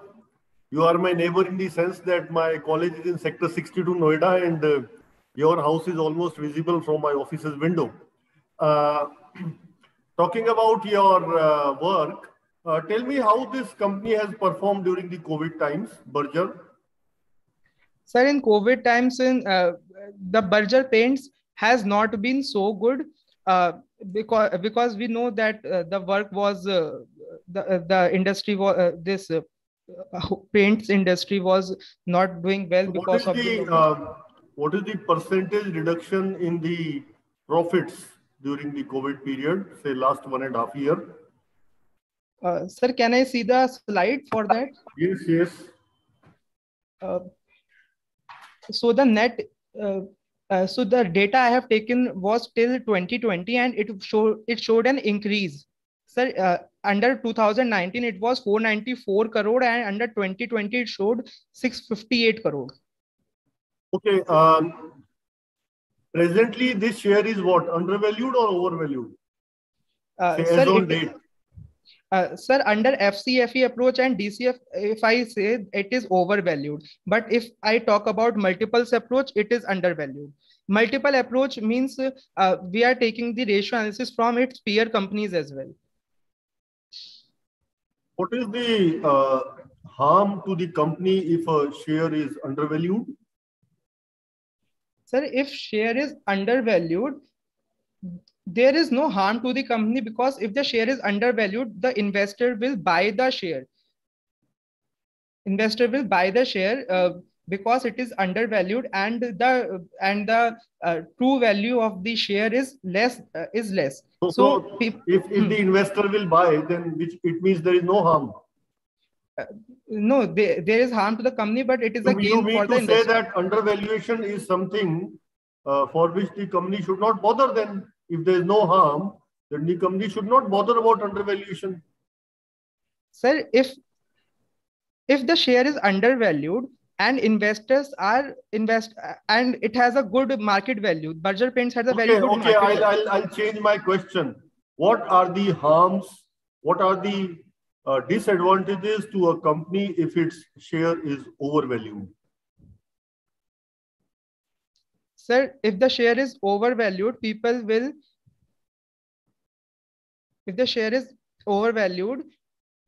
not buy Berger Paint share if rather than they would be buying in the undervalued stage. So there's no harm? Sir, I don't think so. Okay, that's all from my side. Dr. Manju. So at last and final means no method is final. As a corporate valuator, we cannot say that FCE or the DCV or the multiple approach, which one is the best one? If you have to value an organization, so on what basis you will evaluate? Ma'am, I will not go for only one method. I will evaluate from all the three methods. And with this fundamental analysis, I will also do the technical analysis, and then I will make this investing decision. What is the basis of WACC? Arijit is a student, I believe. He's a student. Sir, I have just completed my PGDM 2 months ago. From? From Jaipuriya School of Business. Okay, Sector 62. Indrapuram.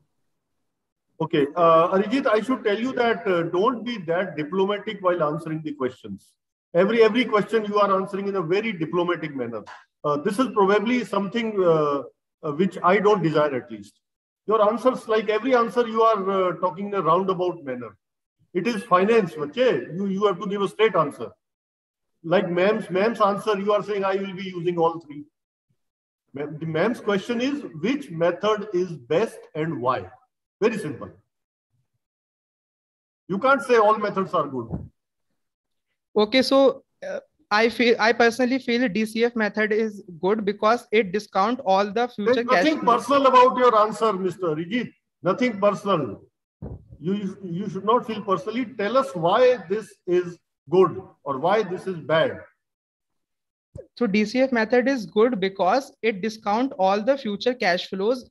At the present time, which FCFE does, but it is totally based on the liquidity of the firm. And And if a liquidity of firm is not good, it does not mean it is not profitable. So I feel DCF analyst approach is good, is better among these three analysis. DCF I is think based on all the three approaches, all the three approaches are discounted, no? But sir, in FCFE approach, only the liquidity is the criteria for valuing the firm. But in DCF analysis, liquidity is not only one criteria of discounting. But Mr. Arijit, this DCF is based on FCFE. So it is influenced, your cash flows are influenced by FCFE calculation. So automatically, Yes. if there is mistake in calculation of FCFE, so automatically that cash flows you are incorporating in discounted cash flows. So what is the reason why you are saying that it's best? Sorry, what ma'am. is the basis of बच्चे आप use कर रहे हैं discounted cash flow में आप जो cash flow use कर रहे हैं that is you have taken from FCFE. Yes ma'am. Base वही लिया है आपने.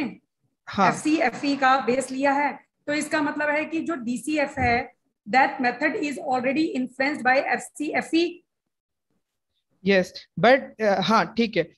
But in DCF analysis we can also use DDM method, discounted dividend method. So if we are using, we can use any type of cash flows in form of, like if we use dividend, so it is not influenced by the FCFE of the company. So in DCF analysis, it's not only the liquidity or as the basis that we take for the valuation of the firm. That's what I'm trying to say. Thank you, Mr. Next, yeah, that's all. Next candidate, please.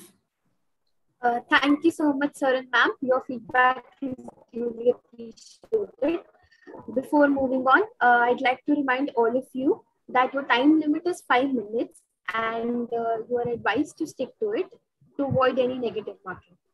Moving on, next up, we have with us two wonderful academicians, Ms. Swati Sharma, research scholar, and Professor Dr. Vikas Chatoria, Professor, Vivekanand Global University, Jaipur, Rajasthan, to present their enriching research paper on influence of pandemics on individual investment behavior. You are now requested to share your paper with us, ma'am. A very warm good afternoon to everyone. This is Swati Sharma. I'm a research scholar from Vivekanand Global University, Jaipur, and I welcome you all for this paper, which is titled Influence of Pandemics on Individual Investment Behavior. So let's get started. So first of all, I would start this with a brief introduction of what exactly I'm trying to do in this research paper. If we think that we are the only ones in human history wearing these masks and maintaining social distancing, then let me tell you that we are wrong if we think so, because human history has been impacted by pandemics and epidemics throughout. So we are facing the latest pandemic, which is COVID-19. And let me take you to investing, like why I would like to relate it to investing.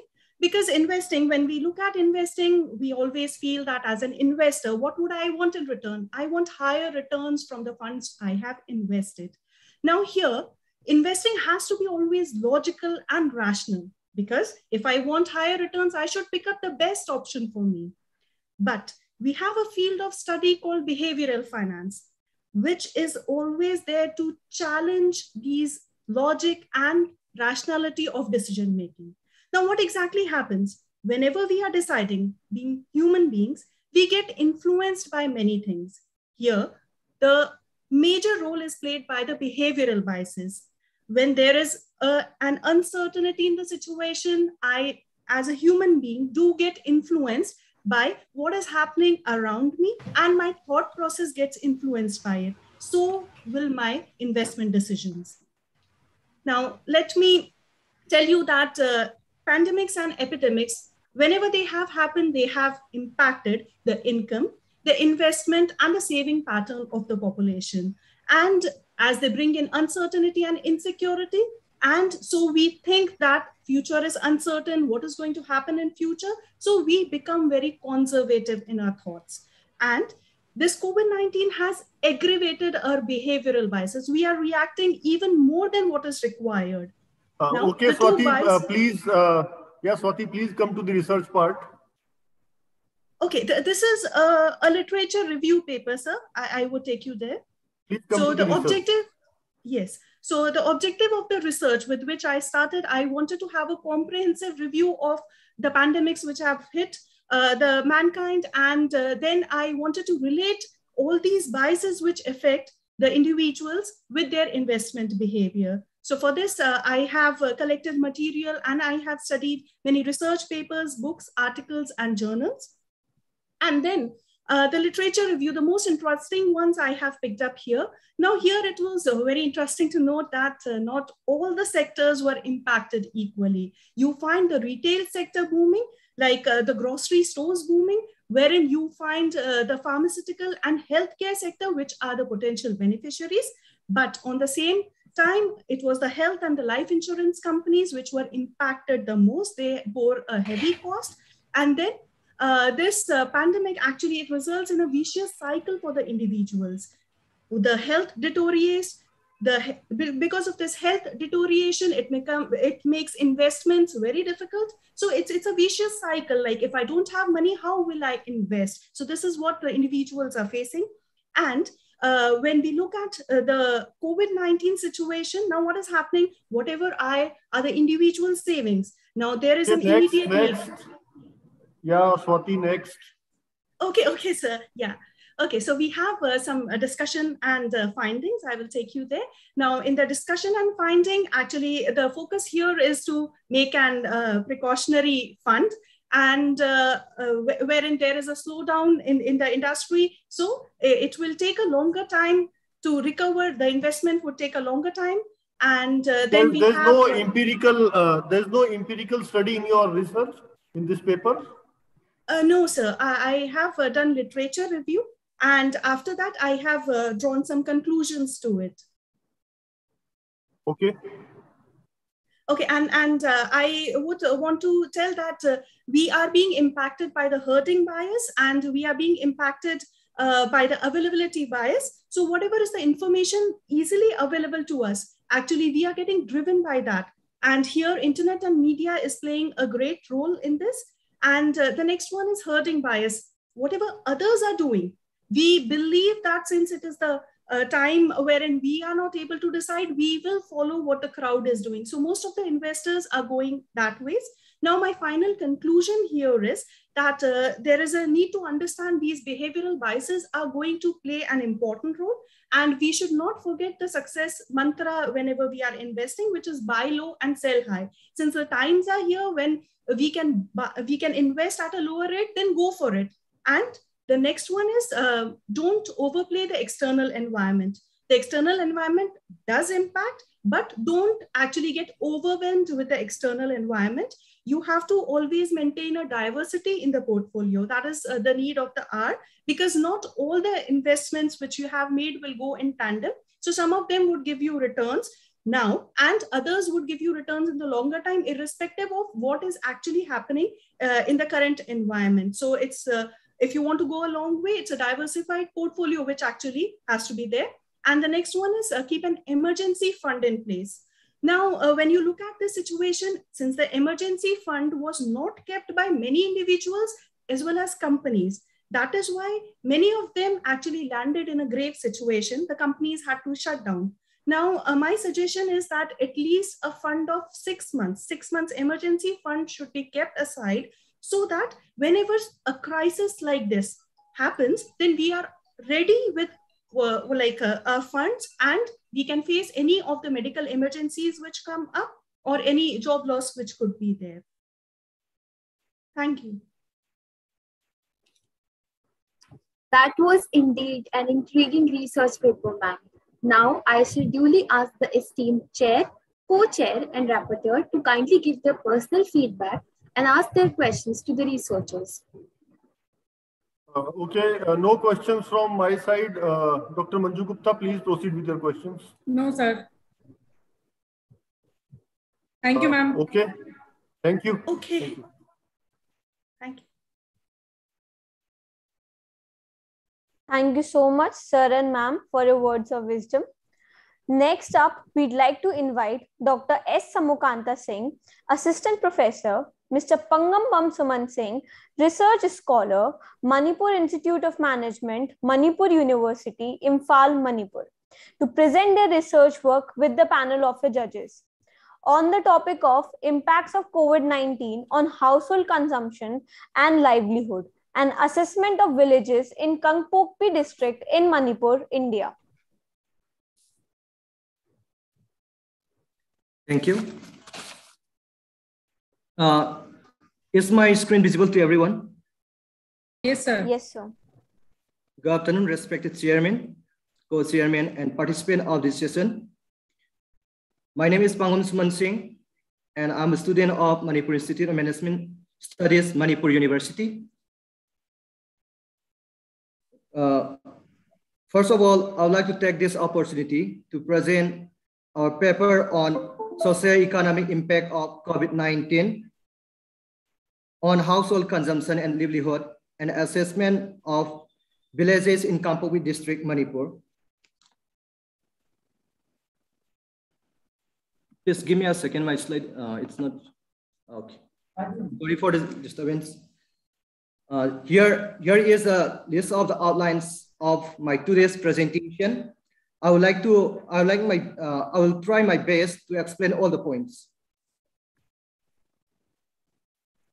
We all know that Manipur, a small state of Northeast India, has been under the real of COVID-19 pandemic for the last 1.5 years. Ever since the first case of COVID-19 emerged on March 24, 2020, there have been ups and downs in the number of positive cases in Manipur. The government of Manipur has been responding to the pandemic by imposing lockdowns and public curfew from time to time. The enforcement of lockdown and curfew, however, has slowed down the economic activities in the local market and heavily impacted the local economy. The traditional market in Manipur, which is mainly managed by the indigenous women, has been closed, affecting their economic activities and contribution in the community. Many people in the far-flung villages of Manipur, especially those in the hilly areas, have been suffering more due to shortage of food and neglect from authorities. There is indeed lack of state support to address the economic impacts of the COVID-19.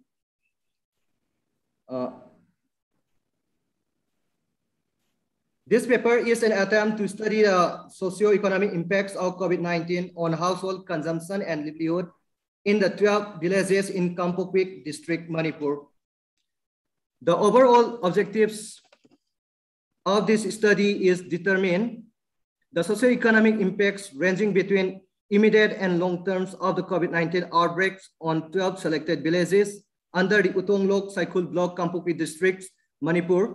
In this slide, the study strives to serve the following sub-objectives.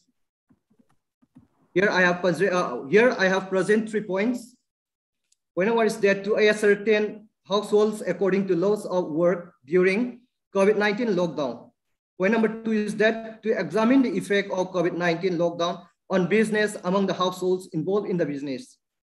And the last point is to evaluate the household savings and credit to cope up with COVID-19 lockdown. Going to the research methodology, the research design used for this study is of exploratory type, which is conducted to clarify the nature of the problems. The sample size for the research was made up of 100 respondents from the 12 villages, which I have shown in the table number 1, under the Utonglok Cycle Block, Kangpokpi district, Manipur. A convenient sampling technique was used for the sampling procedure.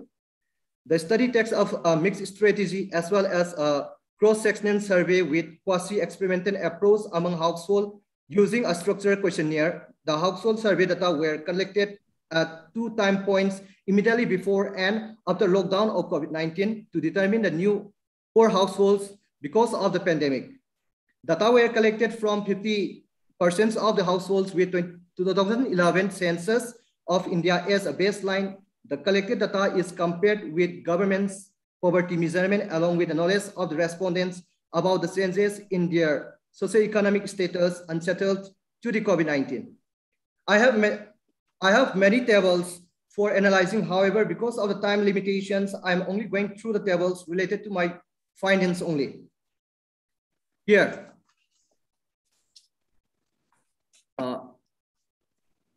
Here are the parameters that I have taken. First of all, it's household size. Maximum of the household according to the types composed of 3 to 5 members, similar to the baseline. However, the average household size of the beneficiary households after the lockdown were increased from the baseline before the lockdown starts as it is revealed in table number 2. In table number 2, among the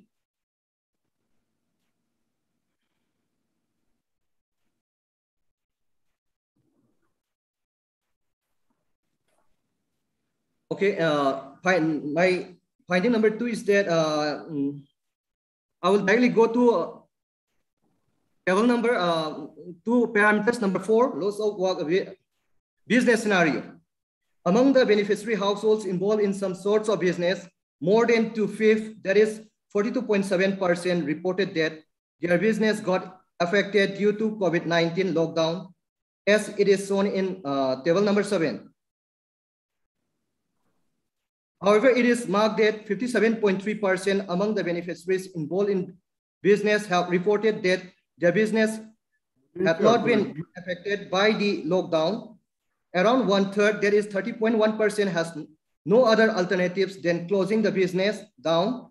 More than 3/4, that is 77.7%, had not been able to sell any goods as usual volume. And around 2/5, that is 38.2%, did not get the expected price. Okay, you can come to the conclusion, please. Okay, sure, sir. Okay. Coming back to the conclusion, I can conclude that COVID-19 lockdown has placed immeasurable miseries and sorrows in the lives of all, particularly the people living in low-income settlements who have been the worst affected. Many lost their jobs, shut down business. The price of the daily necessities items were hiked and they are compelled to use their savings. For this, immediate efforts are required to respond to the COVID-19 induced crisis for the poor rural villages to recover their livelihoods. The government organizations like Ministry of Health and Family Welfare needs to revisit existing programs and bring some pragmatic revisions, modifications to help the poor villagers in confronting upcoming challenges and get their lives back to some sort of normalcy. That's all for today's presentation. Thank you, sir. Okay, coming to your conclusions, like the first conclusion says, COVID-19 lockdown has caused immeasurable miseries. Don't you think this is such a generic conclusion that everyone already knows this? Sir, actually, everyone, yeah, my point Even is if that I'm talking, what you are concluding after an research is something which everyone knows, every media is saying, every newspaper is saying. So what you have that done? People have lost their jobs and they shut down their business. Actually, these are something which everyone knows. So what is new in your research? Tell me. Actually, sir, what I have done is that No, pointed question, please. Pointed question, what is new in your research? Actually, sir, in my finding, I have found out that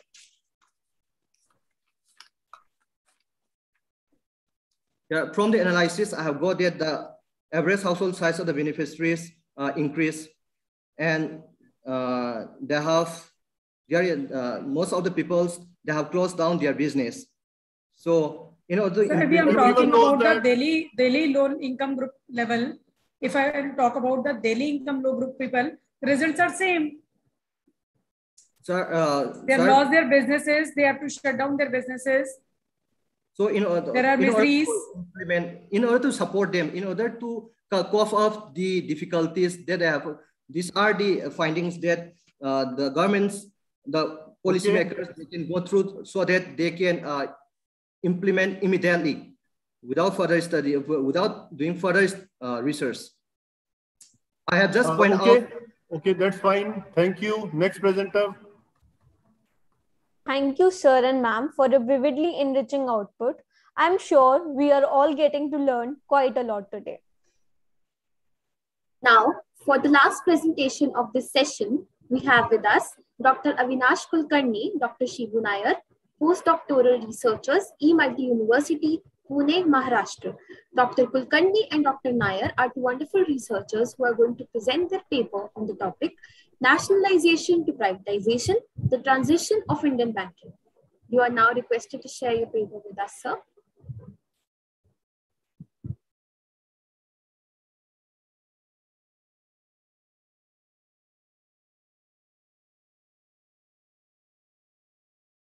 They are not there. Mr. Avinash and Mr. Shibu, are you there?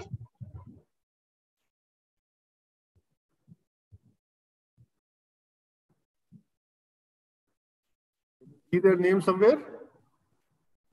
Yeah, Dr. Shibu is there. Dr. Shibu, you can unmute yourself now. Respected chair, co-chair, panel members, and my dear participants, a very good afternoon. Do I have to share my screen? Yes, sir, you do. You have to share the screen.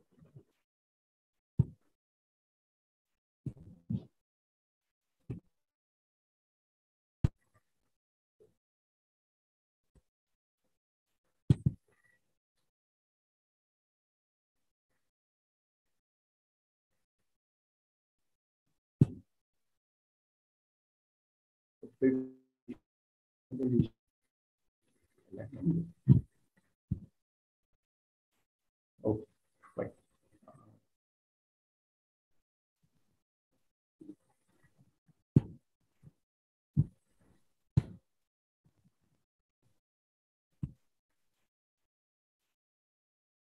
Screen is visible, I believe.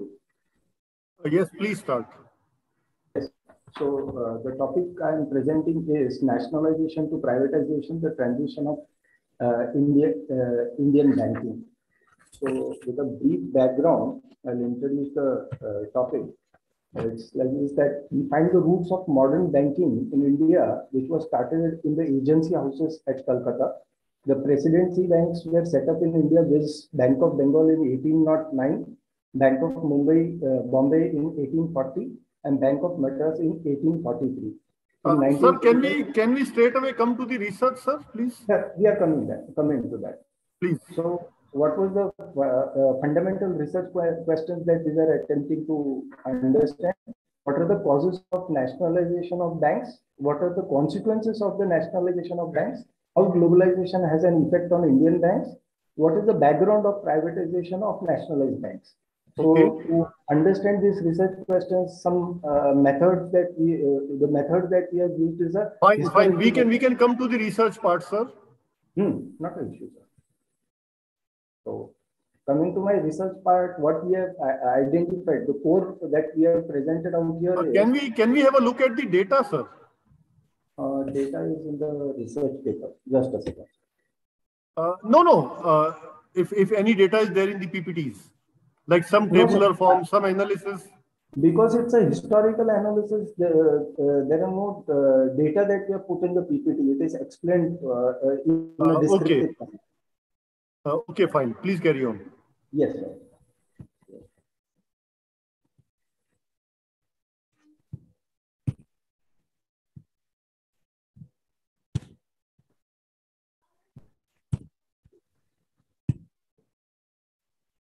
Okay, so just to give a brief, the method we have used the historical method and the interpretation that took place in the structural changes of Indian banking. So this paper is totally based on secondary data sources, that is books, periodicals, articles, and news published in the newspapers and internet. So what we found, the core primary thing that we have identified is, in spite of the imposition of social controls by the government, the newly formed board members had started sidetracking and bypassing most of the rules and regulations prescribed by the then government.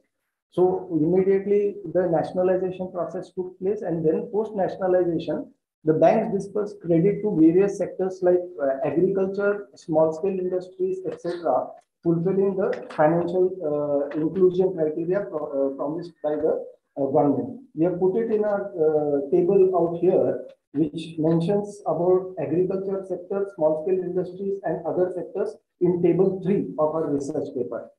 So going further, we have also understood the reform age that took place. The reform age progressed in Indian banking after the adoption of the report submitted by M. Narasimha Committee 1 in 1991. The government of India merged around 10 public sector banks into 4 banks. It is actually 16 to 14 to 6. It's a typographical error. The Union Finance Minister, Ms. Nirmala Sitharaman, in her 21 budget speech, had asked NITI Aayog to look into the privatization of 2 banks. That is the current scenario. So the findings that we see is Indian banking in the pre-modern era and the pre-independence era was started by the private sector. There was great concentration of economic power, unhealthy competition, and monopoly of few business houses, which were leading to the financial exclusion of in the pre-nationalization era of Indian banking. We find the roots of merger and privatization of nationalized banks on the adoption of Basel norms by India. Finally, to conclude, the neglectful approach of financial inclusion and bypassing of social control by banks and bankers, particularly capitalistic approach, led to the nationalization of big commercial banks. And to fulfill the Basel III norms and to tackle the increasing bad loans of nationalized banks, the government was supposed to act on merging of public sector banks. The approach of privatization is to safeguard the survival of banking institutions in India. Thank you. Thank you so much, sir, for this Okay, information. yeah, Dr. Manju, if you have any questions. Thank you, sir. No questions, sir. Okay, so we can conclude the session now. Yes, sir. Thank you for enlightening our participants with your copious amount of knowledge. Now, I would like to invite Ms. Preeti Bansal to address the participants and give the vote of thanks.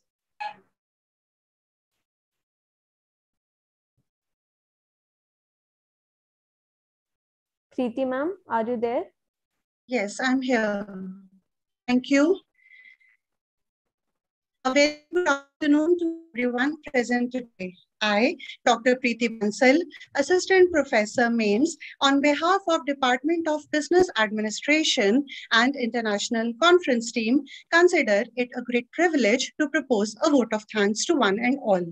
I express my sincere gratitude to our session chair, Professor Ravi Kant Swami, Director, Delhi Metropolitan Education, for sparing out time out of his busy schedule and for sharing research insights with our presenters. Also, I express my heartfelt thanks to session co-chair, Professor Manju Gupta, HOD Commerce at MAIMS, for sharing inputs and motivating the participants. I would like to thank our Director, Sir, our Director General, Dr. S.K. Garg, sir, for his guidance in all our activities to ensure that we always do the right thing in the right way. I'm very grateful to Professor Govil, sir, Advisor MAIMS, for his continuous support. I take this opportunity to express our sincere thanks to our Director, Sir, Professor Ravi Kumar Gupta, sir, the dynamic and flexible person in all academic matters. He has always motivated us to look for new horizons and milestones. I would like to thank Professor Khurana, HOD Business Administration, for his moral support, guidance, and giving us opportunity to help students to be industry ready. It is my pleasure to present vote of thanks to the conference conveners, Dr. Monica Sharma, Dr. Ekta Dargan, for providing me an opportunity to be the technical head and reporter of this technical session. I also express my heartfelt gratitude to the presenters for choosing this conference and presenting their research work. Finally, the wonderful students who have worked tirelessly in conduct of the conference sessions. We thank you so much for your cooperation. Thanks a lot. Have a nice day. Thank you so much, ma'am, for your kind words. Moving on, we have come towards the end of this very informative and inquisitive session. With this, I, Shubhangi Trivedi, and my co-host, Deepti Kapoor, take your leave. This concludes technical session 2, and we thank you all for your kind presence and cooperation. Excuse me, I would like to add a few words here. I'm really grateful to Ravikant sir and Manju madam to having look at my review paper. I just want to tell that since I am a beginner, I am a research scholar. So this is one of my first attempts to do a research work. That is why maybe you were looking for some data and other things. So I would like to include that from my next research paper onwards, because this was my very beginning attempt. So that is what I have learned till now. Yeah, thank you that's so fine. much. That's fine. Yeah, thank you. Thank you.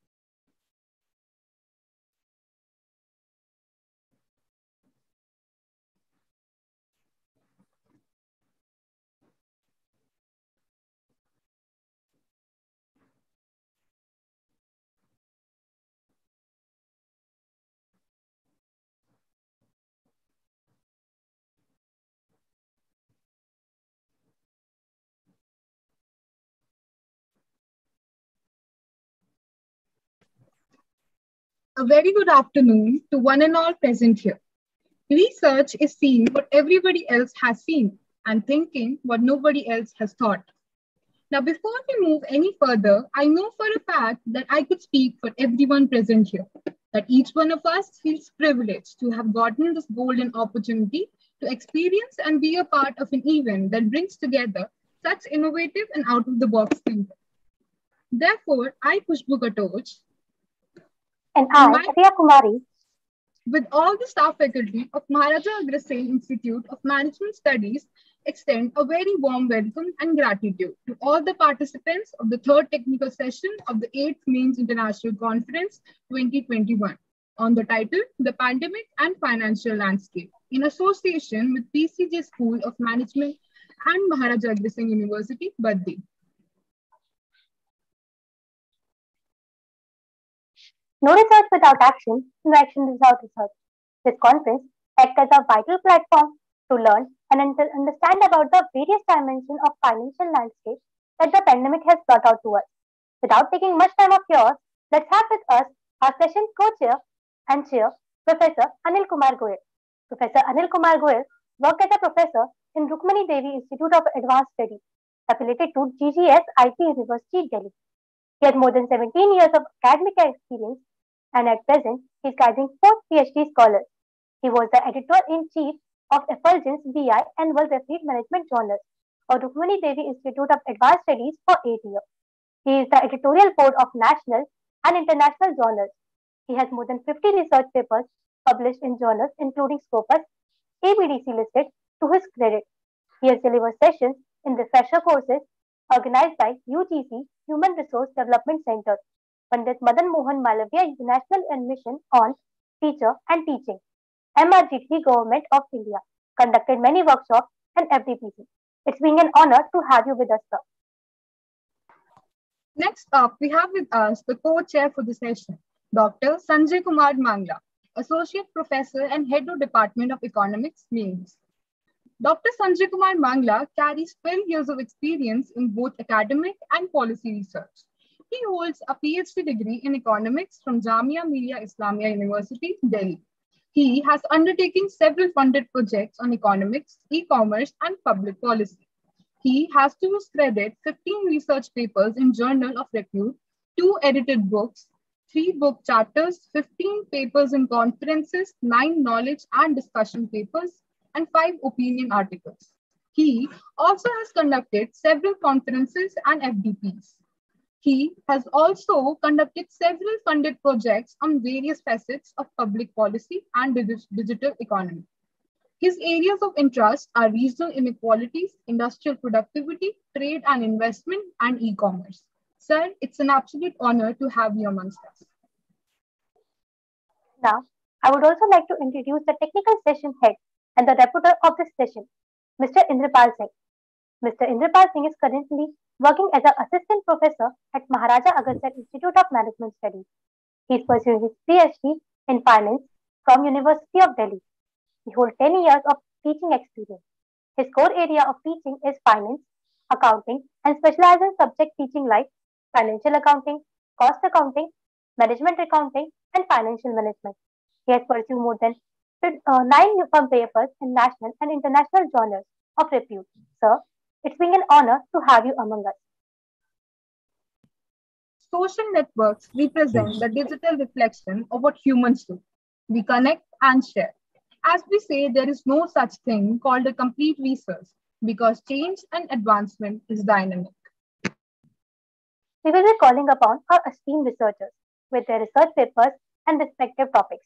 The presenter will get 7 minutes in total, which would be divided 5 minutes for presentation and 2 minutes for question and answer. Time limit should be strictly followed. Any extension may lead to the deduction of marks. This tune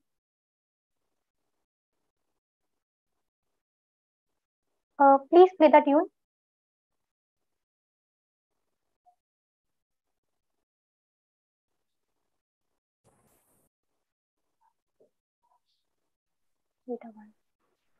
Continue, Priya. What happened?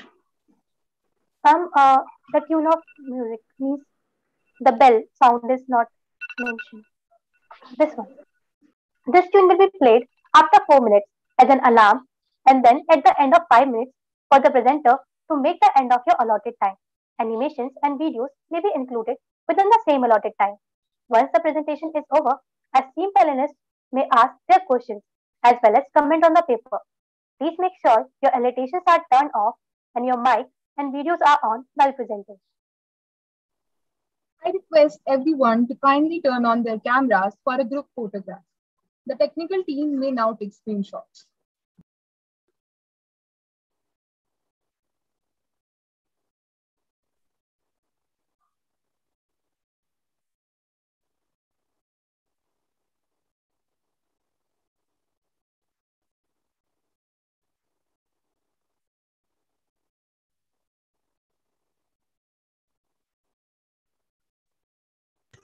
We can start with the first presentation. Khushbu?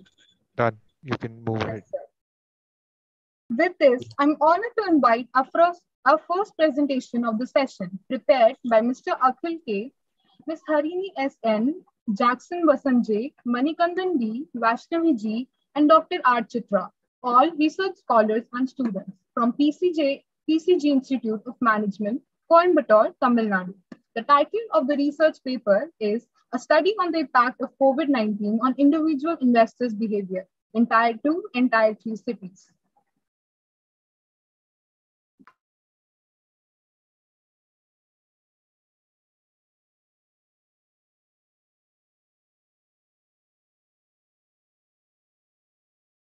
You may begin the presentation now.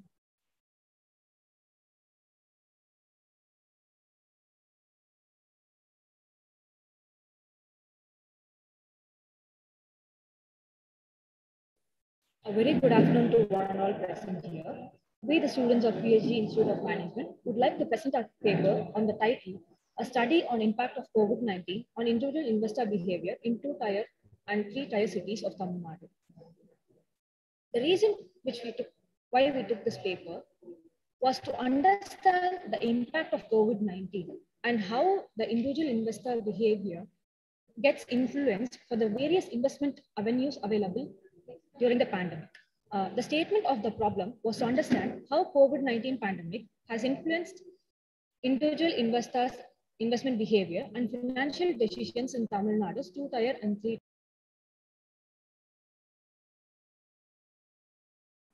So the model we have developed has the basic with demographic factors and the independent variable where or the purpose of investment, purpose of saving, influencing factors for investment.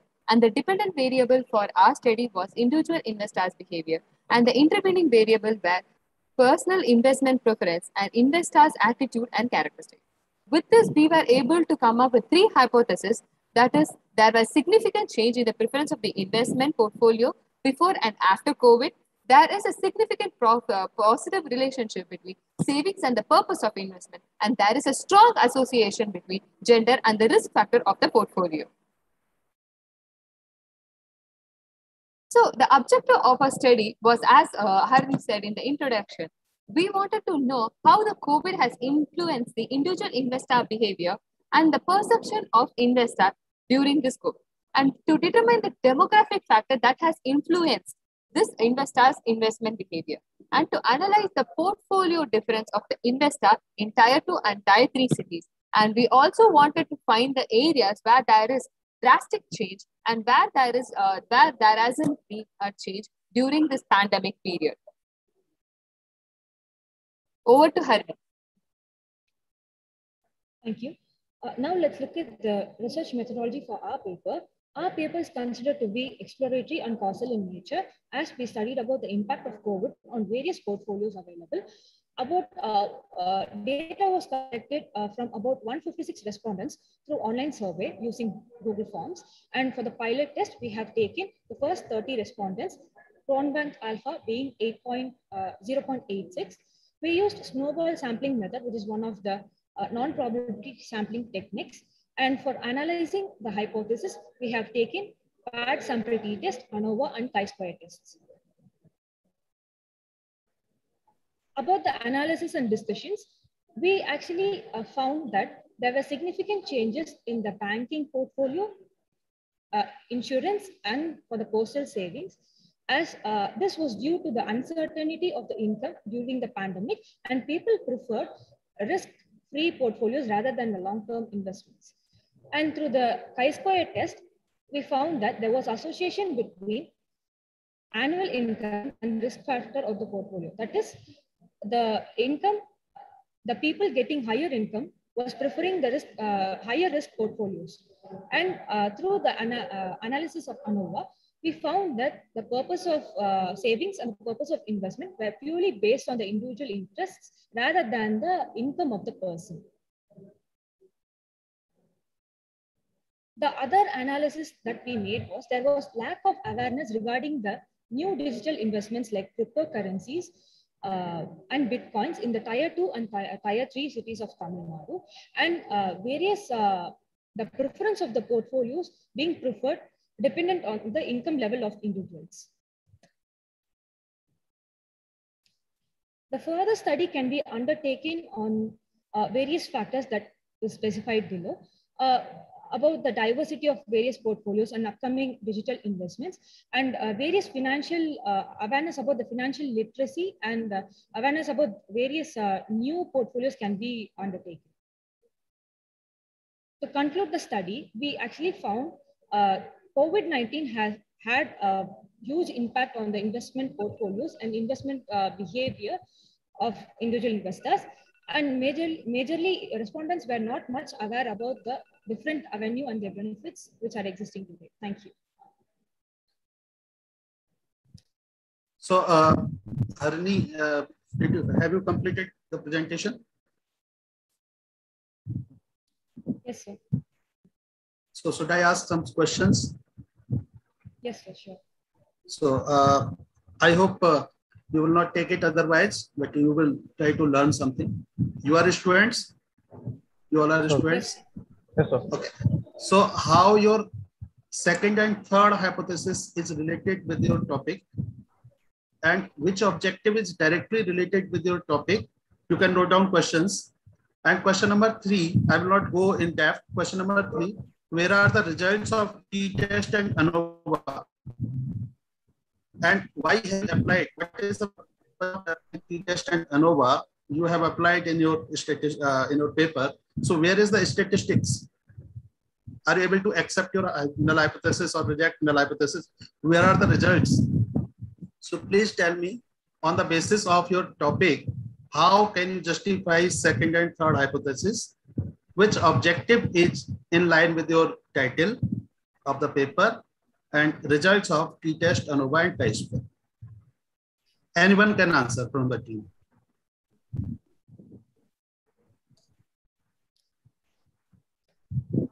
We have actually taken the demographic factors for the analysis, sir. The last hypothesis was based on the demographic factors, that is Arani, excuse me. I hope my questions are clear.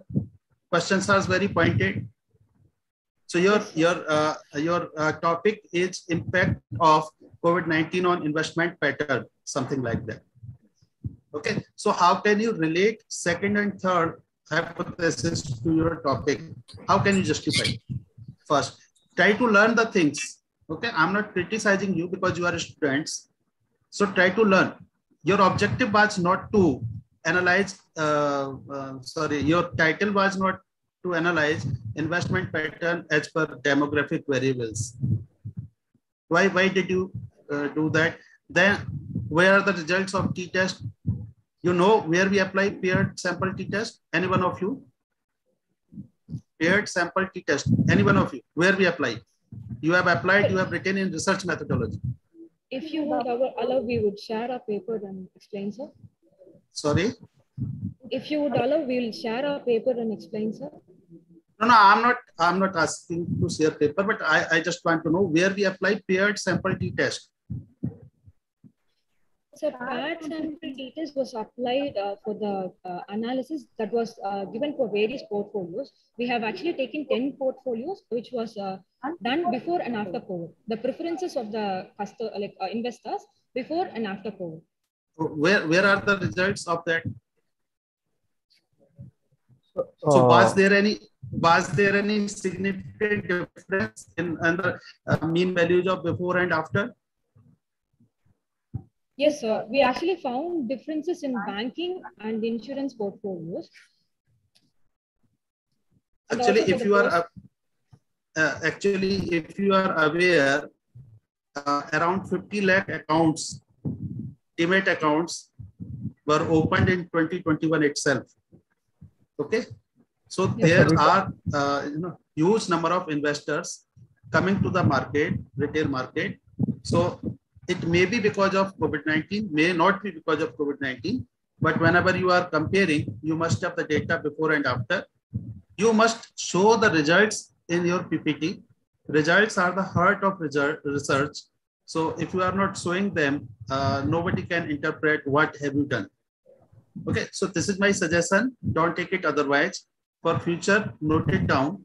Always show the results, analysis, what are the statistical values which you have derived.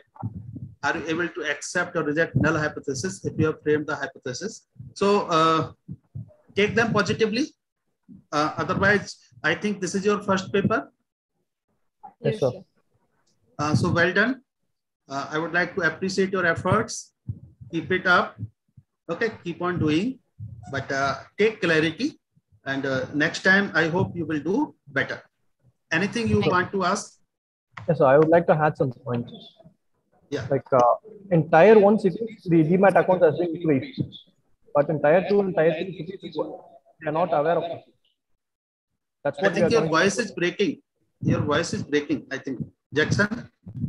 Yes, sir. So is it clear now? Yeah, please. In tier 1 cities, the demat account has been increased, but in tier 2 and tier 3, they are not awareness about the demat accounts and the norms and all. So our focus is on tier 2 and tier 3. So their study focuses on tier 2 and tier 3 cities. That's good, but statistics must be represented. on Definitely, sir. I do agree with it. We have the data in. I'm not criticizing anybody. I'm just telling you that you must improve. This is your first paper. I am appreciating your efforts. Thank you so much. I want to see you far better in the next presentation if we met somewhere. Okay? Sure, sir. Sure, sir. Sure, sir. Sure. Only suggestions, no criticism. Okay? Only suggestions. Now we Thank move you. to the next presentation. Khushbu.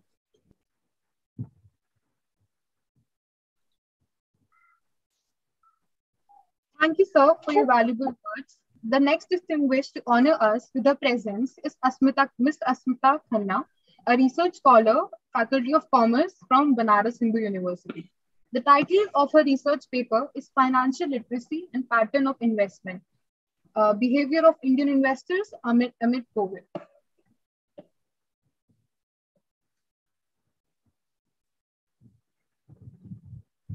Asmita Khanna, are you there? Asmita is not there. She's not in the meeting, so we may proceed with the next person, Khushbu. Okay, the next distinguished to honor us with their presence are Dr. Kundan Basavraj, Mohammad Mustafa, Mohammad Kaif, Associate Professors and Research Scholars from Kuvenpu University, Shivmoga, Karnataka. The title of their research paper is Microfinance Institutions and Operational Risk Management in Yemen.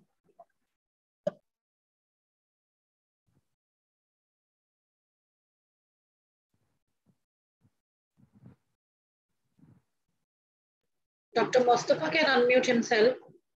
He's the co-host. The previous presenter is here, Ms. Asmita Khanna. Please, I request to make her the co-host so she can unmute and present. Yeah, sure. I can't see Khushbu. I can't see Asmita. With what name is she there? I'm just a minute. I'll confirm. Let's proceed with the next presentation. We will allow Asmita after this. Yeah, that's better. Next up, we have Mr. Amit Kumar, research scholar, Jivaji University, Gwalior, Madhya Pradesh. The title of his research paper is Behavior Factor Affecting Intuitive Ability and Cognitive Capacity in Investment Decision Making, a systematic literature review. Okay, so can I proceed, ma'am? I'm Amit Kumar. Yes, Mr. Amit Kumar, you can proceed. Okay. Good afternoon to respective judges, member of organizing committee of this conference, and my dear friends. I'm Amit Kumar, going to present my research paper, which is based on behavioral finance and which is titled Cognitive Capability and Institutive Ability and their impact on investment decision. So just give me, give 1 minute. I will share my paper.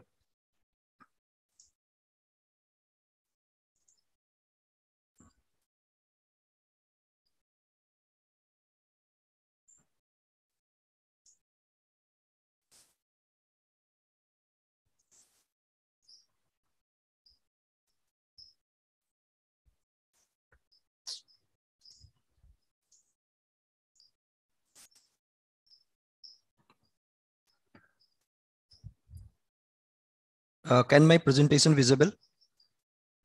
Yeah, your presentation is visible. You please proceed. Okay, thank you. Topic of my presentation is behavioral factor affecting intuitive ability and cognitive capability in investment decision making. This is systematic literature review paper, and structure of my this presentation is purpose of a study, research objective, data and methodology, findings and avenue of future research, then references. Purpose of the study is, the purpose of this paper is to systematic review of literature published in previous 30 years on intuitive ability and cognitive capability in investment decision making. This paper highlights the major gap in the existing studies on intuitive ability and cognitive capability affecting individual investment decision. My research objective, the main research objective of this paper is to assess by studying journal of publication, year of publication, country of study, types of statistical method, citation analysis, and content analysis on the literature which is based on behavioral finance. The present study is based on 110 selected articles published in peer-reviewed journal between 1990 to 2020.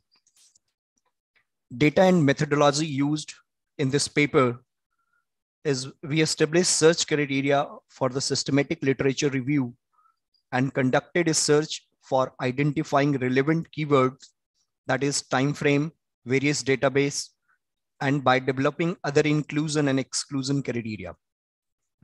We use EBSCO, Emerald, another database like Google Scholar for literature search and use following keywords: intuitive ability, decision making, disposition effect in individual investor, cognitive capability, decision making. This paper spanned time horizon around 3 decades, that is 1990 to 2020. The year 1980 was considered as initial year for the search because in 1979, Kamen and Tversky developed a prospect theory, which was the first theoretical base of behavioral finance. And empirical studies in this area have been conducted only after 1980. Before 1980, we have only focused on the standard finance, which is based on our cognitive capability. And in all the theories before 1980, it was believed that investors are rational and they are not think on the basis of their intuition. But after emergence of behavioral finance, there are some empirical evidence, and they think that investors are making their decision by investor decision also influenced by intuitive abilities. There are some findings of my research.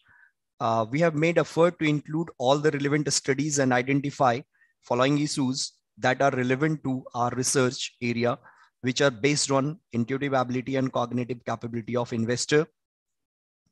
Limited research in developing countries.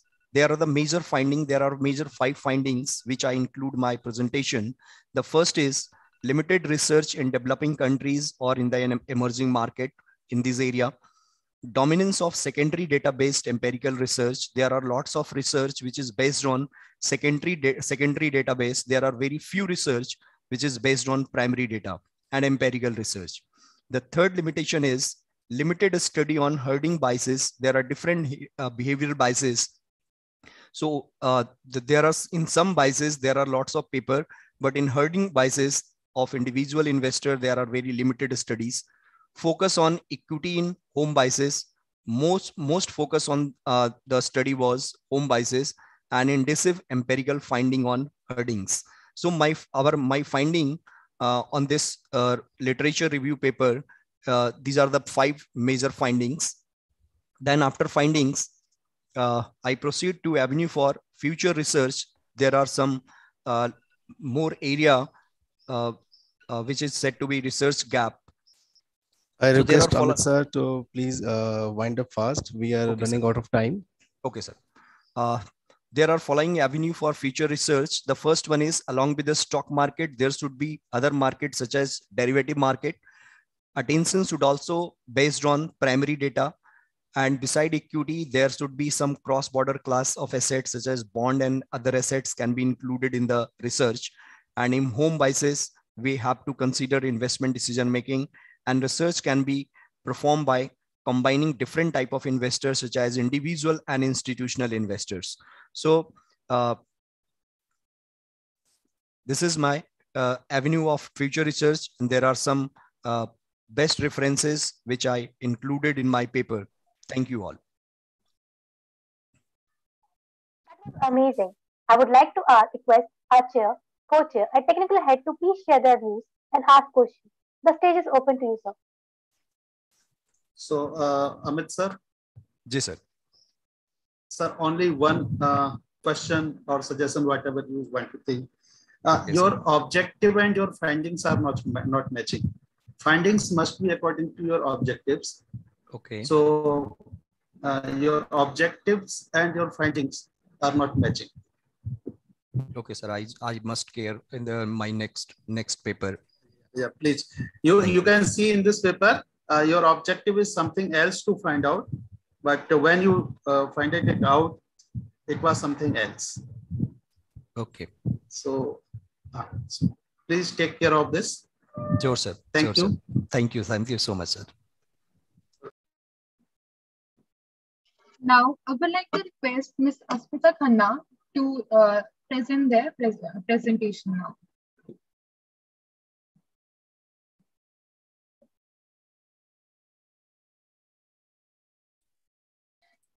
Ma'am, is it visible?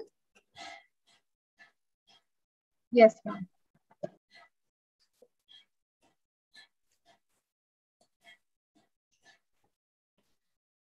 Good afternoon to all the dignitaries and my fellow scholars present on this virtual dashboard. Today, I'm going to present my paper on financial literacy and the pattern of investment behavior of Indian investors amid COVID-19 and empirical assessment. Friends, we all know that COVID-19 has definitely changed the human life significantly, although government had taken various measures to combat this pandemic. But these measures also had the negative impact on various sectors such as banks, restaurants, grocery sellers, grocery delivery services, etc. And due to these measures also, people lost their millions of jobs and the businesses were also hit hard. In this study, I've tried to assess the impact of COVID-19 on the investment made by the individual investors in India. Research objectives. The research objective sets are to understand the impact of COVID-19 pandemic and the investment preference of the individual investors, to analyze whether investors are willing to invest during the pandemic. Third, to identify the investment preference of the investors during COVID-19, and to know the impact of pandemic on SIPs of individual investors.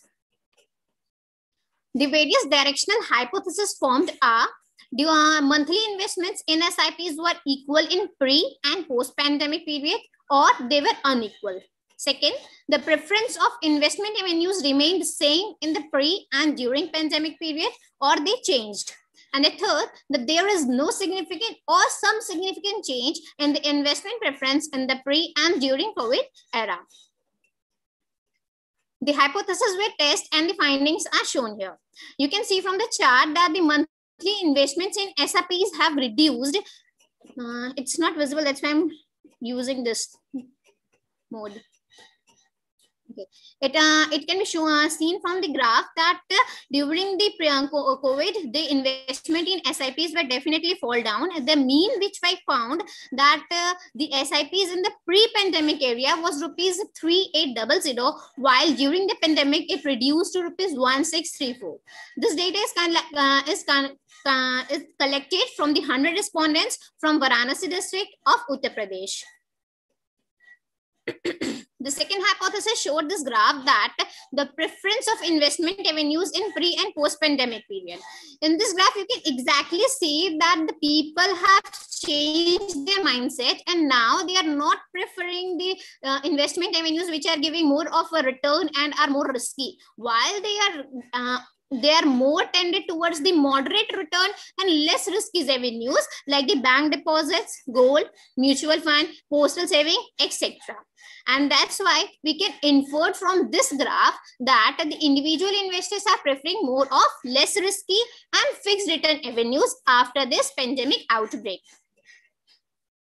The third hypothesis, which is significant change in the investment preference in pre and post-COVID period. Here, the respondents were asked that are they willing to change their portfolio during the COVID? Are the respondents willing to change their post portfolio after COVID-19? If yes, then is the income is the main factor because of which they are changing their portfolio.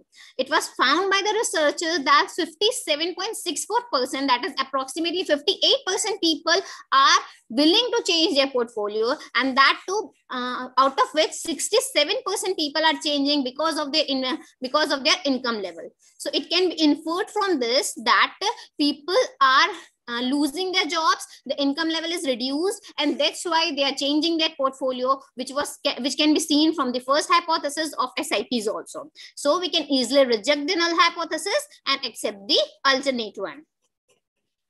Here we come to the conclusion that the COVID-19 outbreak definitely impacted the whole country on a larger scale, and this unpredictable pandemic also led to various loss of jobs and hit the businesses hard, which leads to the investors changing their perception, changing their mindset from risky investment avenues with higher profit to secured investment avenues with moderate profit. And with this outbreak of pandemic, now investors are also interested in the fixed income securities and gold. So there arises a need to educate these investors about when to invest in gold, about when to invest in various investment avenues. Hence, a little sense of more and more of literacy is required. For the further scope of study, I would like to say that the study was conducted with the 100 respondents from Varanasi district of Uttar Pradesh only. The same can be conducted in various other geographical areas with a bigger sample size too.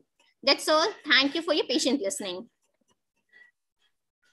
Thank you, ma'am. That was amazing. Now, I would like to welcome co-chair, chair, and the Professor Anil sir. Ji. Anil sir, please. Thank you, sir. Thank you. Madam Asmita, madam, if I am not wrong. Yes, sir. Are you a student or a scholar in BHU? Sir, I'm the research scholar. Research scholar doing PhD. This is my first paper. Okay. This is your first paper. No issue, yes, madam. Only suggestions are there. If you can read your title, and you can read your hypothesis, how can you relate both?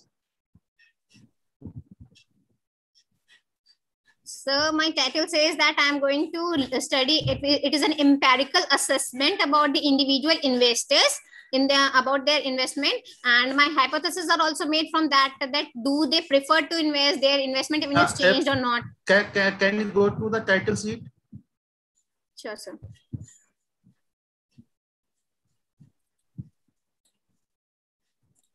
Yes, sir. Yes. Title says financial literacy and pattern of investment. Okay. You are asking that how financial literacy and the pattern of investment was justified in this. I'm not asking. You are saying that you are working on financial literacy and pattern of investment. Why should I ask? You are saying that you are working on that, but you have not worked on that financial literacy. No data, no hypothesis is related with financial literacy. And all of a sudden, in conclusion, you have suggested that financial literacy should be improved or something else. All of a sudden. So in between, where is financial literacy between title and finding? Any hypothesis which is related to financial literacy? Any data you have collected for financial literacy? No, sir. That was, I have worked according to this hypothesis only, and with these objectives. Madam, you know your title speaks everything. What will be your objective? What will be your research objective? What data will be used? What will be your variable? What will you apply? Everything is your title. And your work is different from your title. Yes, I got your point. This that is suggestion. I got no it. issue, madam. Yes, no issue. Yes. This is only suggestion. Okay. Yes, sir. Please take care of it in future. Justified the later part, but not the previous part of my title. I got it. Okay. Thank you. Thank you, sir.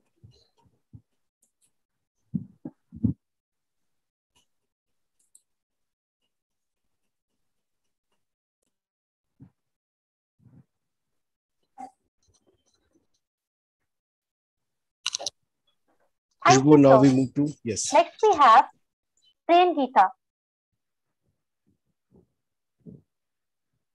Research scholar from Kanchi Mamunivar Government Institute for Postgraduate Studies and Research, Puducherry. The title of a research paper is Stock Price Prediction Using Artificial Neural Network with MATLAB.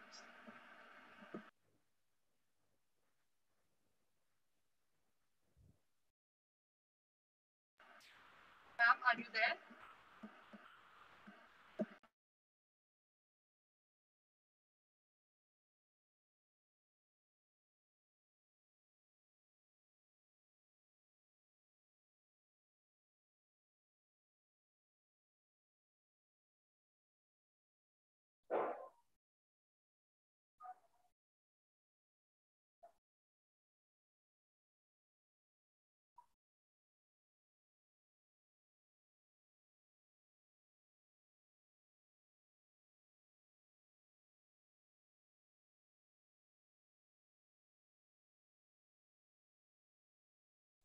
Kushmita, what's the problem? Prem Geeta is not there? Yes, sir. She was here just now. I'm just looking.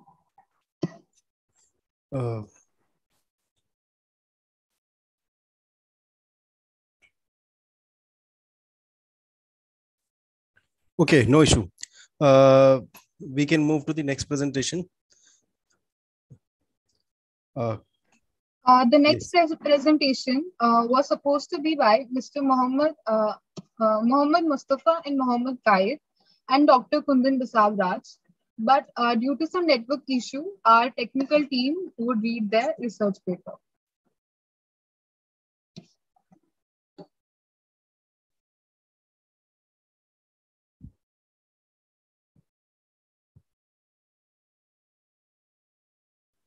Is the screen visible?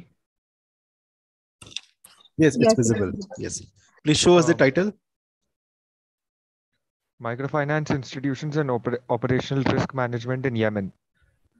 The abstract is microfinance is considered an effective tool to fight poverty around the world. Thus, the survival of microfinance institutions in any country depends majorly on the overall political and economic environment. So, the ability to manage operational risk will put the institutions in competitive positions, hence enabling them to survive in the business environment. The purpose of this study is to review and find out the risks microfinance institutions operational in Yemen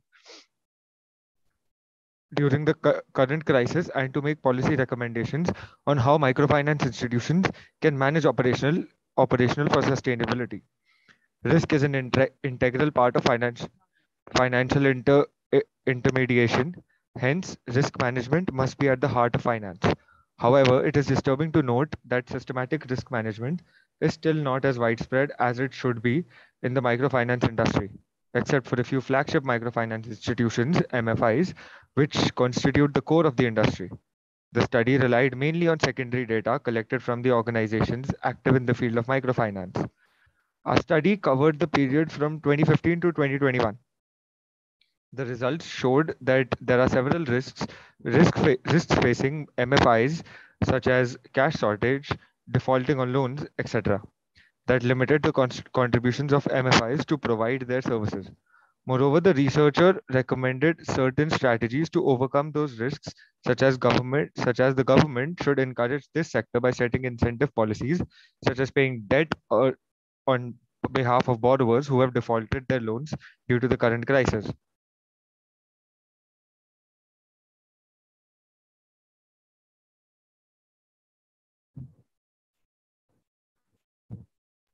We request Ms. M. Prem Geeta, if she's there, to present.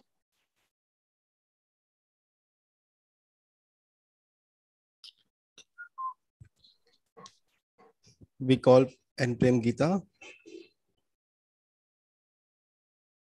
Yes. She's not in the meeting. Yes, yes. So we request our technical team to please read the research paper.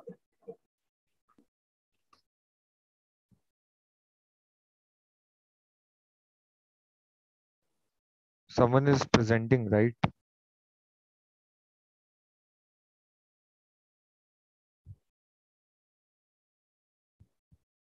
Wait. Make Geet Akash as a co-host. Yes, technical team.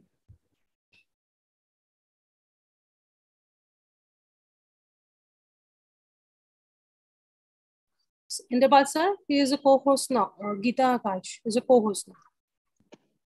Okay, good. Good afternoon to Geeta. one and all. Yes, please, Yeah, please start. this is Prem Geeta. Good afternoon to one and all. This is Prem Geeta from Kanchi Mamunivar Government Institute for Postgraduate Studies and Research, Puducherry. My topic is on stock price prediction using artificial neural network with MATLAB.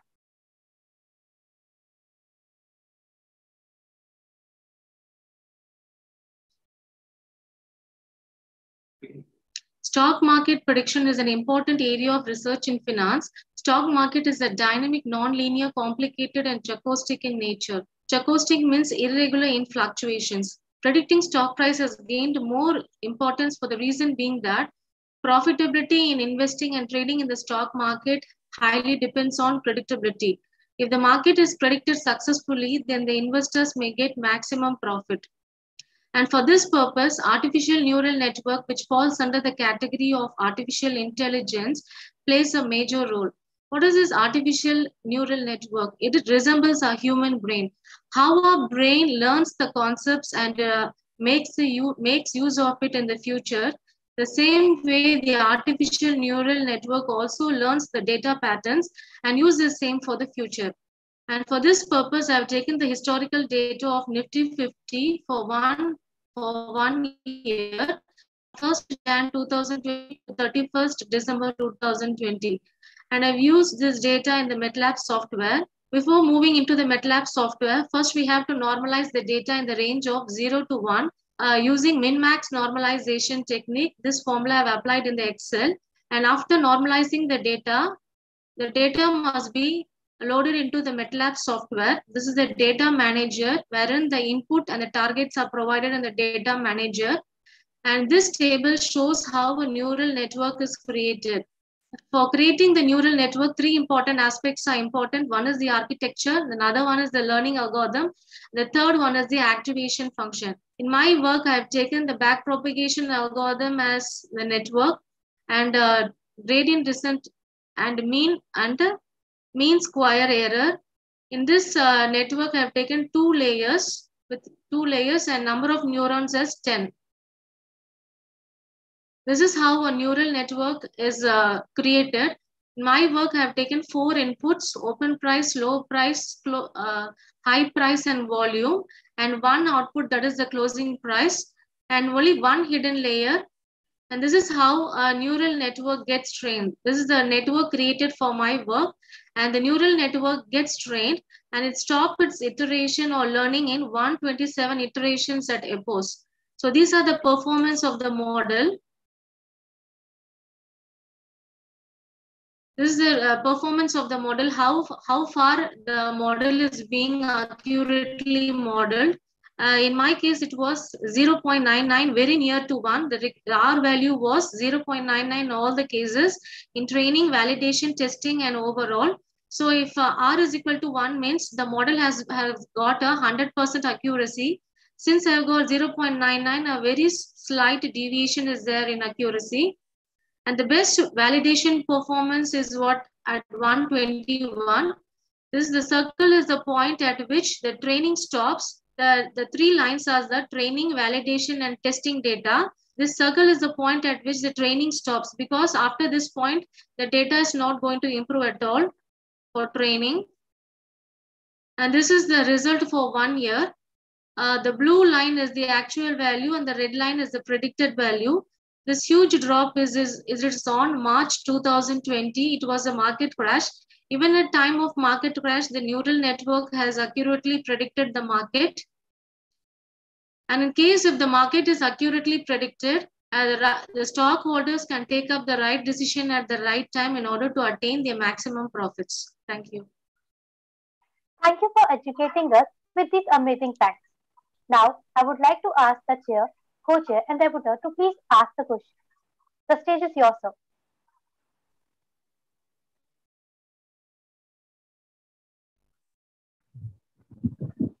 Sir, should I ask or you are asking?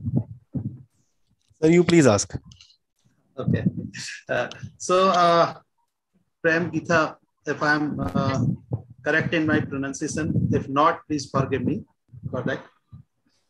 Whenever you do such kind of research, like stock market prediction and all these things, please remember, do not take the outdated or backdate data. Backdate means so long back.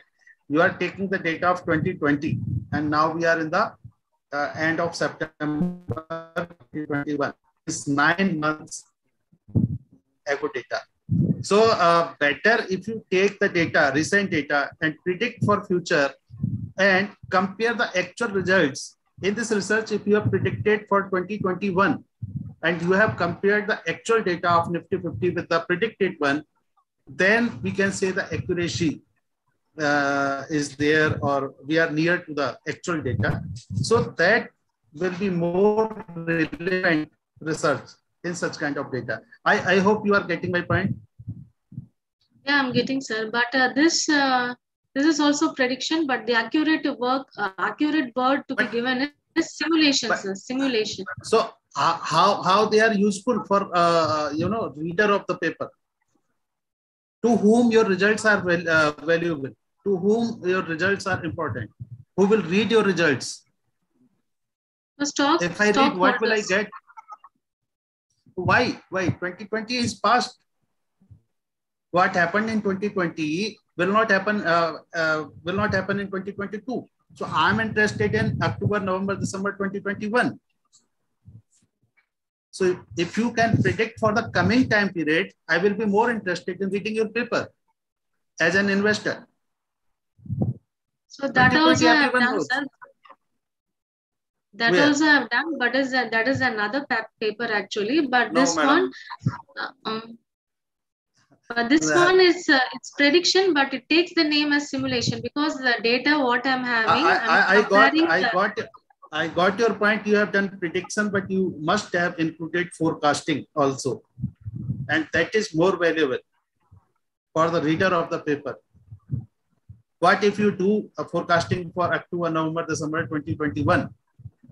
As an investor, I will be more interested to know what is going to be in the market, how Nifty 50 will move. I'm more interested to know that. 2020 is past. On the basis of past, you must forecast the future. This is only suggestion. Otherwise, you can consult your, I think you are research scholar. Yes, sir. Hello. Yes.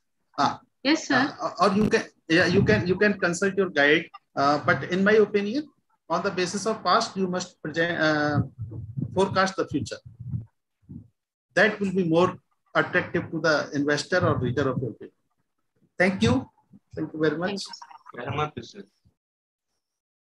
All the research papers were inculcated with in-depth knowledge and were presented with excellent fluency. Now, I would like to invite our session technical head and the rapporteur, Mr. Indrapal Singh, to address the participants and give the vote of thanks. Yeah, thank you, Priya. The primary goal of the research are to inform actions, collect evidences for theories, and contribute to the advancement of knowledge in a field of study. And I hope all the presenters have worked in the field of study and they have justified their title, their research. A very good afternoon to everyone present today. I, Indrapal Singh, Assistant Professor, Department of Business Administration, consider it a great privilege to propose a vote of thanks to one and all. I express my sincere gratitude to the chair, Dr. Anil Kumar Goyal, Professor, Rukmani Devi Institute of Advanced Studies, for sparing his valuable time and sharing with us insightful contribution. Thank you, sir. And session co-chair, Dr. Sanjay Kumar Mangala, HOD, Department of Economics, MAIMS. I take this opportunity to express our sincere thanks to our director, Professor Ravi Kumar Gupta. Sir has always motivated us to look for new horizons and milestones. I thank you, sir. I would also like to thank all the participants for their wonderful contribution to this conference. I would also like to thank Professor Khurana, HOD, Department of Business Administration, for his moral support and guidance. I would also like to thank Dr. Shilpi Agarwal, Associate Professor, Department of Business Administration, for the technical support. Thank you, ma'am. Finally, our wonderful students who worked in organizing, anchoring, and working hard to make this conference a big success. I thank Khushbu, Priya, Shivansh, Harit, and we thank you so much for your cooperation. Thanks a lot. Have a nice day. Thank you all. Thank you, sir. Indrapal sir, if time permits, only for 1 minute, I want to thank you, management of Maharaja Institute of Management Studies, and Madam Monica Sharma, HOD sir, you, and co-session chair also. And a special thanks to Director sir and Director General sir for inviting me, for providing me the opportunity to interact with such researchers so that we can learn from each other. Not we are not here to say anything on the research, but we are here to learn from each other. In a session, if we see the papers from different areas of finance, then we also learn what is going on in the research. So thank you once again. Thank you very much to everyone, and wonderful job done by students. Thank you. Thank you, sir. Thank you. Thank you, sir, for your kind words. Moving on, we have reached the end of the session. Now we request you all to stay in the meeting for the valedictory ceremony. And with this, I, Khushbu Katoj, and I, Priya Kumari, will take your leave and conclude the technical session 3. Thank you for your presence and cooperation. Thank you.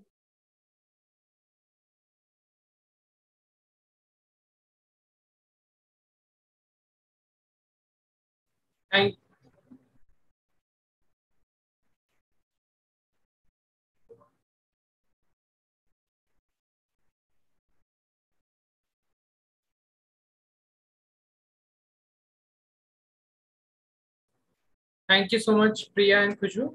Now we are going to proceed with our valedictory session.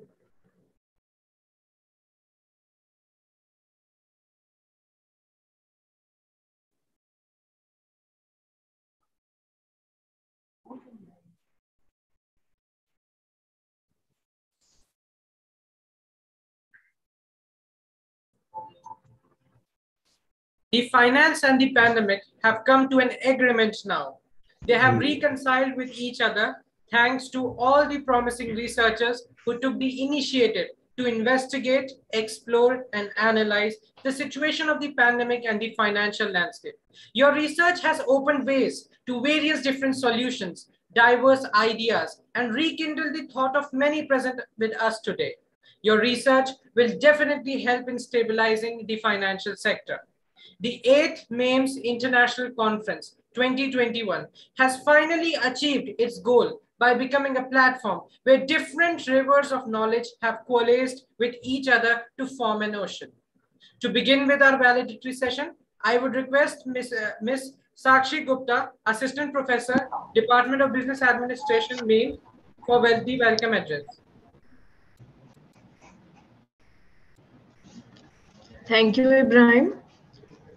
A very warm good afternoon to all present. I, Sakshi Gupta, Assistant Professor at Maharaja Agrasen Institute of Management Studies, welcomes you all to the valedictory session of 8th MAIMS International Conference on the theme, The Pandemic and Financial Landscape. Our conference is conducted smoothly with 5 parallel technical sessions in which 42 papers were presented by various authors around the globe. We had academicians and scholars from national and international repute, enlightening us both in theory and in practical ways to ponder upon the theme. The conference successfully offered an international forum for sharing new ideas and researches in the field of finance during and post-pandemic era. We have had deep insights into several issues related to world economy and the financial concerns. We talked about required changes in the financial policies and the foreign trade practices of the world. The presentations in the technical sessions cover almost all the relevant aspects related to determinants and implications to the financial growth. Now, on this encouraging note, I would like to welcome our chief guest on the session, Professor Anil Vashish Sir, Deputy Pro Vice Chancellor, Director, MIT Business School, and our guest of honor, Professor Vishal Kumar, Dean Research and Director, PCJ School of Management, Maharaja Agrawal University, Batti. Also, I would like to welcome Professor Ravi Kumar Gupta Sir, Director, Maharaja Agrawal Institute of Management Studies, to act as the guiding force behind us always. We welcome you, sir, at this session.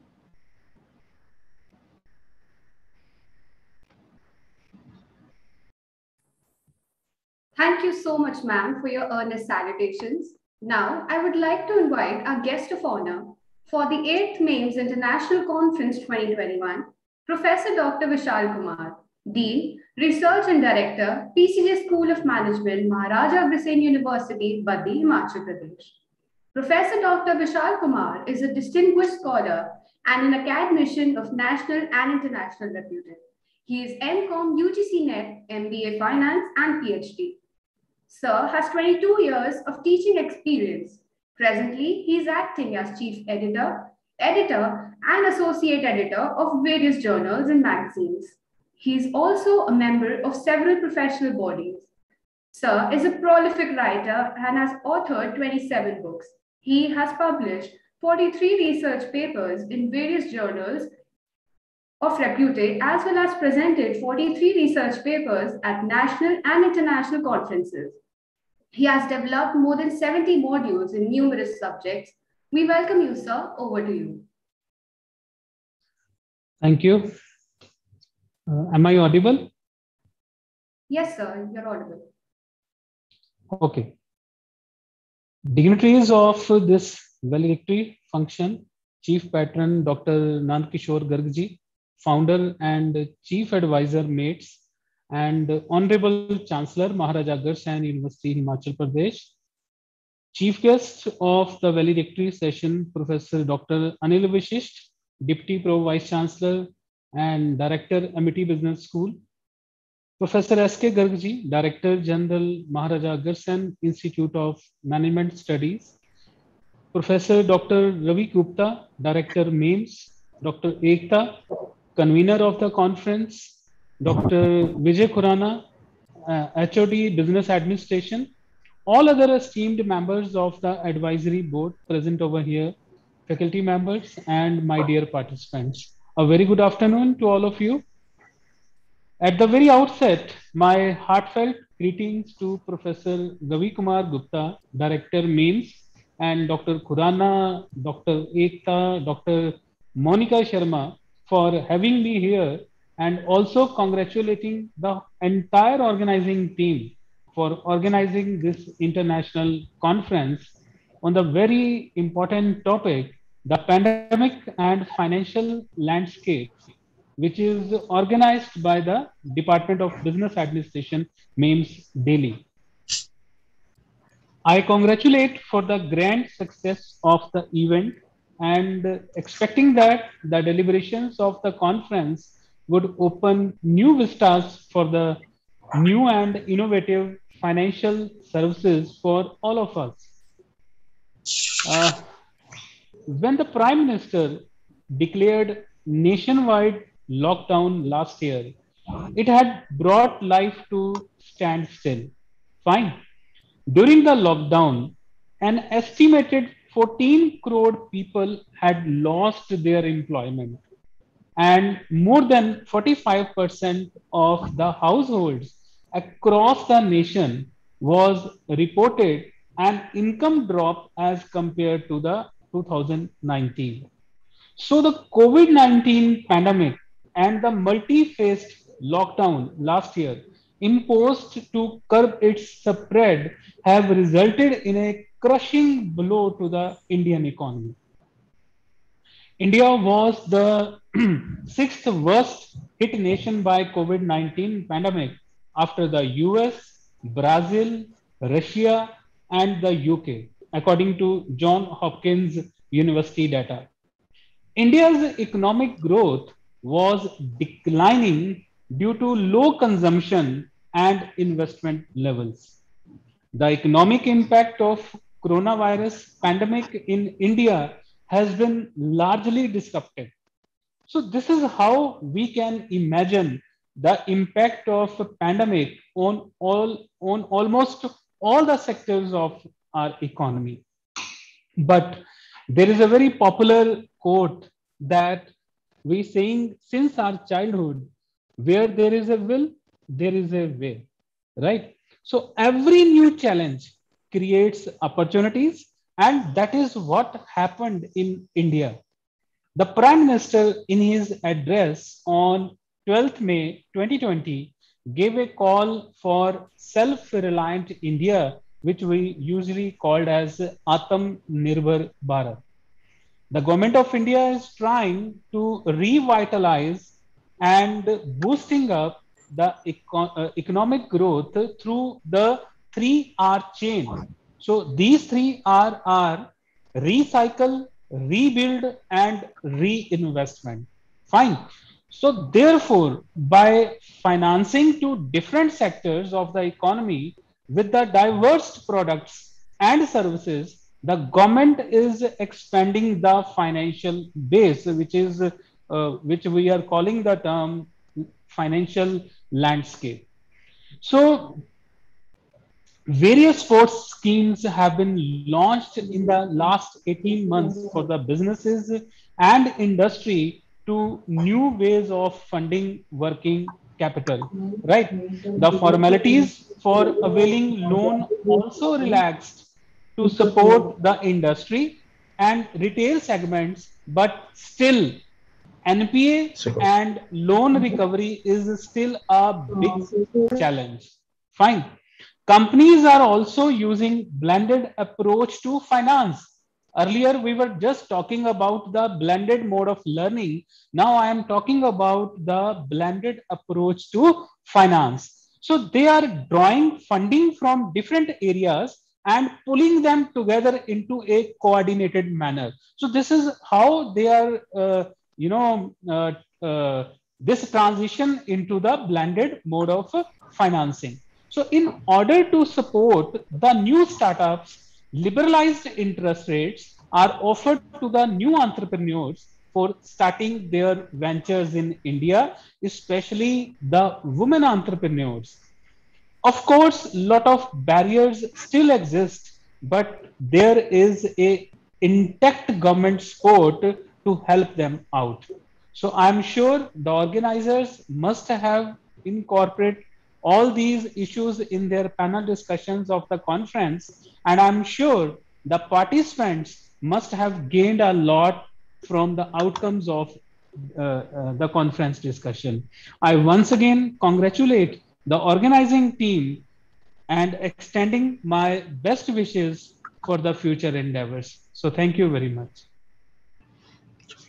Thank you, Dr. sir. Sir. Thank you very much, Professor Vishal. Thank you very much, sir. Thank you very much.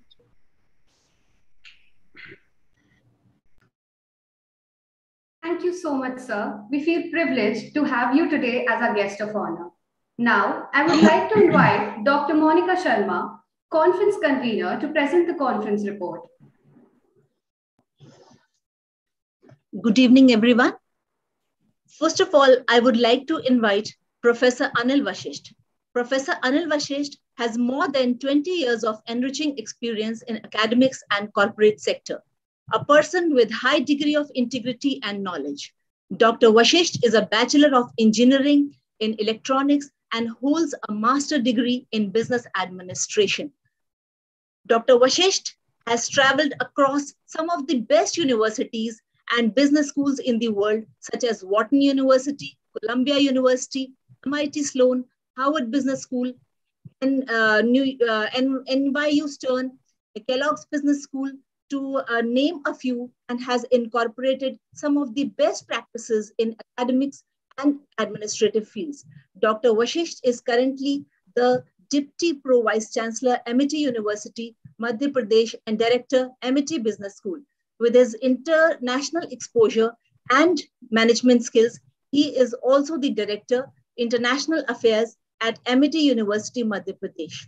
We welcome you, sir. Over to you, sir.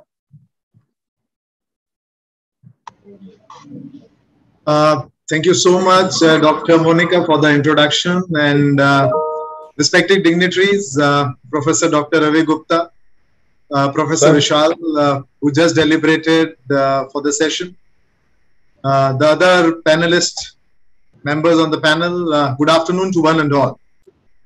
It is indeed a privilege and honor to be here, and my compliments to the organizers for choosing an apt topic for the conference, which is also the need of the hour: the pandemic and the financial landscape. COVID-19 represents one of the greatest ever shocks to our economies, and in consequence, to the business models of financial institutions and the way they do business. We look at how different industry sectors are experiencing distinct impacts on their balance sheets, their markets, with very different timescales and pinch points. You also consider how the global economy will be impacted directly and indirectly in the years ahead. The effects of the pandemic have bolstered the trend of regulators to proactively intervene in consumer markets, requiring financial institutions to act in their customers' best interest. That is, challenging strict terms and conditions that may be perceived as unfairly disadvantageous to many customers. The financial landscape of investment, raising capital, and blended finance has got a new perspective now. And every company is looking towards financial technologies and financial engineering to steer them away from the financial issues created because of the pandemic. Banks have been called upon to support government-led schemes that provide emergency funding loans or by standby liquidity through loan facilities. With corporate and household rising further, so too many banking risks, including credit mislocation, credit losses, and possibly banks' own solvencies are the issues to be raised. The pandemic has completely changed the financial landscape of the economy. And I'm sure that the outcomes of this conference and the research papers contributed by faculty, scholars, and industry experts will provide a defined but definite directions to the financial accelerators of the Indian economy. Once again, my compliments to Professor Dr. Ravi Kumar Gupta and his entire team for organizing the conference. And thank you so much for having me here. I leave as an enriched person in terms of knowledge and understanding. I would like to end the conference by a single quote. This time, like all times, is a good one, if we but do know what to do about it. Thank you so much for having me here, and my best wishes to the director and to all the organizers. Thank you so much, ma'am. Thank you, Dr. Saab. It's a pleasure, great pleasure that you are here. And it was my personal choice. Let us have a get together, though online. Anyway. Thank you so much, sir. It has been your invitation, so I could not have refused. Yeah, I understand. Thank you, sir. We Anil, all sir? feel privileged. Thank you once again. Yes, ma'am. Sorry to interrupt you, sir. Sir, Yes, ma'am. I have WhatsApp you the names of the winners, and sir, we request you to please announce the names of the winners today. I'll do that, ma'am. Humble request, sir. Yeah, please. Monica ma'am, we want to take a group photograph with Anil sir also. Yes. So ma'am, I believe there are 3 awards. Yes, sir. Right. So I'll start with the third one, right? So, the third best paper for the technical session has been given to the paper entitled Green Bonds, a Case Study of India. My congratulations to Kajal Mittal, the research scholar of School of Management Studies, IGNOU, for being qualifying for the title of best paper for the technical session. Congratulations, Ms. Kajal Mittal. The second rank for the best paper of technical session goes to the paper entitled Stock Price Prediction Using Artificial Neural Network with MATLAB. The award goes to Dr. So there are 2 research scholars, and they are from Government Institute for Postgraduate Studies and Research, Pondicherry. So my congratulations to both the research scholars for having been selected as the best paper rank 2. Now, the first best paper award goes to the paper entitled The Role of State Level Factors in Achieving Financial Inclusion Goals, a study of Indian states. Now, so there have been one research scholar, Ms. Seema Chaudhary, and assistant professor, Mr. Rupesh Sharma of Shahid Bhagat Singh Evening College, New Delhi. Congratulations to the assistant professor and the research scholars. Congratulations to all the winners of the best paper awards. Thank you so much. Thank you so much, Dr. Vashisht, for being with us and accepting our request to announce the winners also. Thank you so much, sir. Thank you so much, ma'am. It has been a pleasure. And sir, we hope to see you many more times here. Okay? I'm sure, ma'am. Be with us, sir. Thank you so much. I'm sure. Thank you, Ravi, sir. And thank you all the Please stay for the group photographs, sir. Yes, ma'am. I'll group. Yeah. Please, everybody can switch on their cameras. I request and everyone. Smile also. And Yeah, smile also. smile.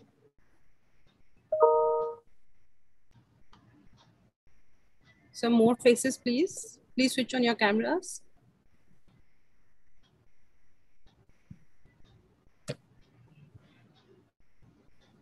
Thank you so much, everyone. Thank you all. Over to you, Ibrahim. Yes, ma'am. Now, ma'am, now may I request our esteemed Professor Dr. Ravi Kumar Gupta, Conference Chair, Director MAIMS, to address this wonderful gathering. Professor Dr. Ravi Kumar Gupta has an experience of over 25 years, including teaching and administrative assignments. He has keen interest in academics and research activity. Sir has published over 90 papers in Journal of National and International Repute and has edited 6 books in the area of management and commerce. He has participated in more than 150 national and international conferences, seminar, workshops, FDPs, etc., in which he has chaired many technical sessions and delivered keynote addresses. Sir, please kindly address the gathering. Come on.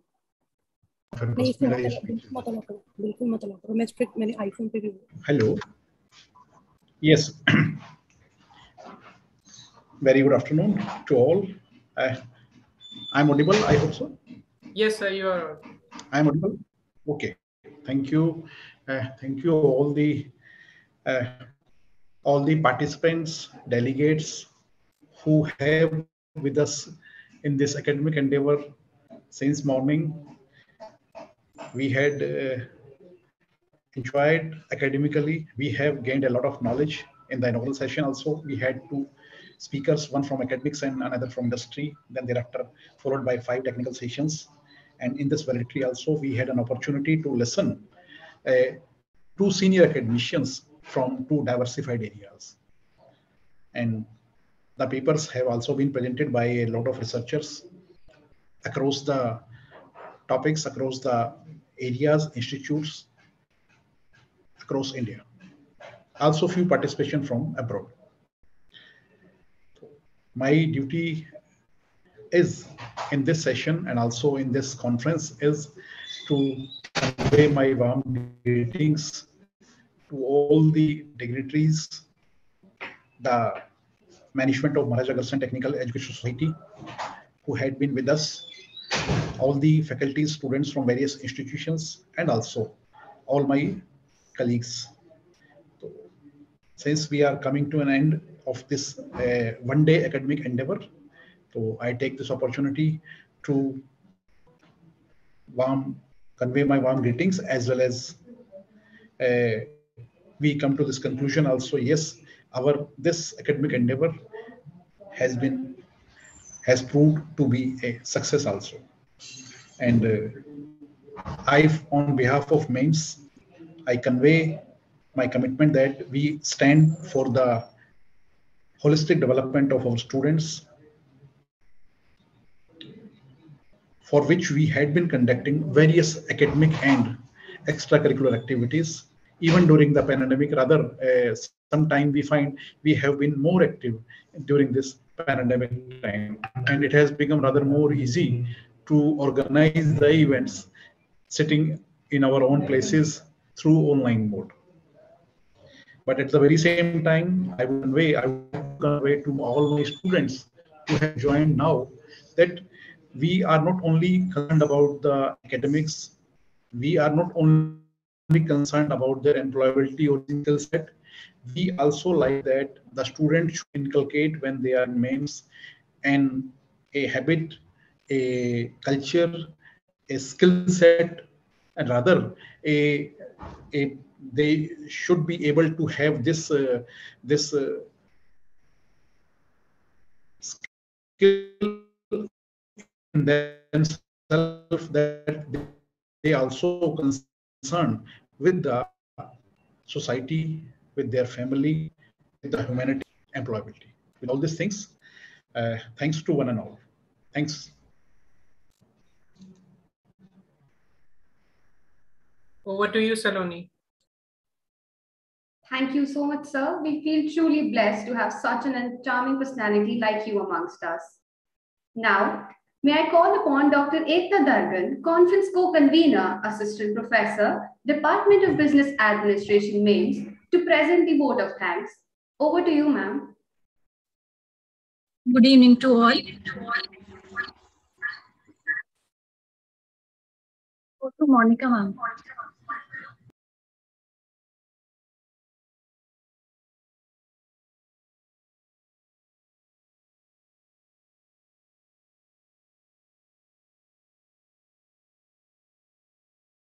Monica, ma'am, kindly unmute yourself.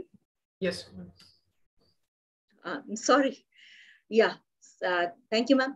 Somebody rightly said, an end is only a beginning in disguise. With these words, I, Dr. Monica Sharma, Assistant Professor, Department of Business Administration, and the convener of 8th MAIMS International Conference 2021, take this opportunity to present the conference report as a ritual of valedictory session. The 8th MAIMS International Conference is the latest milestone in the series of conferences held in MAIMS. The theme of the conference is the pandemic and financial landscape. A total of 69 authors participated in the conference and presented 42 papers. We all witnessed inaugural session and 5 technical sessions, including 1 valedictory session, which is currently carrying on. Technical session 1 began at 10 a.m. at Zoom, comprising 5 research papers with Dr. Renu Sharma, Associate Professor, IINTM as Chair, and Dr. Rachna Jain, Associate Professor, Department of Commerce, MAIMS as Co-Chair. The inaugural session started at 11 a.m. with the welcome address by Dr. Ekta Dargan, Assistant Professor, MAIMS, followed by the theme address given by me as a conference convener. Professor Dr. Ravi Kumar Gupta, Director, MAIMS, who's always been supportive, set the right temperament for the conference by his encouraging words. Professor Dr. S.K. Garg, Conference Advisor, Director General, MAIMS, addressed the August gathering with his words of wisdom. Our special invitee, Mr. Sanjay Paswan, ex-Minister of State, Ministry of Education, also shared his thoughts on the topic. The keynote speaker address by Professor Javier Gonzalez Nanez, International University Professor, Consultant, Courses Creator, Strategist, and Entrepreneur, was very informative and interactive also. C.A. Vipul Garg, Director and Team Head, Acquisition, Medium Enterprises, Commercial Banking, Standard Chartered Bank, who was the chief guest of the inaugural session, gave a detailed insight into the current state of affairs during the pandemic era. The inaugural session was presided over by Dr. Nand Kishore Garg, Chief Patron, Founder and Chief Advisor, MAIMS, Chancellor, Maharaja Agrasen University, Baddi, Himachal Pradesh. His thought-provoking speech always adds a little more value to everyone's life. The session culminated with vote of thanks by Professor Dr. Vijay Kumar Khurana, HOD Business Administration and Coordinator, IQAC. 12:30 to 1:30 was the lunch time, during which papers deemed to be presented were showcased. Technical session 2 was conducted between 1:30 to 2:30 again on Zoom platform, comprising 5 research papers with Professor Dr. Ravi Kant Swami, Director, Delhi Metropolitan Education, Noida, Guru Gobind Singh IP University, as the chair, and Professor Dr. Manju Gupta, HOD, Department of Commerce, MAIMS. Technical session 3 began at 2:30 at Zoom with 5 research papers being presented. The session was chaired and co-chaired respectively by Dr. Anil Kumar Goyal, Professor RDIS, and Dr. Sanjay Kumar Mangla, Associate Professor and Head, Department of Economics, MAIMS. Technical session 4 was chaired by Professor Dr. Tapan Kumar Naik, Dean Academics, IMS Ghaziabad, and co-chaired by Professor Dr. Sangeeta Malik, Dean, MAIMS, where in total 8 presentations were done. Technical session 5, consisting of 9 papers, was chaired by Professor Dr. Nitin Gupta, Head Finance, Mittal School of Business, Lovely Professional University, and co-chaired by Dr. Manoj Verma, Associate Professor, Department of Business Administration, MAIMS. Both technical sessions 4 and 5 were parallelly conducted on Google Meet platform. All the technical session chairs and co-chairs spoke high about all the papers. Valuable inputs were given to authors to further improve the quality of their papers. Finally, word of thanks was given in all technical sessions. After the tea break, the valedictory session began at 3:30 p.m. with the welcome address of Ms. Sakshi Gupta, Assistant Professor, MAIMS, followed by the address by guest of honor, Professor Dr. Vishal Kumar, Dean, Research and Director, PCJ School of Management. It's always good to listen to a speaker of his stature. Professor Dr. Ravi Kumar Gupta, Director, MAIMS, addressed the August gathering. Our chief guest for valedictory session, Professor Dr. Anil Vashisht, Deputy Pro Vice Chancellor, Director, MIT Business School, Dean Student Welfare at MIT University, with his profound words, left everyone for asking more. We also announced 3 best papers of the conference. Congratulations to all the winners. Now, I would like to hand over to Dr. Ekta Dargan, conference co-convener, for the word of thanks. Over to you, ma'am. Thank you, ma'am. Good evening to all.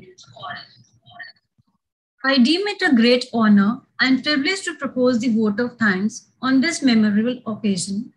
Let me first of all start by giving glory to the Almighty God for making today's occasion a resounding success. First and foremost, I thank our special guest, Professor Javier Gonzalez Nones, Shri Sanjay Paswan, CA Vipul Garg, Professor Dr. Vishal Kumar, and Professor Dr. Anil Vashisht, despite their hectic schedule, have found time to grace this virtual event. I also want to thank our torchbearer, Shri Nandkishore Garg, Chancellor MAIMS, for always inspiring us with philanthropist approach towards society. I thank our Director General, Sir, Professor Dr. S.K. Garg, Professor Dr. G.P. Govind, Advisor MAIMS, for their unstinted support for this conference. I would like to thank our Honorable Director, Professor Dr. Ravi Kumar Gupta, who have been pillar of strength and whose advice and compassionate concern for faculty and students is commendable. My heartfelt thanks to the heads of various departments and the fellow colleagues for their valuable contribution, guidance, support, vision, and commitment. I owe special gratitude to Manthan Society and their mentors and students who have worked hard to ensure that this event becomes a memorable success. I thank all the distinguished invitees present here, accepting our invitation. My special thanks to MICON team, Mohammad Ibrahim, Shreya, Simriddhi, Kashish, Saloni, Udit, Shivansh, Sarthak, Anshika, Mohak, Deepti, Shubhangi, Khushbu, Priya, Vanshika, Khyati, Priyanka Vashisht, Simran Gambhir for their cooperation. Finally, I leave you with this inspiring quote by Martin Luther King: an individual has not started living until he rises above the confines of his individualistic concerns to the broader concerns of all humanity. Once again, I thank you all for your attention. Thank you. Thank you so much, ma'am, for such a heartfelt vote of appreciation. Now, We all would like to end this glorious evening with our most endeared, the national anthem.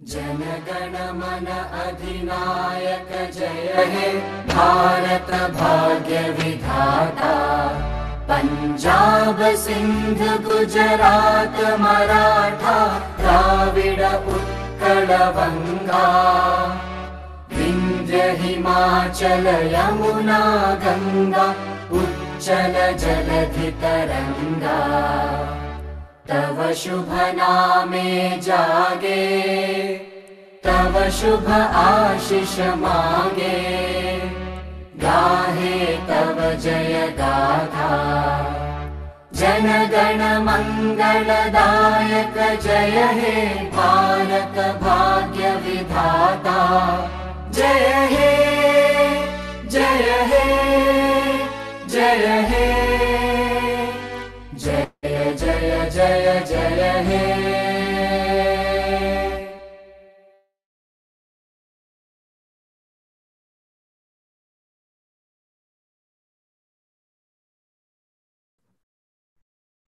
We thank all of you for being such a beautiful and lovely audience. May you all have a wonderful evening ahead.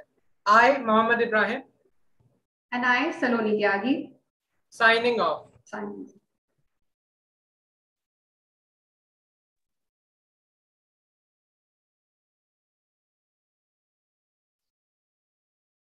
Ekta ma'am, can we close the server now?